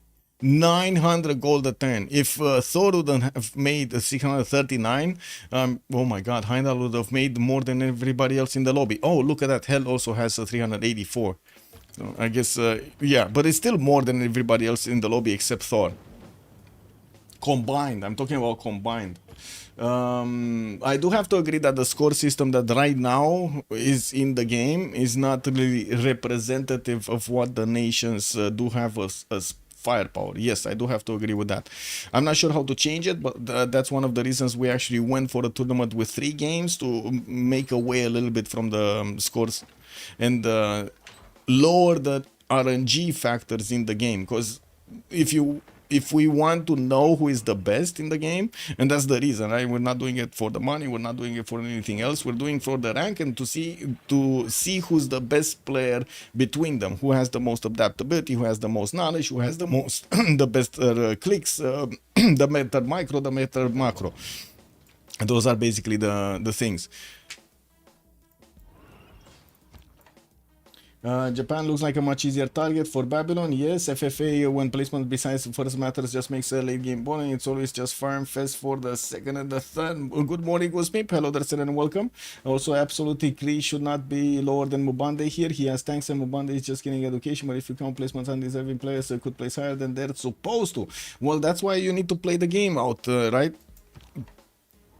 If you think you deserve a better spot in the game, you play it out and you get that better spot in the game with your abilities, no? That's what it is. Akilar also, I mean, England can't go for Babylon as the first target, needs at least pillages to catch up. And wait a second, Akilar, wasn't that name from, what was it?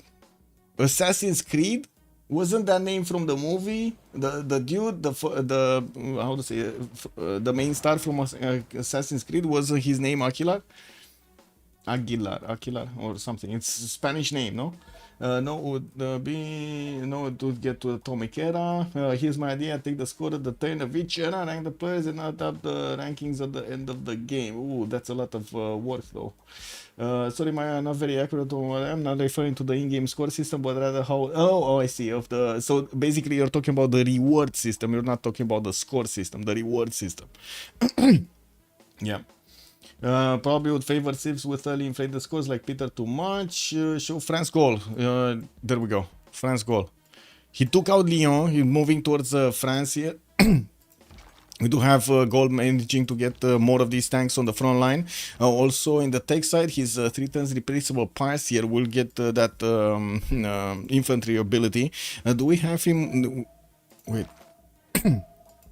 I don't actually see him having the ability to upgrade these calves, so I'm pretty sure he doesn't have helicopters. We're gonna have a pause for 2 minutes. They're gonna go through the Congress and we're gonna see afterwards what they did. We do have 1, 2, 3, 4, 5, 6, 7 in golden or heroic. So let's just put the points here and we're gonna have a pause for 2 minutes. All sign, good evening, sir. Who wins, tank armies or guard imperials? The tank army, sir. The tank army wins. Be right back. Oh no. Oh, what the? My foot is asleep. Oh my god.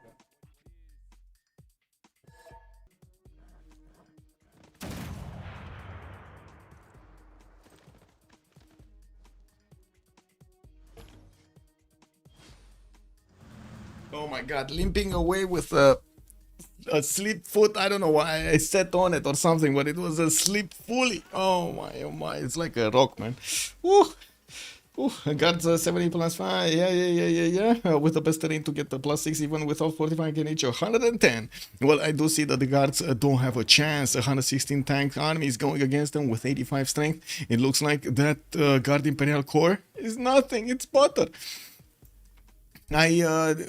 While I was going to the toilet, I was remembering something. Does anybody, trying to remember something. Does anybody remember from the first day of Civ6 how many titles they sold? Because I remember one of the, how to say, there was a news article at some point that they said they sold like 5 or 7 million in the first few weeks or something. It was one of the fastest selling games. Does anybody remember that?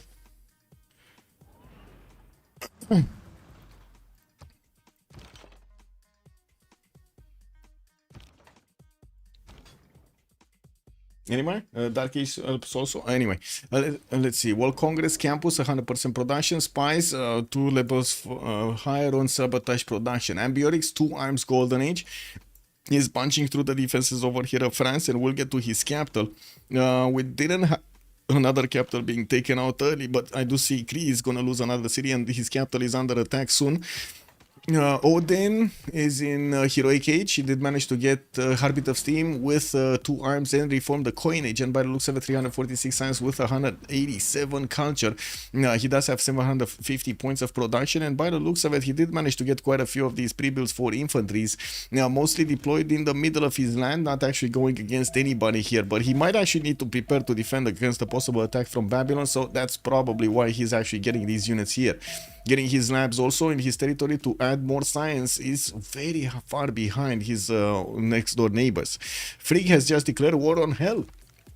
Wait a second, Frigg does Catherine de Medici on Hell? What is Frigg doing here? He's on the other side of the planet, no? Wow. Okay, maybe those are some pillages or some city-states or something. Oh, I see. He wants the culture. He wants to pillage the culture. Got it. Okay, we do have Loki, also normal age, Heimdall, 2 arms golden age, so that means it's most likely he's actually gonna go to war against somebody. Does have the helicopter army upgrades over here, and I do notice he didn't actually pre-build. He's hard building as many as possible.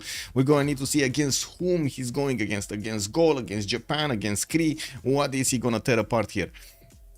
Hell on Elizabeth, 216 science, 296 culture, 750 production on 2 arms golden age, punching through the Kree defenses, about to take over another city and taking out the units of his opponent very quickly.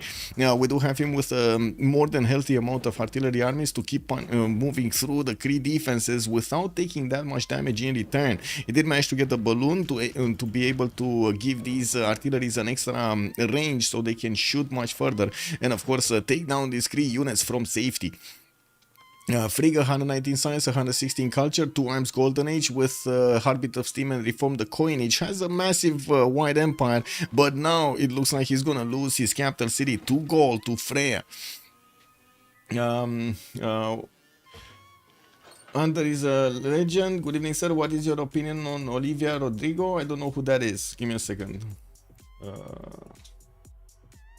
Olivia Rodrigo. American singer, songwriter, and actress. She first became known in the Disney Channel. This? You're talking about this?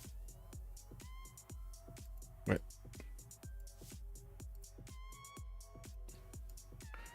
One sec. You're talking about this?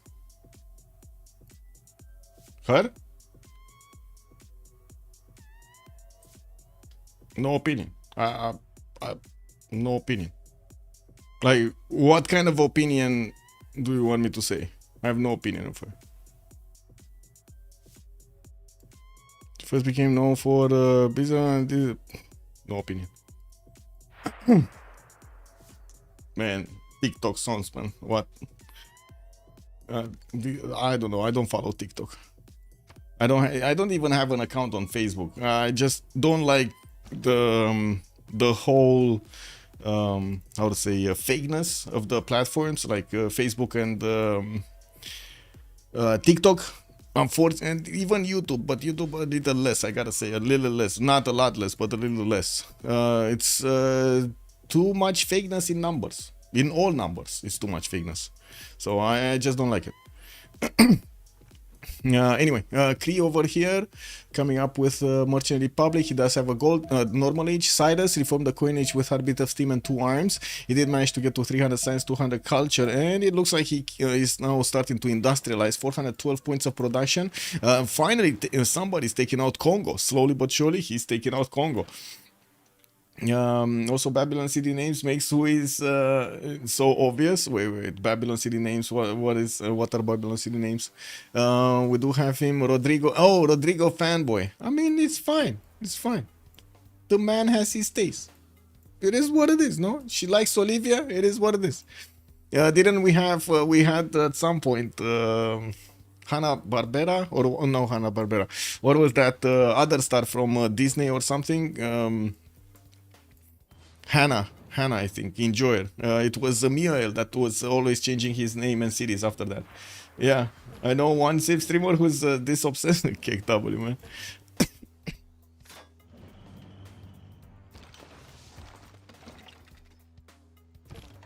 Okay, well, England does seem like he punched through the initial defense of Kree, and the resupply line does look like it's faltering here.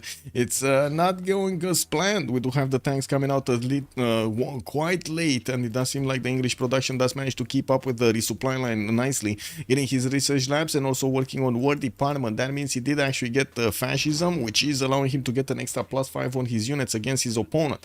We did have another capital takeover. Looks like Goal is gonna get another point on the table here. Let me actually put it up.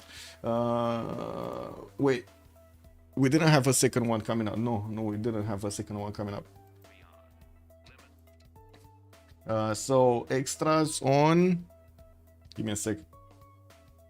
Let me see. Who is it? Goal, right? Goal is. I can't say it out loud. I'm sorry. Got it. Okay. And one city has been taken away from Congo. We do have Persia managing to take Kinshasa, and he's going to keep on moving forward towards Congo's capital city, Kabasa. We do have also at the same time England punching through Kree's territory, totally ignoring Mbuji-Mayi, the former city of Congo there. While he does manage to be a few tiles away from Civ watching, we do see England starting to get a few infantries to work, and of course they do manage to get these pike shots quite easily with the infantries. The tank armies are punching through and taking out all of the remaining units of Kree, while Kree is kind of left defenseless. There's only a very weak tank and the full HP pike shot that cannot do anything against anything. Perfect. Okay, what can I say? The capital city is probably going to be taken here. Civ checks out to Babylon's like his favorite. Yeah, France is going pretty fast here. Yes, balloon plus artists are fast conquering machines. Yes, they are, sir. Yes, they are. We're going to need to see also goal here. There we go. He just took out Drew, and it looks like he's going to get the core cities of France quite quickly, and will probably also recover the cities over here from the north. It's going to be a question mark if goal is going to keep going towards the north or move away somewhere else. He does have a problem with the goal per turn, and I do see CC is being called out. Let's see.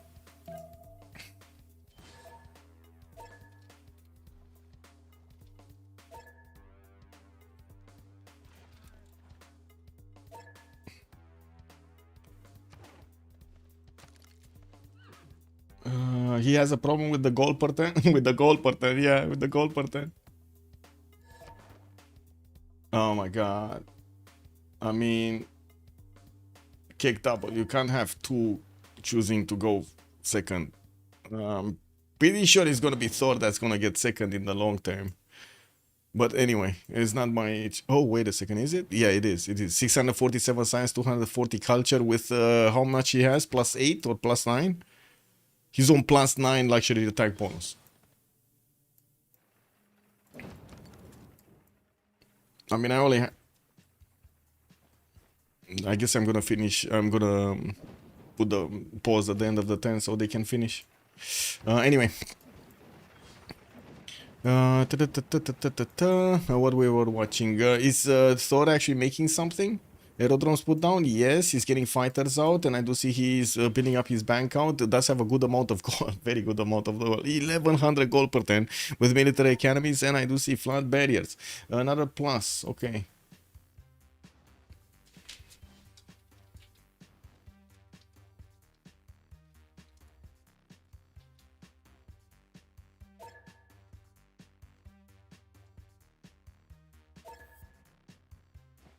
You can just say it fails now because Aztec implies minus. Well, at the moment nothing actually implies minus, no?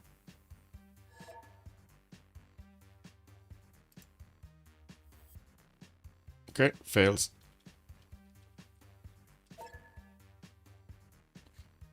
Now it fails. Even though, like, usually there's a negotiation going on between the players. Thor did put it up to the whole lobby that he wants the second, and then England also wanted the second, but he didn't actually start a negotiation with Thor.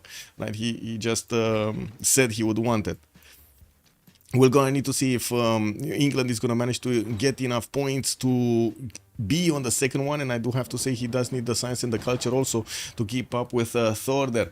I guess England and Aztec need to fight for it. Yeah, England and Aztec do need to fight for it, to be honest, and I think both of them know, and they're quite close to each other. We're going to need to see if Thor is going to actually start to get units out with broadcast centers and military academies finishing off here. We're going to need to see his aerodromes also get his hangars and his airports for those extra points of aluminium per turn, while I do have to say he does have a decent amount of air force here on the left side. Already 3 of those fighters did get deployed. 4 fighters did get deployed in his empire. We're going to need to see if he's going to start building up bombers anytime soon to go offensively here. Yeah, we do have also goal starting to get towards Marseille, moving towards Bordeaux with his tank armies, smashing through that wall defense quite quickly, actually. Oh my god, that's a lot of damage. And I'm pretty sure we're going to need to see also what Japan is going to want to do here, because he has been keeping quiet, not actually doing much other than simming and making some gold. He's on the 5th slot here with nothing that I can see as a plan to go for the next part of the game. In the science screen, I do want to check what the texts are. We do have Babylon here still keeping up his first spot. It was 4 texts difference between him. It was 4 texts difference between him and the second one. So now he's 58. The next one is 53. He's 5 points different. 5 texts difference between him and Montezuma. Elizabeth is 51, and then we do have Hojo 48, Ambiorix 48, 44 on Cyrus, 44 on Poundmaker, 33 on Catherine de Medici, and then 22 on Nzinga Mbande. Looks like Nzinga Mbande is also, well, by the looks of it, gonna need to wait a little bit more, because Persia is on his doorstep, but he's not pushing Kabasa yet. He does have more armies coming through, and from what I do see, building up his gold per 10, not to mention military academies and more culture. Coal power plants coming in from multiple cities. He still is needing to get all of his production up. Research labs in 2 turns, ideology coming up in 3 to actually unlock totalitarianism and get that nice and juicy fascism for the extra +5. Now, Miki Civ6 coming in here. We do have England deploying a spy, but only a level 1 in the city of Mistavasis. Does need to activate it. Now, while I do see he punched through Wisconsin defenses, he couldn't actually get one of those artilleries to take out the city center at the moment. Has biplanes deployed, 2 of them on the front line, and we're going 3 of them actually on the front line, and we're going to need to see him getting advanced flight to upgrade these. Oh, he does, but okay, there we go. He's just going to need to click the buttons. Elizabeth I is also 2 turns away synthetic materials, so he can upgrade cav armies into helicopter armies. While he was building quite a few of them from the capital city, I don't see them out. Oh, beautiful! Somebody actually did get the recruit partisans mission to finish in the cities of England, and we're gonna have 80 crews here just running around the territory of England. This is beautiful. Oh my god, man. Second is so competitive. First is not sure how to make people stop being scared to try to be first. I don't think anybody's scared. It's just Babylon getting it much faster than anybody. And tell me, how are you going to contest Babylon here? That's the main question, right? Can you contest Babylon? Because somebody should have needed to contest Babylon a long time ago, right? Somebody like Gaul, somebody like England, somebody like Japan would have needed to contest this empire. Team on Babylon. Kick. Earth satellite coming up from his capital city. Looks like Heimdall's victory condition is going to be space. I gotta say, that's not good enough production. 107 points is not good enough. We're going to need to see him getting a lot more from somehow. We do need to see also his techs. Looks like he's putting his units towards the northwest, getting quite a few helicopter armies and corps. Might actually want to go against Japan here to pillage a few tiles, while Japan is getting his rule valley built in 3. Yeah, we do have him actually with a lot of helicopter armies coming out from his cities and also some tanks here. While on the right side of his empire, of course, the Cree nation is dying. We're going to need to see if he's going to actually manage to place some units on the right side so he can defend from a possible attack from England. Even though England does need to take care of his right to actually be careful about Aztec, we will need to see how things are going to shape up here.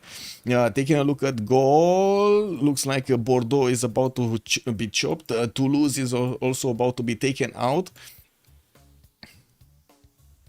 and we do have this Marseille city that is also going to be taken out. Artilleries are going to slowly go through that. Also, wait, it's a valid option when someone is much more ahead, demon and them, if you can beat them alone to potentially bring them down and you go up. Man, if you know how many times I've actually asked that in games, like in the last 4 years in the games that I was playing, like 3 years ago, I was always calling for this. It's just not how it works. It's just not how it works. Because the players do think, oh, that's effort. You know, that's effort. Coordinating with other people, that's effort. That's not going to work. Was expected of Cyrus being the first to break the Congo Preservation Act. Yes, he did. He did over here. No shame. It is what it is. For the points, that's how it is. We do have Congo getting taken out by the field cannon corps over here of Balder. While I do see some cuirassier corps are getting next to Mubamba. That's only 75 fortification strength. We do have another settler coming out from Kabasa, and he's trying to get out there. Look at Loki go, man. He's trying to get out of there to survive until Kree full dies. That's the plan, right? That's the plan. And we do have also Kree getting a settler out from Piwesivasis, trying to get into the north. Oh my god, wait a second. He actually is planning to go into the ice over here. I see some Arctic base going on there. Well, I guess it is what it is. Repair out the defenses. England did get his helicopters upgraded, and now we're gonna have a much stronger unit to just go and pillage much faster.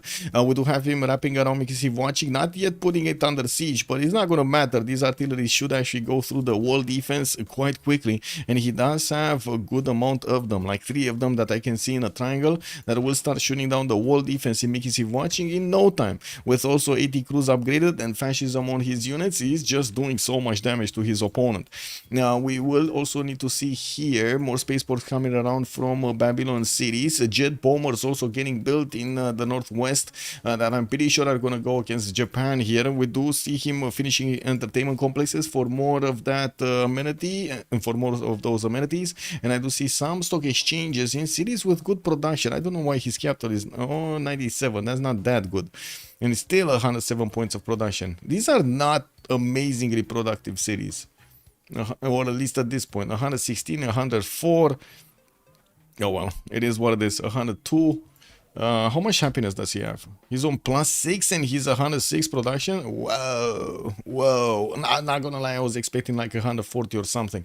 Anyway, Persia is gonna get his chemistry out next turn. We got Thor, electricity, totalitarianism. He's also gonna get his fascism out. Bombers coming around. Finally, we do see the bombers in the production queues, and I do see a few more of these banks are getting built on the right side. Cavs also for the helicopters. It is incredible that he has 14 cities and he does manage to actually keep up with the necessary amenities in his cities up to +6. Up to +6. That is so much.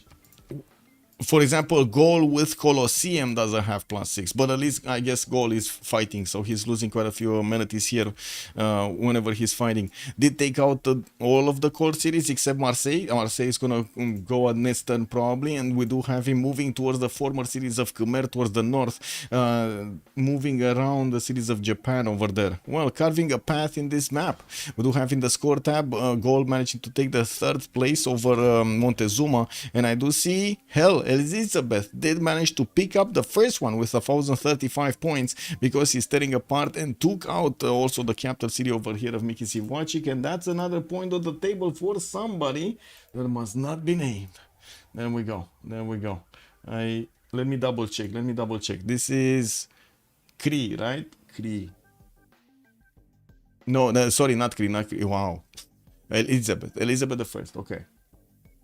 Yes, okay, I got it good. Okay. England battlecruiser, can you please show Aztec cards? Yes, sir. So looking at Aztec cards, we do have him going computers, by the way. Totalitarianism is Merchant Republic, Lightning Warfare, Military Research, Liberalism, 5-year plan, Rationalism, Republican Legacy for more amenities there. So he has the 2 amenity cards, the colonial taxes also, because he does have a lot of cities on other continents. He's getting so much gold in production. Aztec protection fees, yes. Airports also finishing up in his territory with new banks coming out, getting some defense up in Xochicalco for those flat barriers, and well. Well.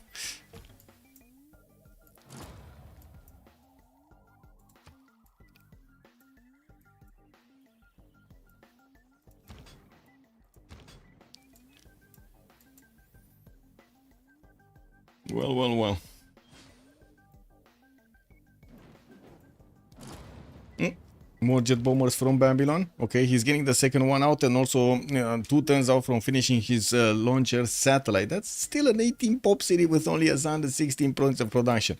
Putting down 2 more spaceports here. So when he actually does manage to get the last project, he's gonna manage to get those terrestrial laser stations going from multiple ones. And looking at the tech side here, we do have Babylon on advanced flight and globalization coming up in 1. Still gonna need to get all of those texts for the good science, for the projects. Rule Valley coming out in Kyoto next turn. That's going to be a very good city. That's 101 production right now. Probably going to jump up to 120, 130. And I do see he's starting to get tank armies to fend off a possible attack on the right side. While I gotta say Babylon here is going to get a lot of helicopters. He just declared war on his opponent, on Japan, getting the helicopter armies in his opponent borders. And I was just about to say, man, these helicopters are going to run wild over here. Oh my god, they're gonna be like kangaroos, man. They're gonna go everywhere. They're gonna punch stuff up.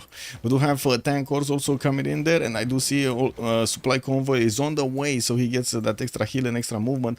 And while we do have anti-air guns coming up from Japan, he's gonna try to defend himself from the jet bombers of Babylon with just anti-air guns. That's not gonna work. The jet bombers just don't care. They shave these off like nothing. Infantry corps also of Japan getting taken out quite quickly by these helicopters, and I do notice there's going to be a lot of pillaging going on next turn for Hammurabi.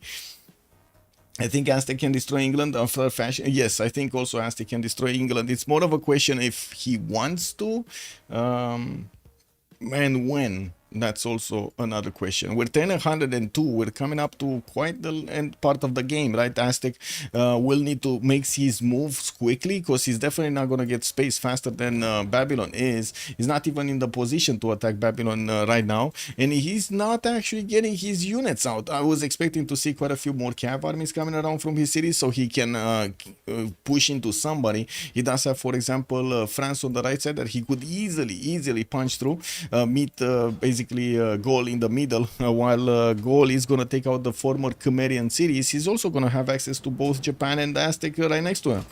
Persia still needs to work on Kabasa. Looks like he's going to take out another capital city here. That's 4 people that are going to take 4 points. Very nice. Okay, Mr. Vas is gonna be taken out. Vas is with Hussein also slowly taken down, but he definitely needs to get these artilleries to attack into that city center, and I don't see any artillery deployed here. Maybe he did manage to get a bomber or 2. I'm pretty sure. No, we would have seen them, right? We would have seen them in his cities. Yeah, I don't see any bomber here. Oh well. I do also notice on the right side, England is starting to upgrade a few helicopters there and has his tanks to defend. There were some pillages done by France. By the way, the spies of France with level 2s and level 3s are killing off his industrial zones and slowing down his production queues. Even in the capital, look at that, another one is burning here. Workshop, factory and coal power plant deleted. We did have him repairing this one from Newcastle upon Tyne, but it's gonna take a while, man. It's gonna take a while. Babylon managed to escape the slow science research rate this game, or is that not a Babylon feature anymore under BBG? Slow science? What? I don't like current stage of the game for players like Babylon. It's like Pillages Wars and CS SAS don't do anything. You just needed to wait a whole 1 turn for any action, no more, no less. I guess it fixes with the game speed, but let's be real, no one will be playing not at online speed. Maybe BBG should increase late game options for a bit. Yeah, I mean, tell BBG that. I'm pretty sure it's in the plan. I'm gonna also talk, but if maybe there is a representative here from BBG in the chat, but if not, I'm pretty sure I'm gonna talk to them in the French land in Paris, and we're gonna need to see if there is any need. As far as I know, they were trying to get as many diverse options as possible and also speed up the game as much as possible, so you don't actually sit, for 7 hours to finish a game. I don't think it has that. I think, wait a second, Babylon was fully changed, if I remember correctly, by BBG. You receive a free Eureka after constructing each library, and that's it. And then, well, yeah, you're gonna receive a lowest production cost building that you currently construct in the district when you construct the first specialty district. That's it. It doesn't have the -50 research speed, no. It got changed. It was too much coupled with other bonuses, and they couldn't bring it in line with the other nations. Babylon was too strong, way too strong. Now let's see what Aztec is gonna put on the table here. We did have another city from Congo, placed to the north here. Please leave me alone, love you. We do have England deploying fighters and also Aztec deploying fighters to that city. Oh, look at that, man. We do have Persia also with the infantry going towards Kabasa and Mubamba. He will probably take out Kabasa this turn. He does need another bombard to actually attack into Mubamba. I don't think the field cannon core is going to be good enough to shave off enough of that strength, but it might be, to be honest. Wait a second, it might be. Does he have a... Yeah, he will be able to attack with 2 field cannons, so he might take both cities this turn. To be honest, I think he will take both cities this time. So that's one. That's another point on the table for Balder. Give me a second. That's okay. That's one over here. Just double checking the points. Yes. Okay. Got it. And we do have him also taking Mubamba at the same time. Just one last city remaining for Congo. Yeah, that's the city in the north over here from Loki. We got the Aztec fighters also watching the English fighters, trying to take a peek over there. While I do notice England is still smashing through the Cree cities. He does have 1, 2, 3, 4, 5 more that he will need to take out. While in the meantime, he's also trying to repair his territory here, getting a few more amenities and building up his flood barriers so he doesn't actually start losing his Gavron Plaza. Oh my god, he might actually lose his Gavron Plaza here. What is it? Next polar may... oh no. His next sea level change is expected in 1 turn, and usually when this happens, it decreases the cost of the flood barrier because basically you need to build it higher. And he might never get it, right? This might get fully flooded. And destroyed, like fully destroyed. It's going there, guys. It's going there. Are we gonna watch this in slow motion? I guess let's watch this in slow motion. Lancer, good evening, sir, and welcome. Who are all the players? Let it flood! Dragoș CS, bună seara, domnule, și bine ai venit. Did they manage to IRL war on the highlands of all maps? Yes, they did. They did. Let it flood can build GDRs for I guess he does have audience chamber, and GMC didn't even have Warlord's Throne. It didn't get built. Looks like that dome above didn't get finished. I do have to say at the beginning, Cree and the Congo kind of erased each other here. Cree did manage to come back, but Congo never did. But he never lost his cities to Cree. He only lost his cities to Persia, and right now, like turn 100.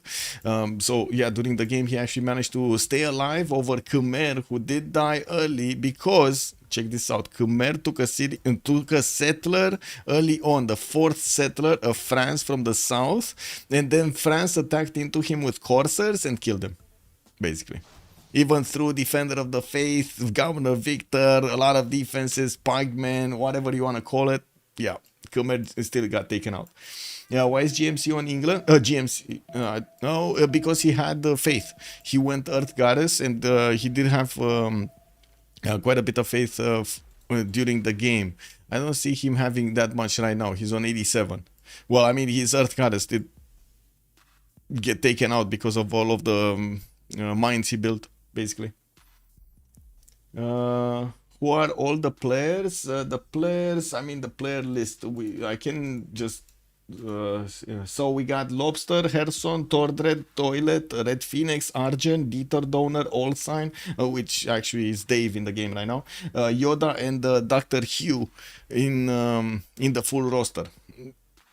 Their names are anonymized though. I'm not gonna say who is who until the end of the game. We're gonna see it at the end of the game.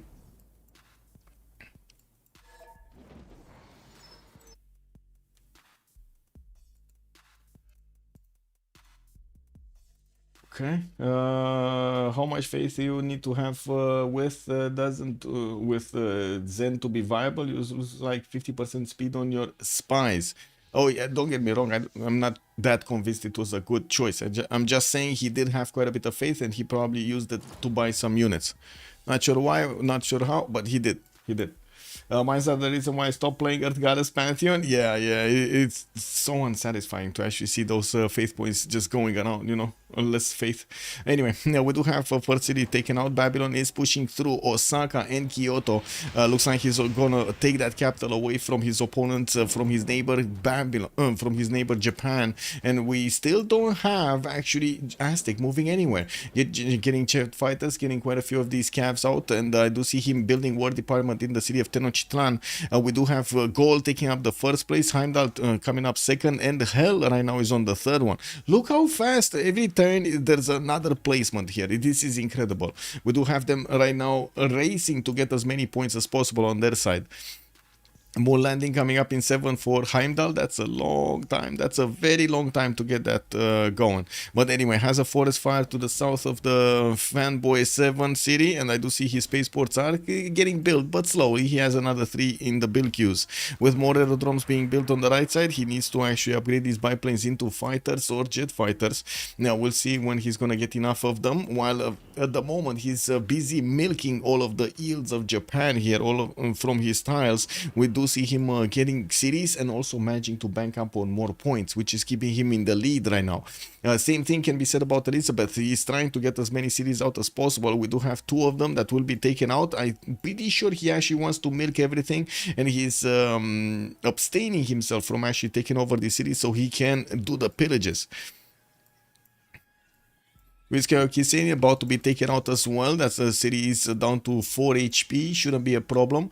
One Magos 2 is gonna get a tank out at least. And I do notice Mubuji Mai is still totally ignored. Nobody's wanting to take over that city. That city center is gonna flip in the next 5 turns. Doesn't seem like Governor Victor is gonna stop that from happening. While we do have Persia at the moment, well, did take over these cities, but it doesn't look like he's moving towards the north, where there is a rebellion going on in that city in the desert from Congo, the last remaining city. It's the triple combination of Earth Goddess, Divine Inspiration, and Early Era Wonders, which get you the maximum faith boost. But then you need to have an ancient era religion, yeah? Also, I do have to say, at the beginning of the game, we did have the players needing to get their era score, so some of them did make the sacrifice of going for this religion so they can get that era score to get the golden age. Very important, very important. 3 cities remaining for France here. We do have him about to be taken out entirely from the game very quickly by Freya. It looks like the artillery armies did manage to take out 5 more cities in record time here. We do need to see how quickly these cities are going to fall from the left side, and I do notice he did finish the job on Marseille also. Has borders with Persia right now, could actually go and tickle a little bit Cyrus, Balder. While I do see in the score screen, Gaul is staying on the first one, Babylon second, third is Elizabeth, and fourth is Thor. Thor, he needs points. He needs points. He might not even get second over here if he doesn't manage to get points. And he's not doing them. He's not doing the points. Actually, by the looks of it, he's starting to deploy quite a few jet fighters towards Persia. Maybe that's his target. Maybe that's how he's going to try to get the points, right? From attacking into Persia. What did we have in the... Oh, yeah, I did talk about this. Okay, more milking going around. More milking. Milking. There's a lot of milking going around. You will see if Sakahi can... The English headies do need to pillage those campuses. Get everything squeezed out of them. Oof. You need spawn for Earth Goddess? Yes, you do not need a spawn for Earth. What? What is this talking? How to say? Contradictory talk over here. What? In general, wood tiles automatically get you faith as long as you have 2-3 woods side by side. Yes. I mean, I think what Battlecruiser is trying to say, that you would need kind of a spawn for Earth Goddess, as in you need to have the Civ for Earth Goddess, and you need to actually have enough of those charming and blessing appeal tiles. There are spawns that don't have that many. Yeah, exactly. Like if you have jungle everywhere and the marshes everywhere, it's just not gonna be good enough. What is it? Okay. Still these cities are remaining here. We do have Kyoto about to be taken out. Babylon is also milking Kyoto. Osaka is about to go down, just being kept over there for whatever reason. So we do need to see also if Babylon is gonna have... He has 4 jet bombers deployed to the left side of his empire, and another one here. So 5 in total jet bombers are available for him to take out the cities of Japan. This is gonna go quick. This is gonna go very quick. It's much faster than him actually getting moon landing, I gotta say. Aztec wanting to buy 4 GDRs. He's on 8,000 gold, so to be honest, it might be possible. Another city has fallen. Gold did take Kompong Svai. He has Mahendra Parvata and Rhymes to take out, and that's another Civ that will be wiped off clean. We do have Congo here that's gonna get another point on the table for just surviving. Ah, you see, boys, surviving is a skill over here. He's still trying to get to his level 2 population. Has a general right in the face of the Persian cuirassiers and a single horse to defend his armies with jet fighters. Imagine this horse looking at the jet fighter, man. This is like the beast from above coming to haunt him. We were comparing pantheons, so the question has to be answered from that perspective. Yes, I guess so. Well, again, it really depends if you can use that faith, right? If you have enough faith per turn from Earth Goddess to make use of it. If you're going monumentality, if you're going for something that would actually require faith, anything. Got monumentality, cause. Wait. I was thinking if on City or something would be good to buy out units, but I think even in that case, initiation rights is gonna be good. It's gonna be better. What's the deck difference between Aztec and England? Aztec is 60, England is 59. One tech difference, one tech difference. And Babylon is 64, by the way. He has 4 techs above Montezuma. Okay, Babylon just took out Tokyo. He's gonna take out Kyoto also, but he does need to be careful not to lose one of his helicopter armies, while Japan does have 3 of these units, 4 units to actually attack back against that city center. I do see Babylon is starting to, well, is just keeping on the milking. Okay, there we go. Kyoto got taken out. Is he gonna do it? What's this war? Hell has declared war on Thor. Wait a second, what?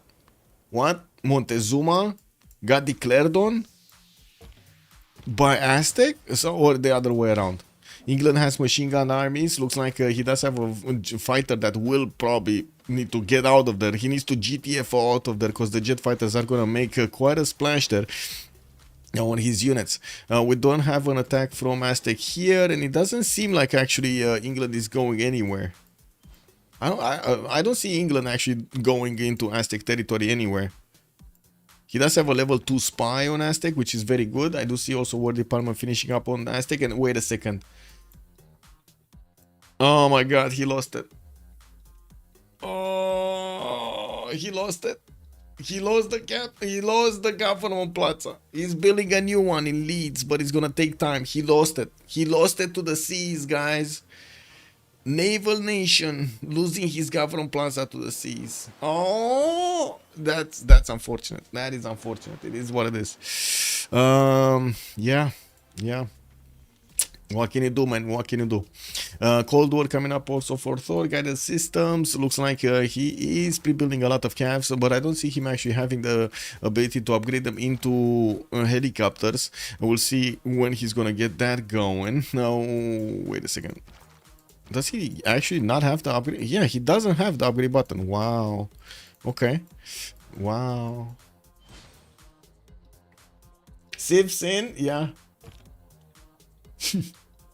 Fish is in the new government officials. Exactly, man.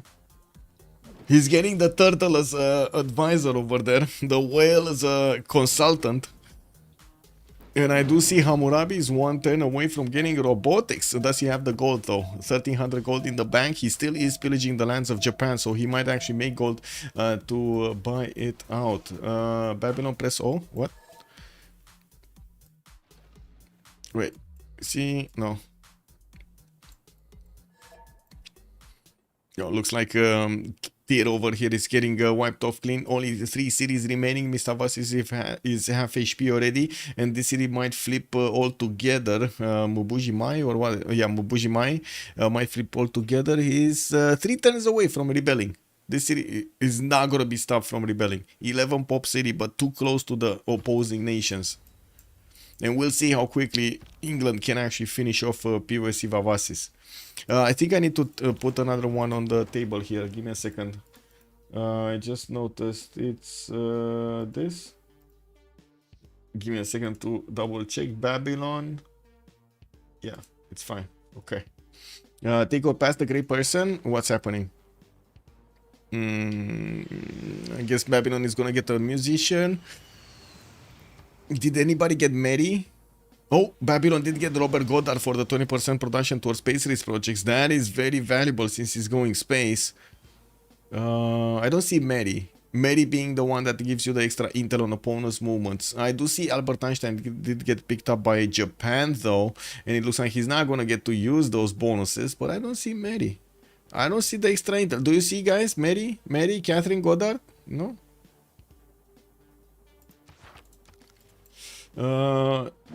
Yes, O7 is a salute. It's it was mostly used in EVE Online. It's a face, the O is a head, and the 7 is the saluting arm. Yes, indeed. That is correct. Actually, it was basically saying hello to the chat in... wait, Babylon got her? Where? In EVE Online when you got into a new system. Where do you see it? Aquilar. Oh, Babylon got it. I see it. It's over here. Mary Catherine Goddard. Got it. Thank you. We got it. We got it. It was a joke with 07 after a serious question from someone about the... Oh, I see. Okay, we do have Babylon here about to take Okayama and Omori. His jet bombers are clearing his pathways through the units of Japan here, and we do need to see if Aztec is going to join the war here. We still have that city of Congo is trying to stay alive, and I do see he did manage to get a builder. I do also notice England is about to take POC Vavasis, just needs to move those artilleries forward while Bujimai to turns out from rebelling. I do have to say he would need to actually wait 2 turns for this city to rebel, so he takes this and it fully dies. Because if he takes this, that's one. The other one is going to be a capital here, and that's going to be quite sad. Can you imagine actually getting to rebuild out of the game? That's just sad. I don't want to really place O. I don't know what O does, but sure. Oh, it's the previously recruited. That's what it does. The great people screen.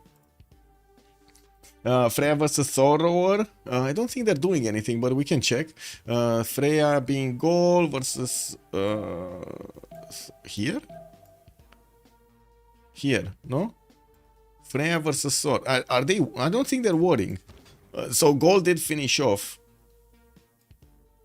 the Empire of France. It's just La Rochelle remaining, and it looks like that city is gonna die soon.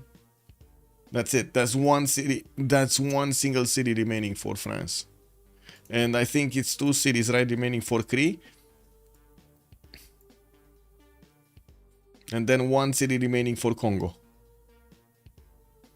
Did Cree lose Escape Settler? Yes. Babylon did manage to get that one. Yes, he did.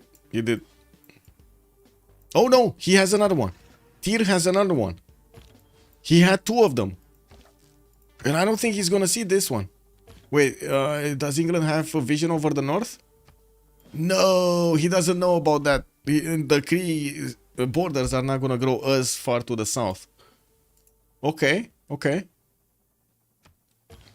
Was it ever an anonymous 4v4 match without voice comms? No. We did have with voice comms, and anonymous, yes, but we didn't have them without voice comms.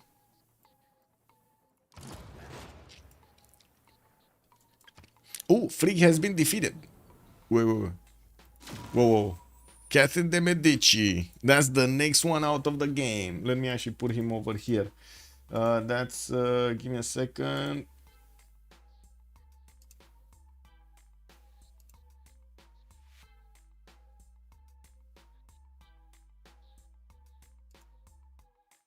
Okay.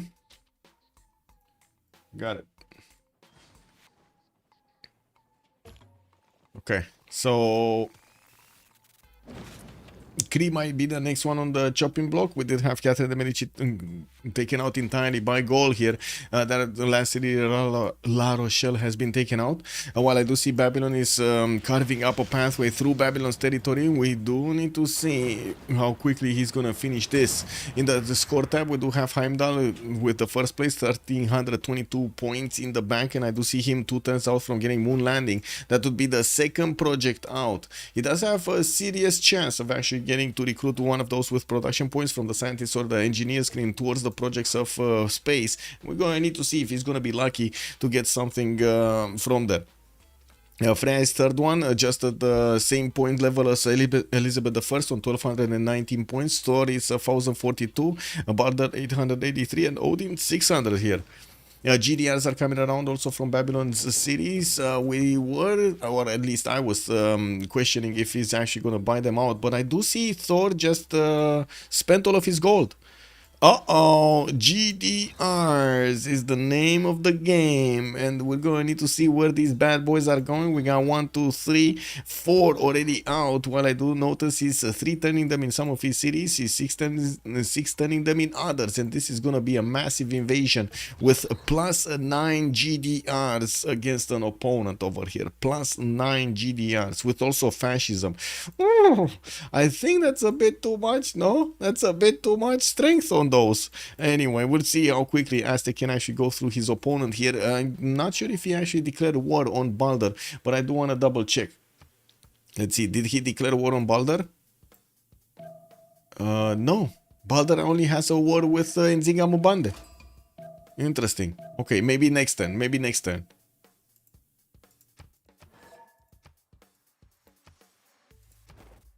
Okay. England profited from his two neighbors declaring war at each other. Yes, basically. Also painted that's how both Alco and Mr. Sun won again. Yeah, yeah. It happens. The fact you could place a lord not because of your skill, but because the other guy had nicer name is not okay, in my opinion. If the ranks below first matter. I mean, a lot of things are not good in life, but that's just how it is, no? But then England also didn't attack Congo last city, so I don't mind the actions much. Yeah, I mean he didn't. No, he didn't took it out. He didn't took it out quick enough. We do have POS Ivavas is about to be taken out. He is very careful of milking every one of these tiles, doing very well. I do see also Musomin to the north also got placed. Kree does want to guarantee that he's going to be in the game a little while longer. He lost Mubujimai to Rebellion here, and he does have, I guess, a bombard and a battleship. Neither of these units are going to allow him to actually get that city back. I do see also Persia is about to take over, take out Loki from the game. We do have his tanks killing next to that city center, and I think he could just bonk it, no? Oh, next turn. He doesn't have enough movement.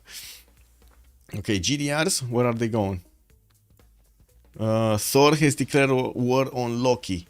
So, Thor is Aztec, Loki is... Okay, there we go. He's just attacking this last remaining city of Congo here, and that's gonna be out. I guess Loki is gonna be the next one out. Give me a second. That would be...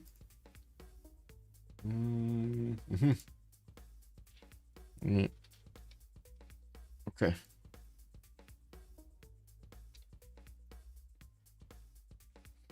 But then England also did. Yeah, I did read that. Also, I do want to double check YouTube. Everybody good there. Mantra Race, good evening, sir, and thank you so much for mentioning Babylon got many. Much appreciated, sir.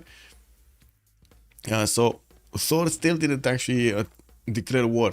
He's next turn gonna get his synthetic materials for the upgrades on the calves, and he does have 1500 gold in the bank with 1246 per turn, and there still is a minute and a half from this turn, and with 4 of these GDRs already online, we're going to need to see how quickly he can actually take out a series of his opponent. Has jet fighters for the air support, and I'm pretty sure he's gonna get these military engineers to help him build the infrastructure wherever he needs to go. We do have him with spies. I do see a level 1 only in the cities of Persia. I don't see a level 2 anywhere. So he's only going to get a single level of extra deploy on opponent's movements. Has quite a few jet fighters deployed to the west to defend against a possible English attack. Maybe even chip up of a few units over here from England. They are at war, so they could actually touch each other there. Heimdall did go up to 1000 science and 920 culture while he's carving up a pathway through Japan's territory. We only have him needing to take out 4 more cities here, and I do see he has a massive army, moving his jet bombers up towards the cities that he just conquered, Kyoto, Okayama, and Tokyo. We will see him taking out these next remaining cities quite quickly with his army here. Also, England wait, escape settler, let Tyr survive a bit more. Yes, that escape settler from Poundmaker is indeed allowing him to survive a little while longer. Where is it actually? Oh, here. Yeah, Jose. Oh, he actually did manage to get to Jose. We'll see if England actually sees this. This is a very good question, if England is gonna see that. Okay, looks like Congo is 1 turn away from dying.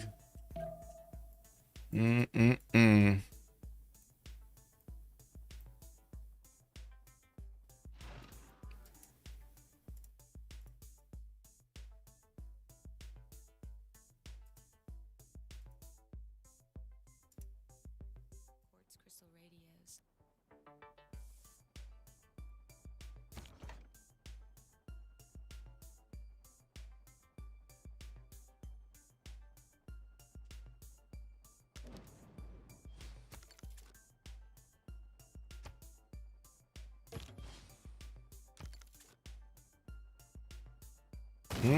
There we go. There we go. Another one bites the dust. And we do have a Loki out of the game with only, what, 6 remaining? 2, 4, 6, 7 remaining. Actually, Tyr is down on his last legs over there. Looks like Heimdall keeps up his first. Hel is on second. Freya is third. Thor on fourth. Balder on fifth. And Odin on sixth, with Tyr coming up last on seventh. I guess no more furs. Yeah, he's not getting any more furs. Yeah, we're gonna also need to see how quickly and where these GDRs are gonna go. Where are they going? Wait. Where are they going? Where did the GDRs go? What? Where did the GDRs go? They were in the cities, no?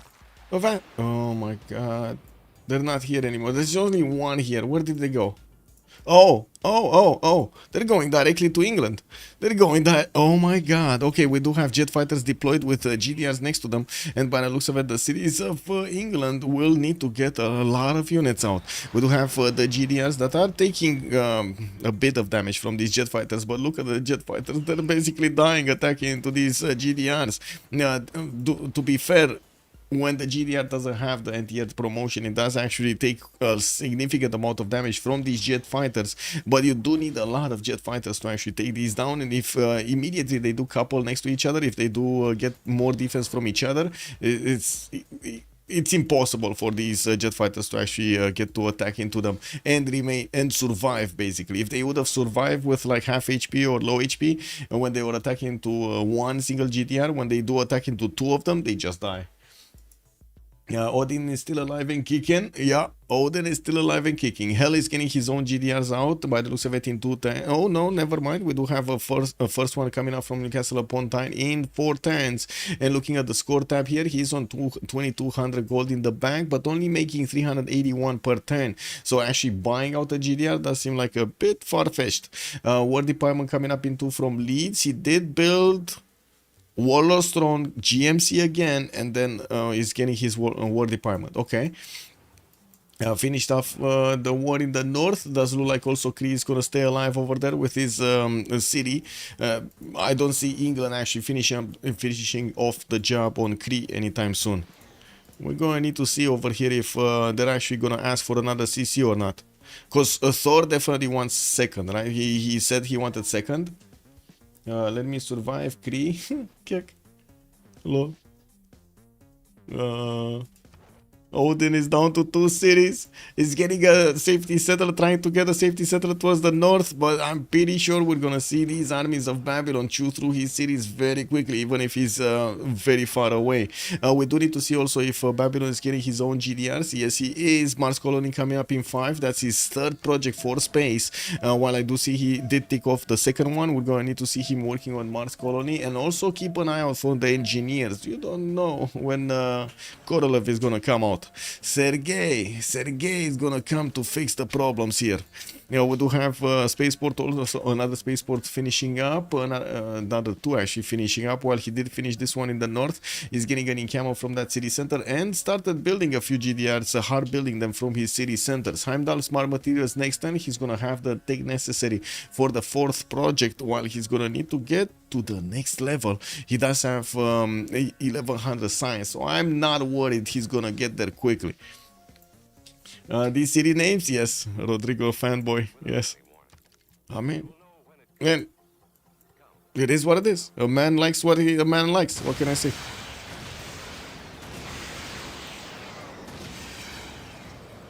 Oh my. Who's attacking to whom here? As in, is it England attacking or is it Aztec attacking? I think it was England attacking, no? Or it was Aztec. No, it was Aztec. Sorry, it was Aztec because there's no more movement. Yeah, there's no more movement on the Aztec jet fighters. Can fighters kill GDRs? Only the level 0. So only these and only if they're alone. So for example, look, we can take a look at the damage points. You see, the jet fighter actually does damage to the GDR and it doesn't die. If you have enough of them, yeah, you can take out the GDR, but you need enough of them. Like you need like what, 7, 6, 7 or something to actually take out the GDR.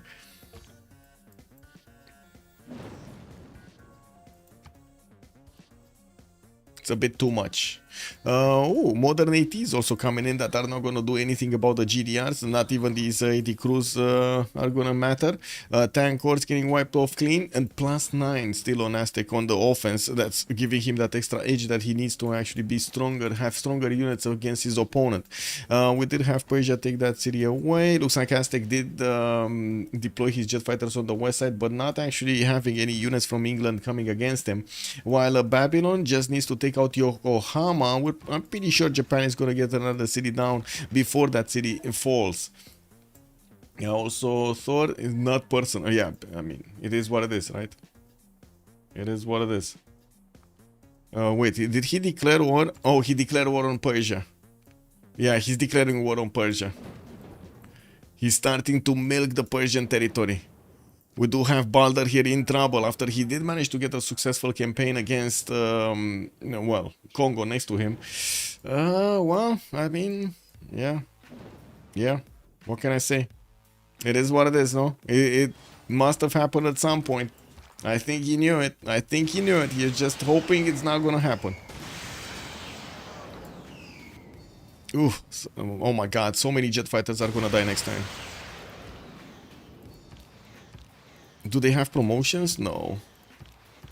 None of them. Some of the Aztec units have them, no? I think I saw one. Yeah, this one has, but the other ones don't. Anyway.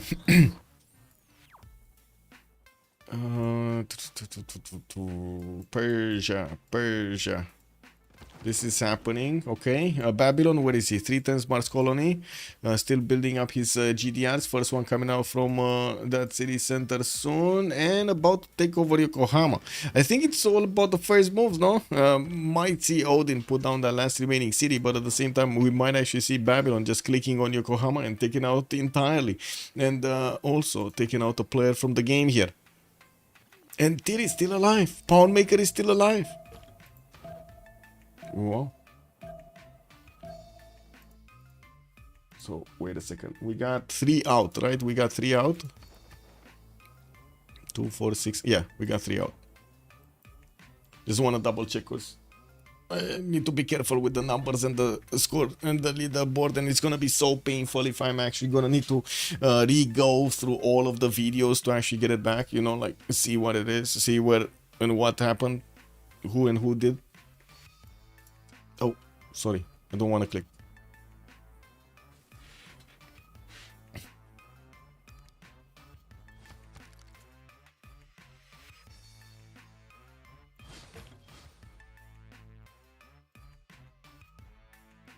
Gold did put up a defense on the right side, but I don't think Babylon has any plans to come against him. Even if we do have GDRs starting to come around from Babylon, it looks like he has 2 of them already out. Still 2 times Mars colony. He's putting them to protect mostly his spaceports than anything else. Balder getting nuclear fission in 2. That's a bit of wishful thinking over here to think that he's actually gonna have the time to build the nukes, like get Manhattan project and then build the project. Yeah. Anyway, he does have 1100 points of production, and on that sense I gotta give it to Cyrus over here. He did manage to recover quite a bit, but a bit too late in the game. There's quite a difference between him and his neighbors empires. We do have Montezuma here with that 750 science, which does have such a big amount of military and GDRs. GDRs are gonna start soon smashing through the cities of England. Without that much of defense here from England, we're gonna need to see if the GDRs are gonna be enough to slow down the GDRs of Aztec. I find it doubtful, mostly because Aztec will have a lot of firepower when he's gonna attack with his GDRs, and this is gonna be the issue. Plus, tank luxury resource is not something that you can just ignore. Also, OFEC 11, good evening, sir. Yes, we can see the Space Victory project. It's on the 3rd project over here, and he was 2 turns out from Mars colony. And then he did manage to get smart materials, so he already has the tech needed for the 4th project. He can just plug it in. I'm waiting to see if he's gonna manage to get one of the good engineers or scientists, but it doesn't look like it. Like with the next scientist being like 4,500 points, and then in the engineer screen we got like a 1,200 points. It looks like it's very unlikely that we're actually gonna have him managing to get one of those productions once. He did manage to get Goddard, so at least he does have 20% production towards these projects, which is pretty good, don't get me wrong. And he does also have that northern city. Oh, wait a second, isn't this better? Isn't this more productive? It's 150, and this one, how much is this one? This was 116. Okay, now it's 170. Okay, that's good. That's good. Like this city was like 116 or something the last time I checked it when he was getting the first projects. 170 is much better. Gotta say, it's much better. Goal. What is he doing? Where is his army going? That's what I want to know. So it looks like it's deployed towards Aztec, but not actually moving after he did finish to take over the last Sumerian cities that were taken over by France earlier. We do have him with the possibility, yes, to attack into Aztec, but I don't think he wants to. And by the looks of it, also Babylon. Okay, he's going for that northern city over there. Yeah, what can I say? Heimdall, yeah, not gonna be care about anything, just gonna take out those city centers. We got some 3-turning GDRs here happening in Babylon's territory, and we do have Heimdall just complaining, where's the gold? Where's the gold? Yeah, this is old patch. What do you mean? There's no BBG beta here. Wow. Anyway, let's see the GDRs appear from England and see if these are gonna actually stabilize the defense of Manchester and Cardiff. GDRs in the city center are very hard to actually take out there, but with so many GDRs coming out from Aztec, I'm not sure how England is gonna want to recover from this. That's scary. This is scary how many GDRs are coming in. Like there's 7, 8 GDRs, 2, 4, 6, 8, 9 GDRs. Yeah.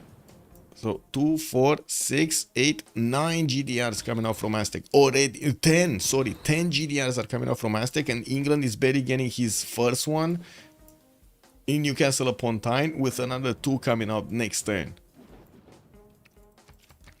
Now, I think that's a problem with numbers, don't you think?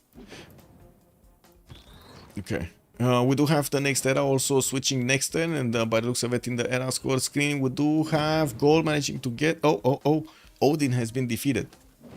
And another one bites the dust. That was...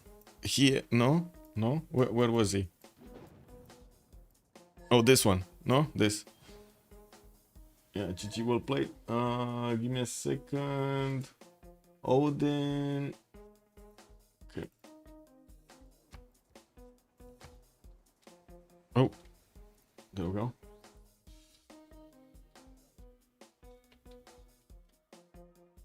Okay. I got 5 different points for capitals. Did we see any other capital takeover? Well, I don't think so, no? Or because I'm pretty sure I put Kyoto here. Yeah, I don't think we had anybody taking out 2 players. Okay, so this was Japan got taken out entirely.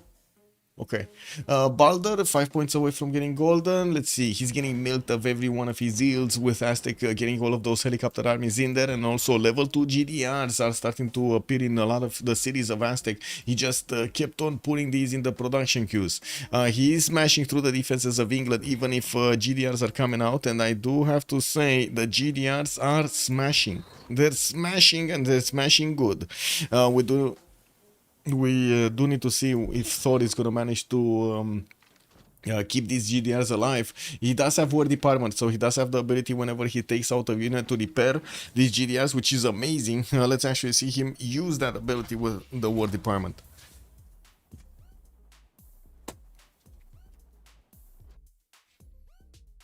When Science Victory, why did he say GG? Why not? Science Victory probably in the next 10 turns. So Marscolon is gonna finish next turn from Heimdall, and he does have the defense for the GDRs. No player in the game actually has the ability to attack into him at the moment, and he did manage to take out Japan. That was the closest neighbor. With also, let's see, in the score tab, he's 1560 points. With Freya coming up with 1300, Hell is 1280, Thor 1073, while Balder and Tyr are below 1000 here. You do have his armies and jet bombers needing to reposition, and we're gonna see what his next move will be over here. Yeah, it's slow. It's slow. Yeah, it's slow. The science victory is very slow indeed.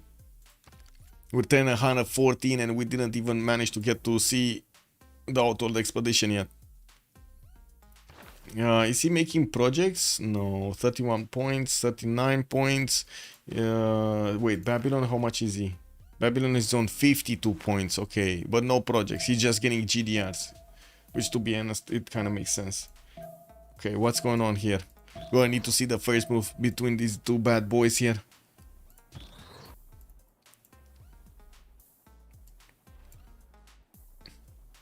Yeah, they cannot do alliances, and indeed it makes it slower. But it also is much better than it was with alliances. Oh my god, look at the stats of Hammurabi. 1500 science with 1300 culture, guys. And what is he? 2000 points of production, 1900 points of production on Hammurabi. Just 1900 points. Wow. Okay, we have... Let's see the GDRs. Now this is the moment of truth. Thor! Oh, he went ham. He exploded. Oh, it is what it is. Let's see if Thor is gonna manage to get one of the GDRs of England taken down here or not.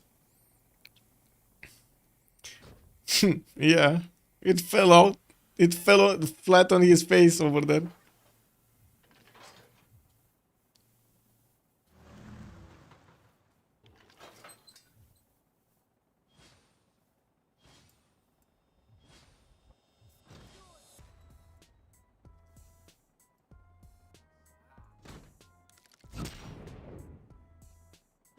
Yeah, there we go. One city down with a GDR inside of it, no? And then England does have 3 GDR still available. While he's trying to... Okay, 5, 6. He has 6 available. We do need to see also if Aztec is going to keep on resupplying with new GDRs. Doesn't look like he's putting new ones, but he did manage to build 2 new ones.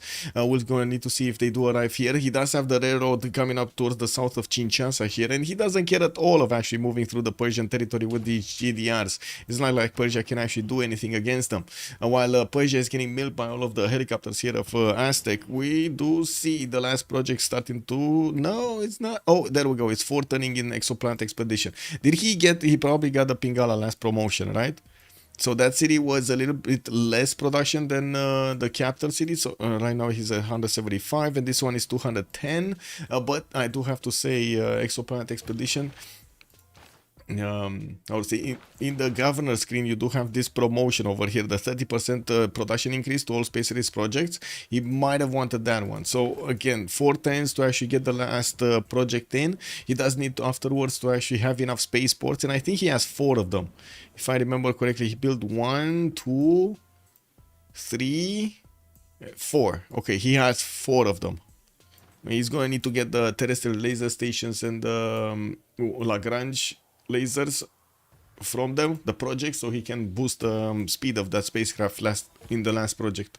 Anyway, more GDRs are coming out from him also to take position to defend against any possible attack here, especially nukes, and Hammurabi just keeps on going. We're gonna have a pause for 2 minutes for them to go through the Congress, while I do see some of the cities are being taken out by Aztec over here between him and Persia, him and England. We do have him putting a lot of pressure on Persia. I don't see him focusing to take down the English GDRs though. Only he attacked into some of the city centers, he attacked into some of the units, but didn't actually attack into these GDRs. Okay. Ooh, wait a second. Oh, England does have Crusade kick. Okay. Well, he only has Crusade when he lost the city, basically. And he's in the borders of the city he lost, basically. Is this even allowed? What is allowed? What? I have no idea what he's talking about. Anyway, Oxford expedition for Hammurabi next turn. He's gonna get to roll those projects afterwards, and we're gonna need to see what's gonna happen after the World Congress. Golden, dark, normal, golden. Manchester just got taken over, and Thor is taking more cities. Okay, well, I'm gonna go for something, and I'm gonna be back in 2 minutes. I still think Thor should have just have burned down the English cities. He could have, yeah.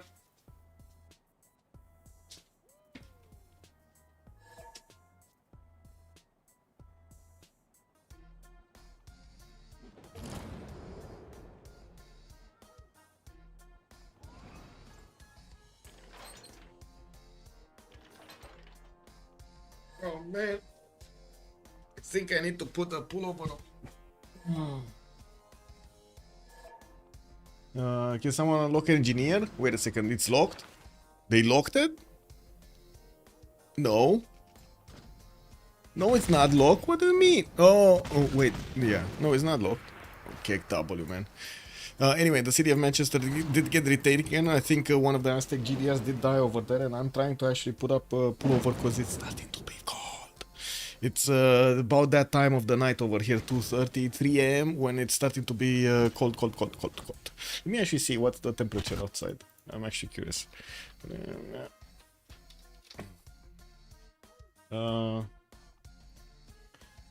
It's 4 degrees right now. Well, not here, but 4 degrees outside.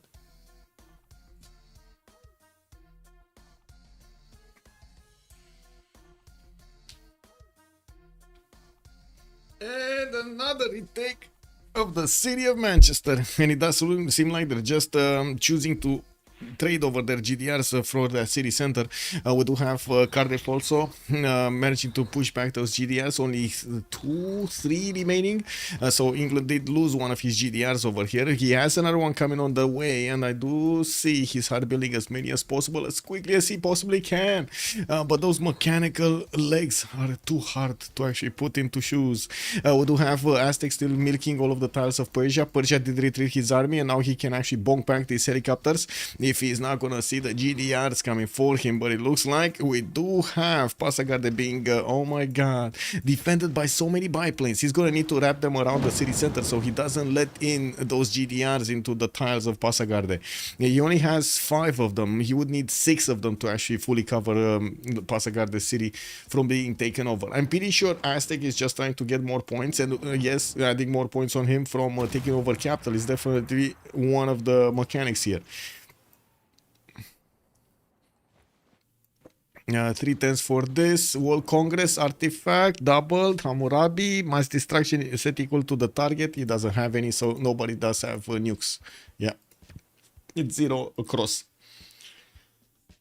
Zadab, it's Babylon winning, or at least that's what we're thinking. Another spaceport is coming around. That's his 5th one, and it looks like he's 3 turns out from finishing Exoplanet Expedition. I'm pretty sure he actually went for the Warlord's Throne in his Government Plaza, and he doesn't have Royal Society, so he can use his builders to increase the project's speed here.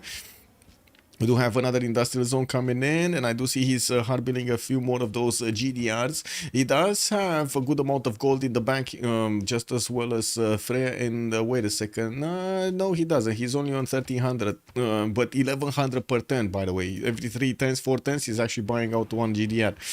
Freya does have 7700 gold in the bank because he did manage to build so many tiles over here from Japan. And now all of that military, where is he going? Where is he going? He's coming back? Because he's not... Wait a second. He's not going anywhere. There were so many units here. There's no more units there. Wow. Okay. Oh, I see where they're going. They're going towards Gaul. They're actually on the borders of Gaul. And this might actually just be for a defensive purposes, not anything else, because he knows Gallic production is going to be a problem. We do have Gaul getting his nuclear devices. 4 turns out for 2 of them. And of course, he's going to need to go through GDR defenses, which is going to be hell to pay for attacking into Babylon, with multiple GDRs starting to get into the spaceports and also starting to get next to the cities of the spaceports. That's going to be a massive issue for any nuke, unless it's a thermal nuke, to actually go through. We've seen it done. We've seen it done actually last few days with Kratos de la Vega managing to punch through the nukes right behind the GDRs or next to the city center. So in the position that it wasn't defended by the GDRs anti-air. It can be possible, but it's not always likely. We're going, or it's not always happening. 2, 4, 6, 8, 9. Okay, still 9 GDRs for Aztec. We do see him able to keep on attacking units and getting the health back from them. And I do hear a lot of bonking going around, and I have no idea where. It's definitely not here. Is it here? Yeah, it's here. It needs to be here. Hamatana is getting attacked. 4 GDRs are coming in. The 5th one is also coming out. Looks like Persia did get back his city with his tanks and did upgrade his also fighters, making a line of defense so he can stop or slow down, I should say, Aztec from fully taking over his empire. I gotta say, the more resistance Baldur is gonna put to Thor, the harder it will be for Thor to, first of all, get more points to actually get into the top 3 slots, and second of all, actually kill off England and take him down, right? This is massively important for Thor. The fact is, he would have done much better, I guess, if he would have just gone against England directly and didn't pay that much attention to Persia. But anyway, he just took over 2 cities, Cinchasa and Bubamba, which are not that... how to say, not developed, not that many points are there. Sparta though is, and it looks like he did manage to get the 2 of the core cities, Hagmatana and Sparta, away from Persia. This is massive. If he does manage to take over the capital, he's going to manage to put another point on the table over there for him in the next game also. Thor getting smart materials and also hard building a lot more GDR. So 3 of them, 4 of them are available right now to keep moving, while he's not going to have a care. Oh, wait a second. He has in Chempoala another GDR. 5 of them are able to actually keep moving. Amazing. That's so many GDRs. So many GDRs. Okay, cities being placed under siege. Manchester. We got 1, 2, 3, 4, 5 GDRs right now. And again, Aztec is not actually... oh, he just lost another one. He just lost another GDR. 2, 4, 6, 7. So he lost another 2 GDRs actually this turn. Uh-oh. Okay, he definitely needs to replenish the numbers here. He definitely needs to replenish the numbers. We do have 1, 2, 3. Oh, I see. England did manage to get these GDRs from the northwest. It looks like he underestimated England so much here. So much he underestimated him. Oh my. Oh my. Why do I have the impression that we're actually going to see Babylon here get to space, and then we're going to see Gold keeping his 2nd slot while Hell will keep his 3rd slot? Oh no, wait a second. With the cities of Persia, Hell is going to lose his 3rd slot. As in, Thor is going to get more points, right? If he does manage to get the capital also after he took out the 3 core cities, yeah. We got Hong Kong also available. Bactri is not going to be hard to get. Yeah, he's getting these. He's getting these. Are you attacking me if I can face purchase next turn? Oh, how to... Somebody wants to face purchase the engineers. Kick W, man. Well, again, Carl Sagan would be insane here if he does manage to get it. Carl Sagan, sorry. Sergei Korolev would be amazing. Carl Sagan also, but not an engineer. Kick.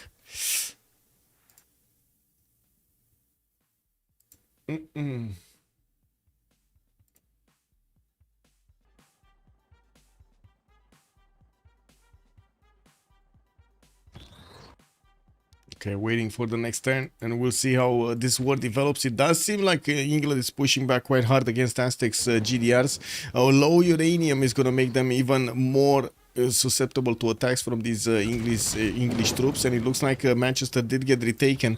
We do have a line of GDRs now keeping up the defense on that city center, and it doesn't seem like the Aztec GDRs can actually do the damage. Both types of GDRs from the nations do have the defenses up, and it looks like Aztec is trying to recover some health from the units of England, taking out the units of England that are low HP, but I think that just sacrifices another GDR here. Even the jet fighters are attacking into it. I think he just needs needs to get 2 attacks going, and boom, that's gonna be down. Another one is gonna be splashed face first into the screen here, into the walls of the mountains. We do also have the Aztec GDR getting next to Pasagarde. Is about to take it over entirely, but he does need a bit of extra movement. It looks like he took over Hong Kong, and I'm pretty sure he actually got the 3rd slot here. There we go. Thor jumped up with 100 points over Hell. Actually, I think he jumped up like 200 points over. We got him on 1350 right now, with Hell on 1239, while Freya is 1393. He might even get the 2nd slot away from goal. What are you doing? We do have him with the army deployed here towards Aztec. He cannot chew at the moment through Aztec territory. And we do not see him with enough points. He's not getting enough points. Nukes. Doesn't have units towards Babylon, so he can attack in there. He's getting a few GDRs, but it's kind of late, no? With 1 turn to finish Exoplanet Expedition, we're only a few turns away from seeing all of these spaceports starting to get the projects in. So Babylon gets that spaceport, gets a spaceship to move faster. With GDRs available for him to defend in the majority of his spaceports, he doesn't have a care in the world. He's even putting some GDRs towards England. Maybe England actually wants to flex a little bit against him, especially since he probably doesn't have the full vision over what's going on here. He's assuming Hell does have that 3200 military strength deployed somewhere. He doesn't know where. Wait, 226 turn mass media. Yes, sir. Is the play for fail here to Nuke Aztec to try to keep 2nd? Aquila for goal. I mean, he needs to get more cities. So Aztec to actually keep his sorry, not Aztec, Elizabeth or Gaul to keep their slots, they need to somehow get more points. You get more points from taking over the biggest points acquirement that you can get is taking over cities. They kind of took over the majority of the cities of the players here. Only Tyr remaining and Balder that are weak enough, not weak enough, sorry, they don't have GDRs. They didn't get to GDRs yet. And other than that, it doesn't seem like they can actually do anything, right? They cannot get those points from anywhere. Pasagard, they just got taken over. Looks like we do have Balder here with only 1, 2, 3, 4 remaining cities. 5 remaining cities, because there's one over here a little bit further on. While he's trying to get back his capital, there might be a chance. No, I don't think there will be a chance to actually get it. Can fire not enough. They're still trying to open up the engineer. This is very important. Well, I mean, is it? I don't think it's important anymore, no? It's not important anymore. Like, there's nothing that would help right now, because he's finishing this anyway. What is he gonna get? He doesn't need it, right? The projects, what is he gonna get? 1 extra project for free? That's just not gonna be useful. Especially for the amount of points you're paying for these engineers. There's not a good return, or at least I don't think so. I'm not going to explain late game Civ stats to you, but why people do what they do, I'm sorry. Just keep on believing everyone makes their decisions solely to grief Mr. Streamer. What? I'm very confused right now. 6 hours later, they basically saying it. Yeah.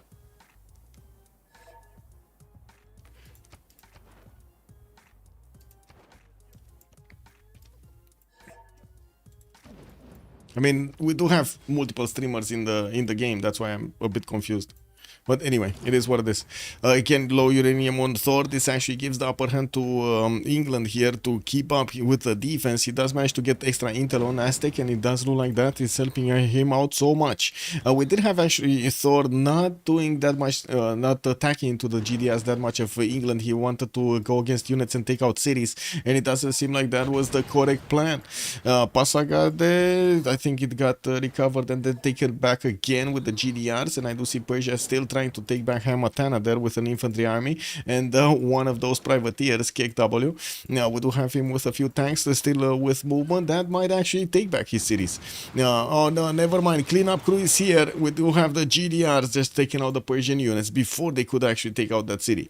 Looks like Thor did get the 2nd place. He's 1514, and we do have 1417 here for Freya, with Hell coming up on the 4th spot with 200 points lower.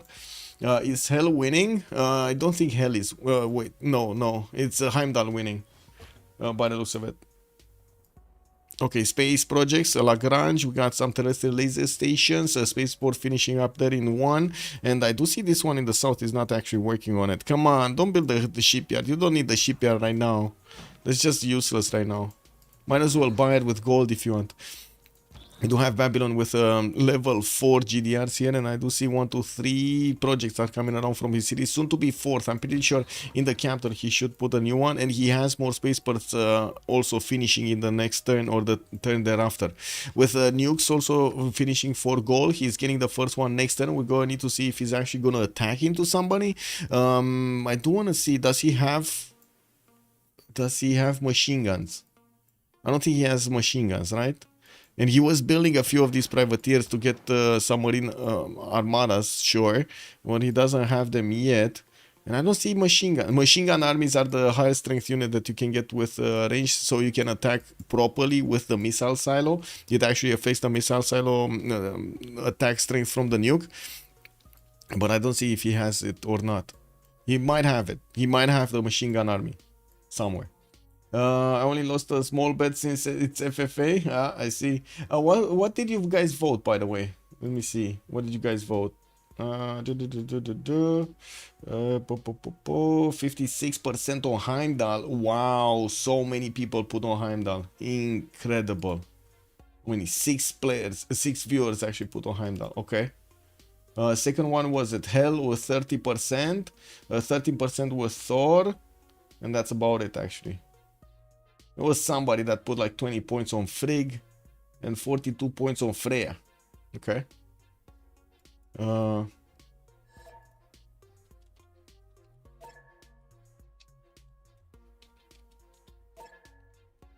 Okay, Persia can go.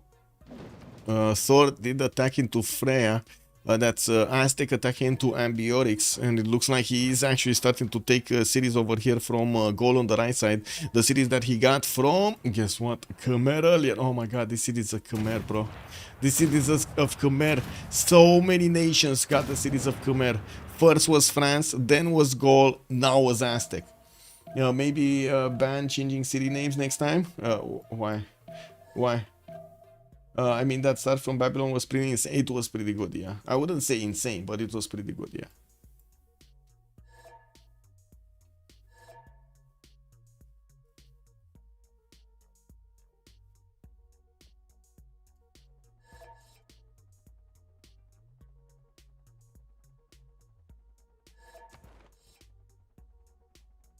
I don't think Goal is gonna die that quickly. I don't want any last turn play. What?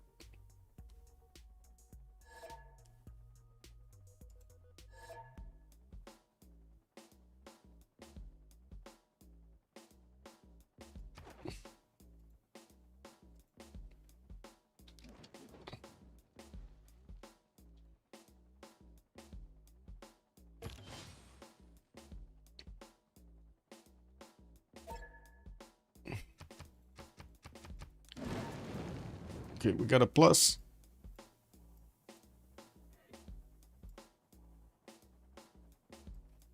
Persia is down to 4 cities. We got 1, 2. Let's see.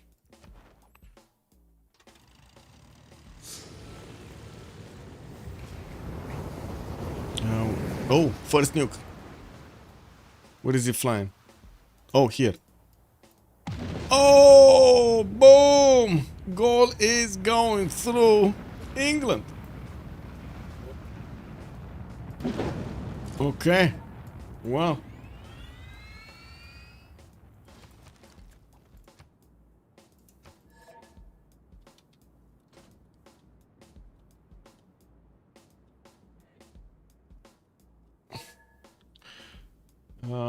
One, two.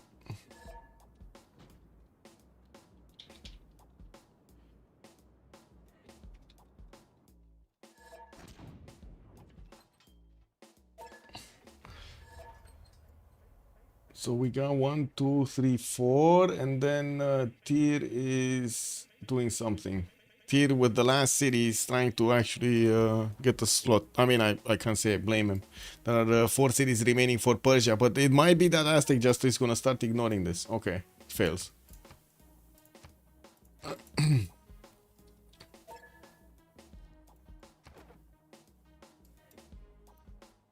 Well, anyway, we do have the first projects already finishing. We do have 4 more finishing next turn, and we're gonna see that spacecraft moving much faster. He's already on 4 light years a turn here. Stop attacking me, kick W, Boulder. I mean, to be honest, you know, it's fair. It is what it is, no? Aztec is like, no, please, give me your series. I want your series. And then the person is like, no, wait, I'm free. We're gonna need to see if Aztec is gonna manage to take over the last remaining cities. And I do have to say, Persia doesn't have a safety settler. So these 4 cities, if they go down, that's it. Now, I guess we might actually see him managing to survive another, like, what, 3 turns? Maybe 3 turns. Oh, Thor is saying that he's leave them to 1 HP. Okay.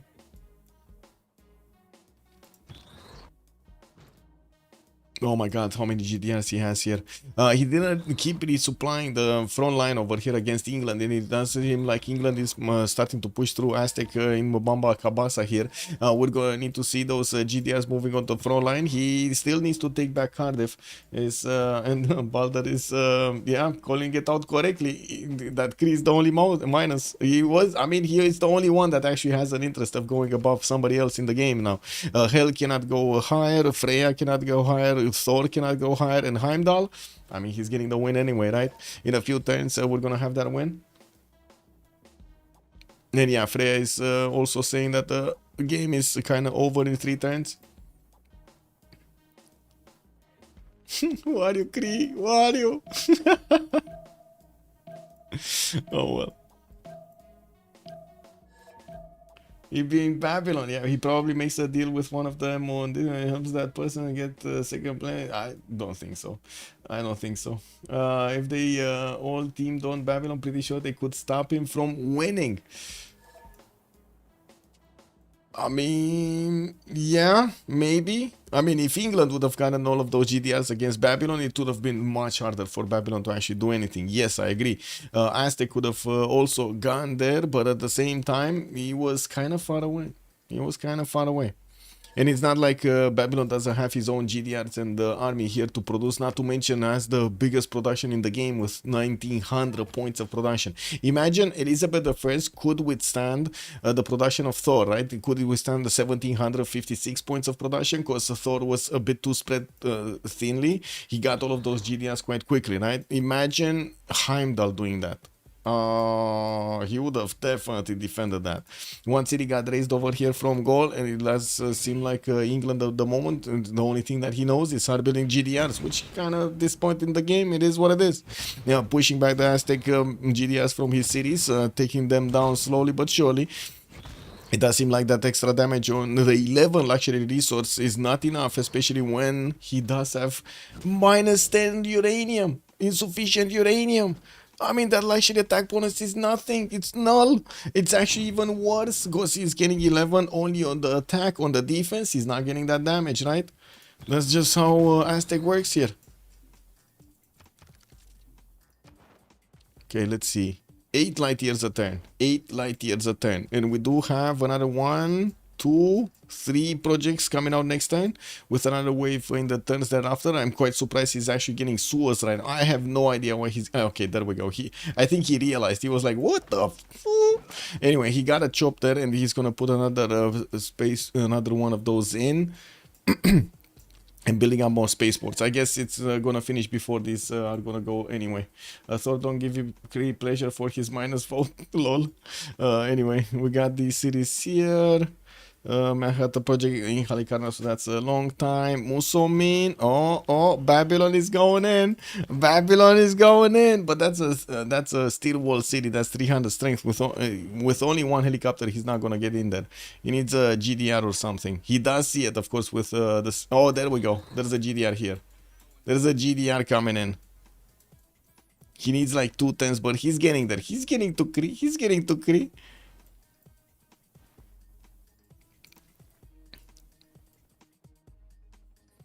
It's a conspiracy. Yeah, it's a conspiracy probably. Kick. Wait, who was the last one who died? Give me a sec. Oh yeah, I see. Japan, right? Japan was the last one to die. Nobody died before. We still have 6 in the game. Just want to make sure that I have everything checked out. 2, 4, 6 in the game. Okay. Yeah.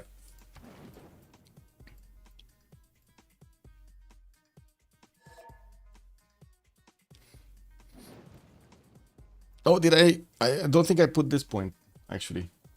I think I missed this point. Give me a second. The capital takeover of Aztec. And Aztec is... Okay. Yeah, I didn't. I didn't. Okay, perfect. 2, 4, 6. Oh my God, 6 points got taken with these capitals. 6 points just from this game got taken. No, that's why it's called an escape city. Yeah.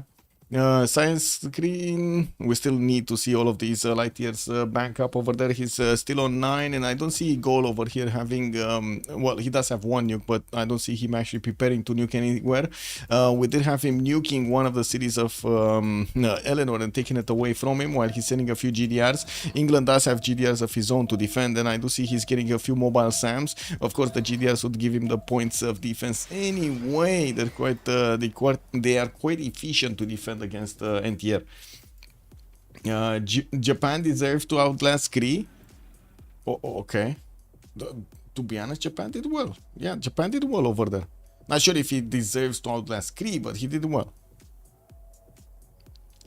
Because even Kree, after that blunder, he did manage to catch up quite nicely. I gotta give it to him. That was a good return when it comes to the science and the stats that he actually managed to come back into the game with. He was like half of the lobby over there while he attacked one person at the beginning. That was massively slowing down his empire, and he couldn't take over that empire quickly.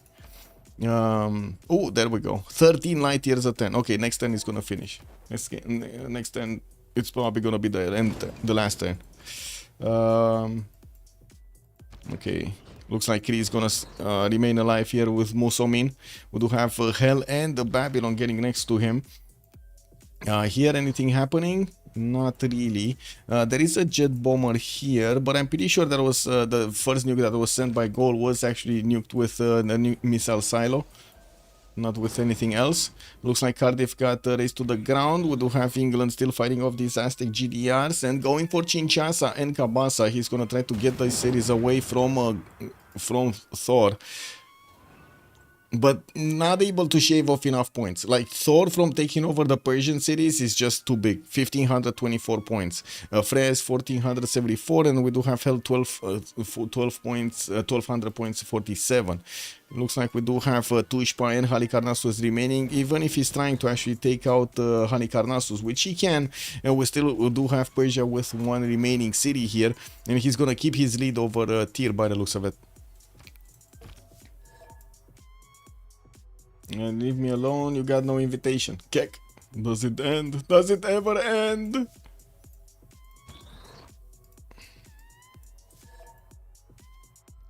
France deserves to get second after losing Settler and killing a player. Ooh, France did very well indeed. Well, did very well. He lost a Settler at the beginning. I wouldn't really say he did very well, but he did well to attack on Khmer, and he did manage to punch through. That was good.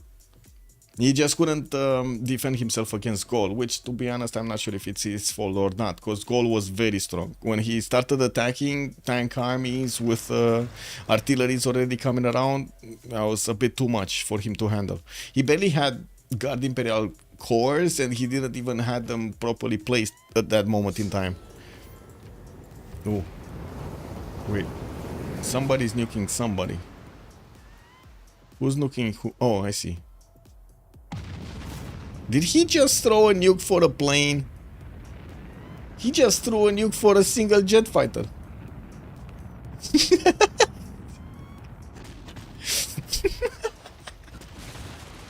In my opinion, we should have hard committed for Kabasa to get an extra point. Yes, I think the extra point over there would have managed to make a difference. Yes.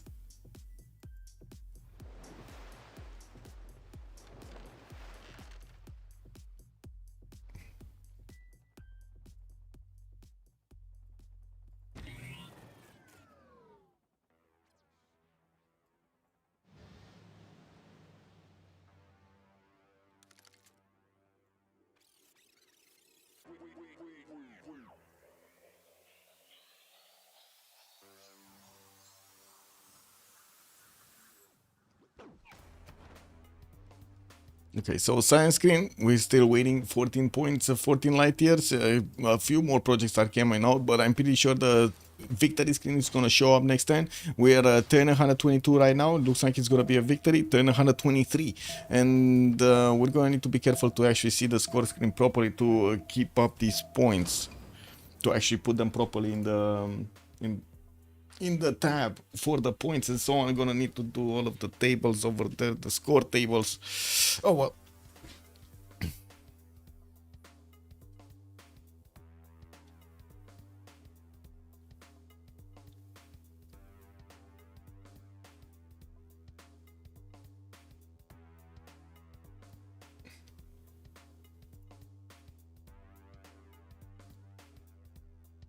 Hey, don't forget to like and subscribe on YouTube if you do like the content. We got a victory here in the first game of this Go tournament session of December. We do manage to see Babylon managing to get a space victory in it. We did manage to see so many GDRs, nukes, a few of them, you know, scattered across the map over there. From goal mostly, he did manage to shoot 2 of them. And during the game, we had quite a few wars between the players on the Highlands map. We did have Heimdall over here managing to get a victory with the second place. It was Aztec, a third place Goal, fourth place Hell over here, and then a Tyr coming up. Cyrus coming up on the 5th and Tyr coming up on the 6th. Teamers 16 or 10 for post game chat. Give me a second so I can get this. There we go.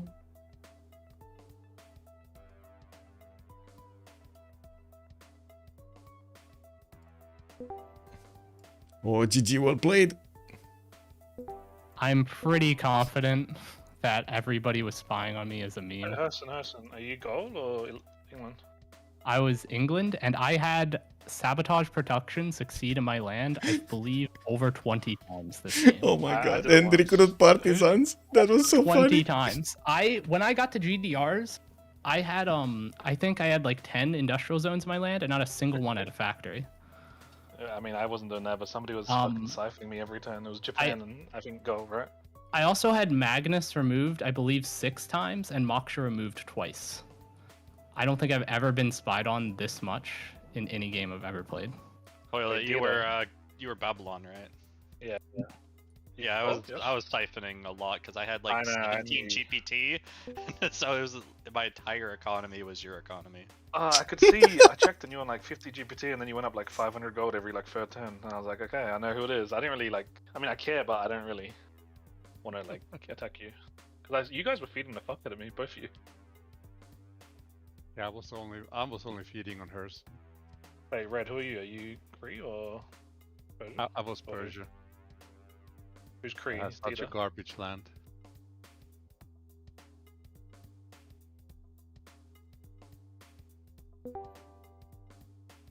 I was Cree. No.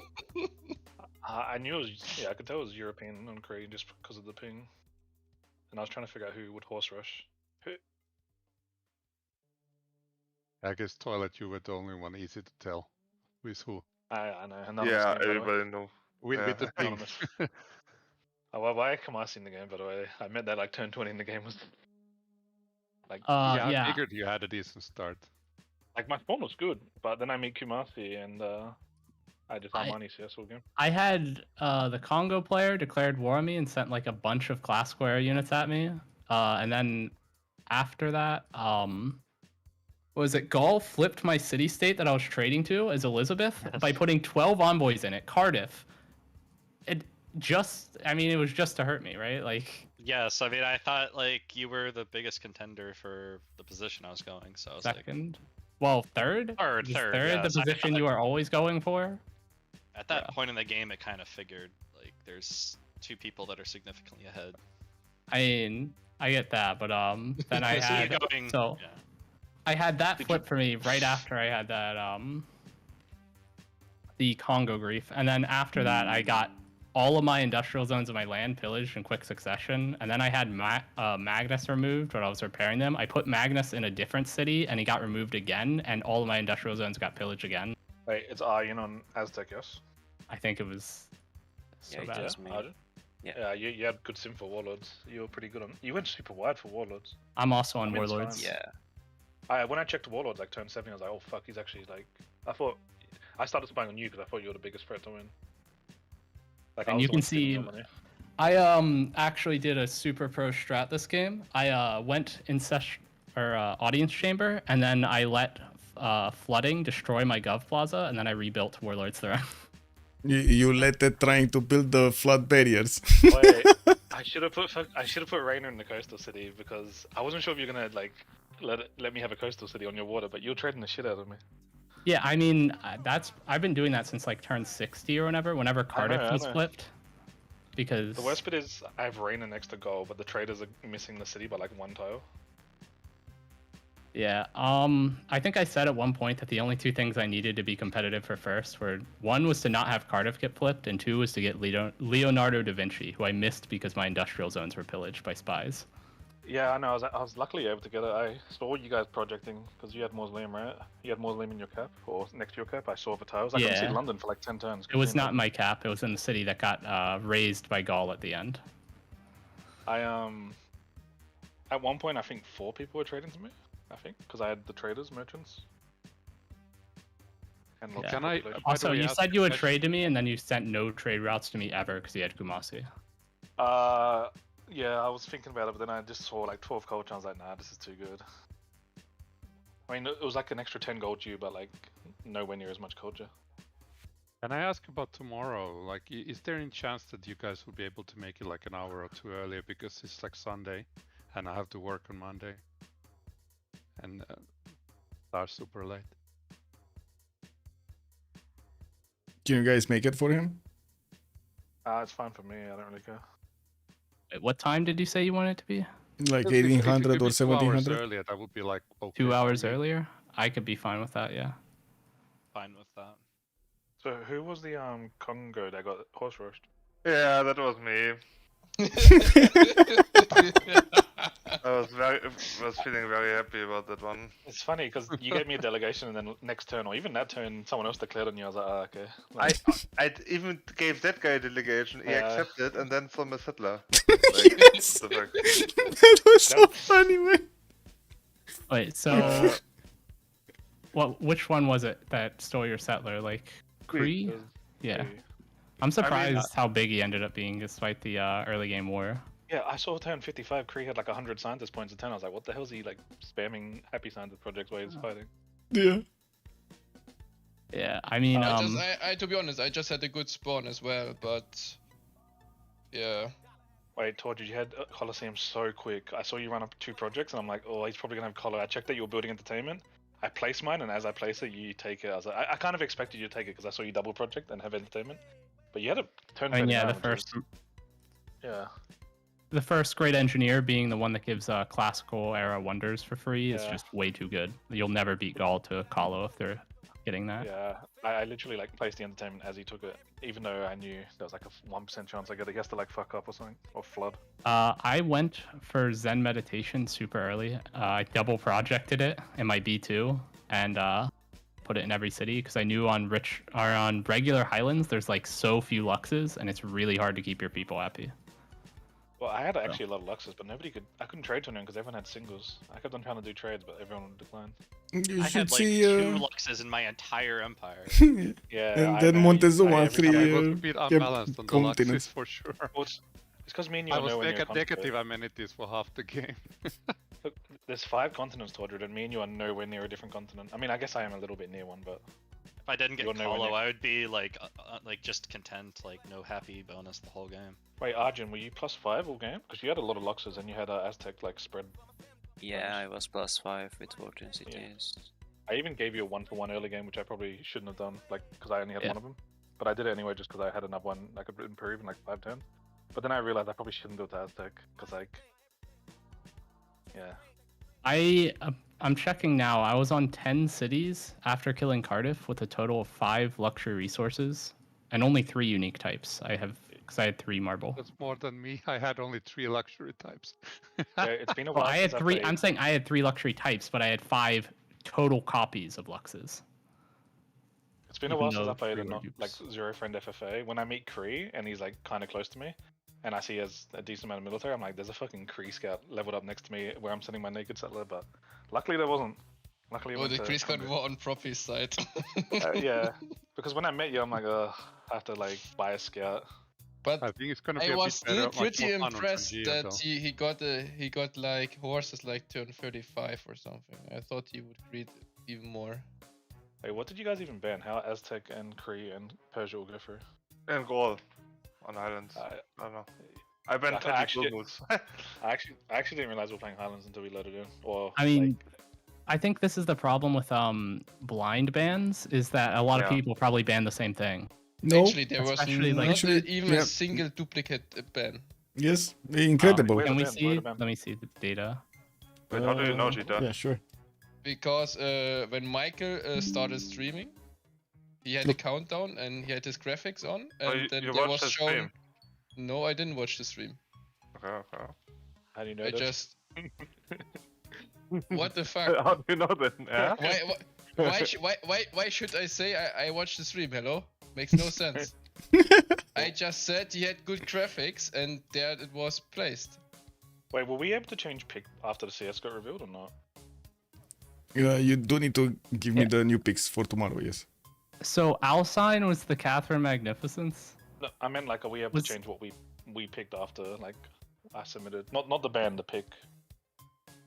Were we The able pick to for change- tomorrow? Yes. Yes. No, the pick for this like after the city states got announced. Were we able to change what Civ we were gonna play? No. Okay.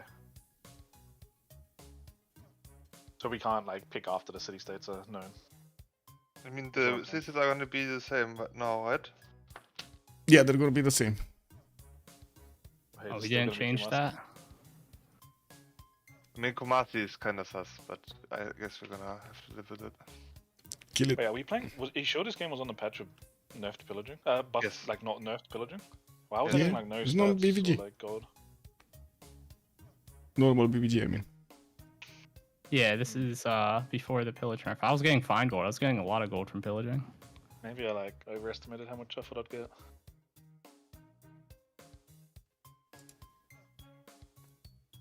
All right, well, I got extra points for killing Kree's capital at least, so that's like what, +1 point in the overall event. Yeah, I think it should be more than one, but yeah, it's one, I suppose.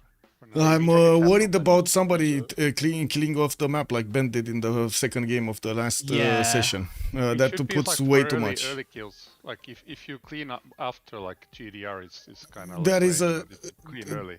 That is definitely a Should make matter solution. more. Yes, though my main thing is to see a few more sessions, or at least this one, to see if it actually impacts the game that much or not. Because we can immediately see, okay, People if this shouldn't guy... just prolong the game only to kill I people. think That, you that, can that make it should be like- eliminated. It should be about May- killing people like game-wise earlier. Maybe you can make it like 3 points before turn 80 and then 1 point after turn 80. Like not too complicated. I mean, I really actually- don't want I- to see more situations like this game happening to me, I and I actually feel forgot like with you guys will change. People are gonna just war way more often just to get the point. I actually forgot about the points until just now. I probably should have. Maybe just no Yeah. points at all for killing after like certain turn number or But something. I mean, Like 0 points end game. but the After problem turn is 100. if you don't get much points, people will not war in the early game. That makes no sense. Because get they a point just if you cleaned up. Wait, do you get a point if you take the capital but then you lose the city? Like France? You with, still get it. someone You who still get it. You just need to Yeah, take I it think once. that if you were gonna cut off like no points for like GDR map sweeps, maybe like turn 105 or something as like the cutoff where it stops giving points. Because I think everything before that is like a proper war, and then after turn 105 it's just GDR sweeping, and whoever's biggest just gets a bunch of capitals. Yeah, I agree with hers, and it should be like maybe for earlier kills, like even a bit more points, like and just no points at all after turn 100 or 105 or whatever. Person, you are a greedy fuck, by the way. You took the camp to die and you didn't give me a delegation or lux. That was very impressive of you. Yeah, Well, why did you do that? You it just- ended I've up been it fighting wasn't this- even worth it, honestly. I know. I've been fighting like Goal brought 2 units to I my mean, lands. I had to content. fight them. Hey, I'm the only person in the game who ever What stood did- up by to the way, what you was that? in any way, okay? What did you brought 2 warriors to my capital like turn 15? Why? You just brought 2 to my capital and I've been fighting them, then Harrison still decides to take the camp and dies. Karma. Alright, good game, guys. I gotta get some sleep. So we play 2 hours earlier tomorrow. See you guys tomorrow. See you. Well, GG, well played. I think you still need to GG. ask everybody else.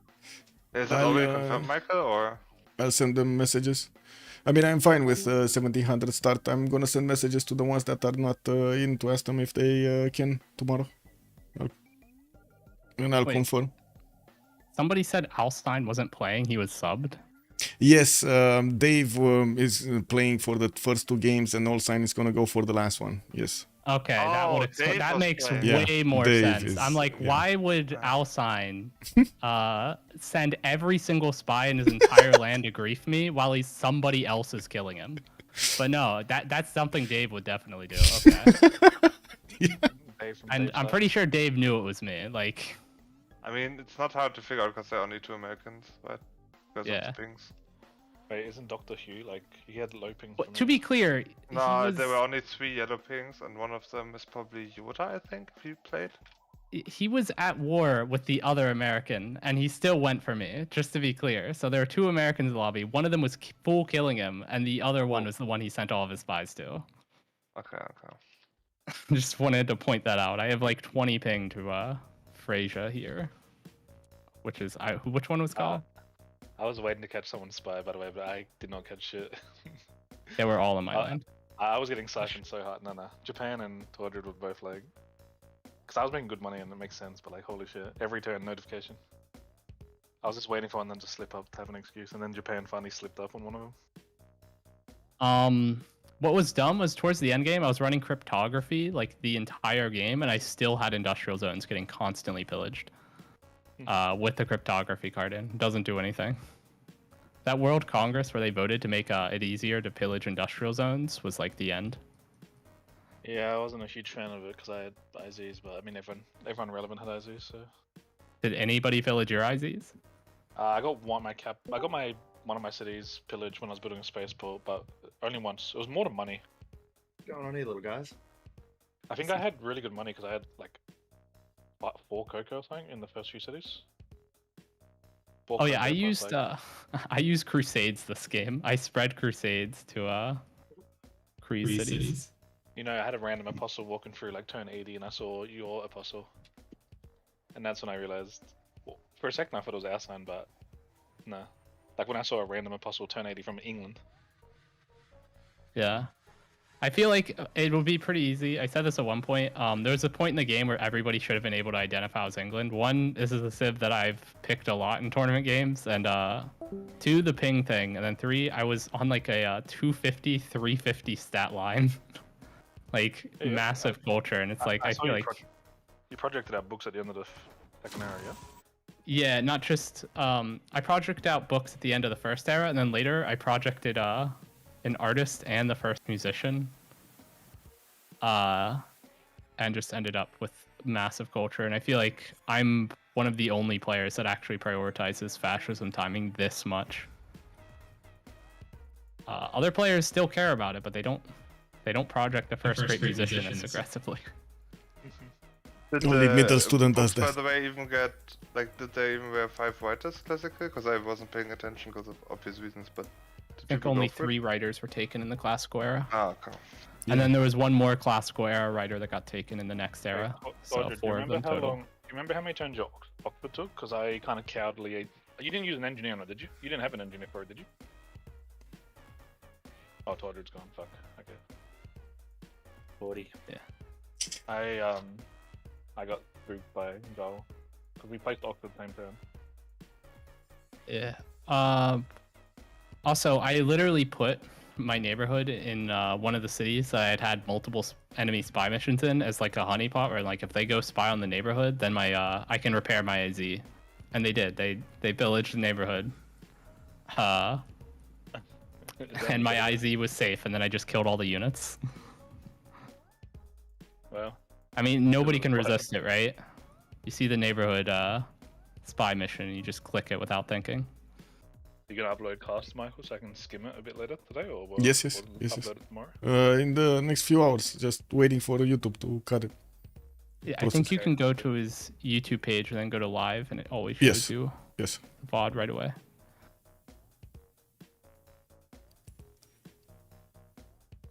Let me send you the link when it finishes. Yeah, I'll have a skim of it later today. There you go. Well, have a good evening, guys. I'm gonna start getting all of the details done for the sheet, for the price and the for the points and so on. And I'm a bit tired as well. See you tomorrow, 1700 GMT, or I guess a little bit earlier. I'm gonna come back with details if there's any questions during the day. Yep. And GG, well played. Yeah. Very little instability. Yep. Good game. I mean, it's really good that we had no instability. Yes. Oh my God. Thank God for this. Yes. Yeah. Have a good one. Bye. Yeah. That's good, GG.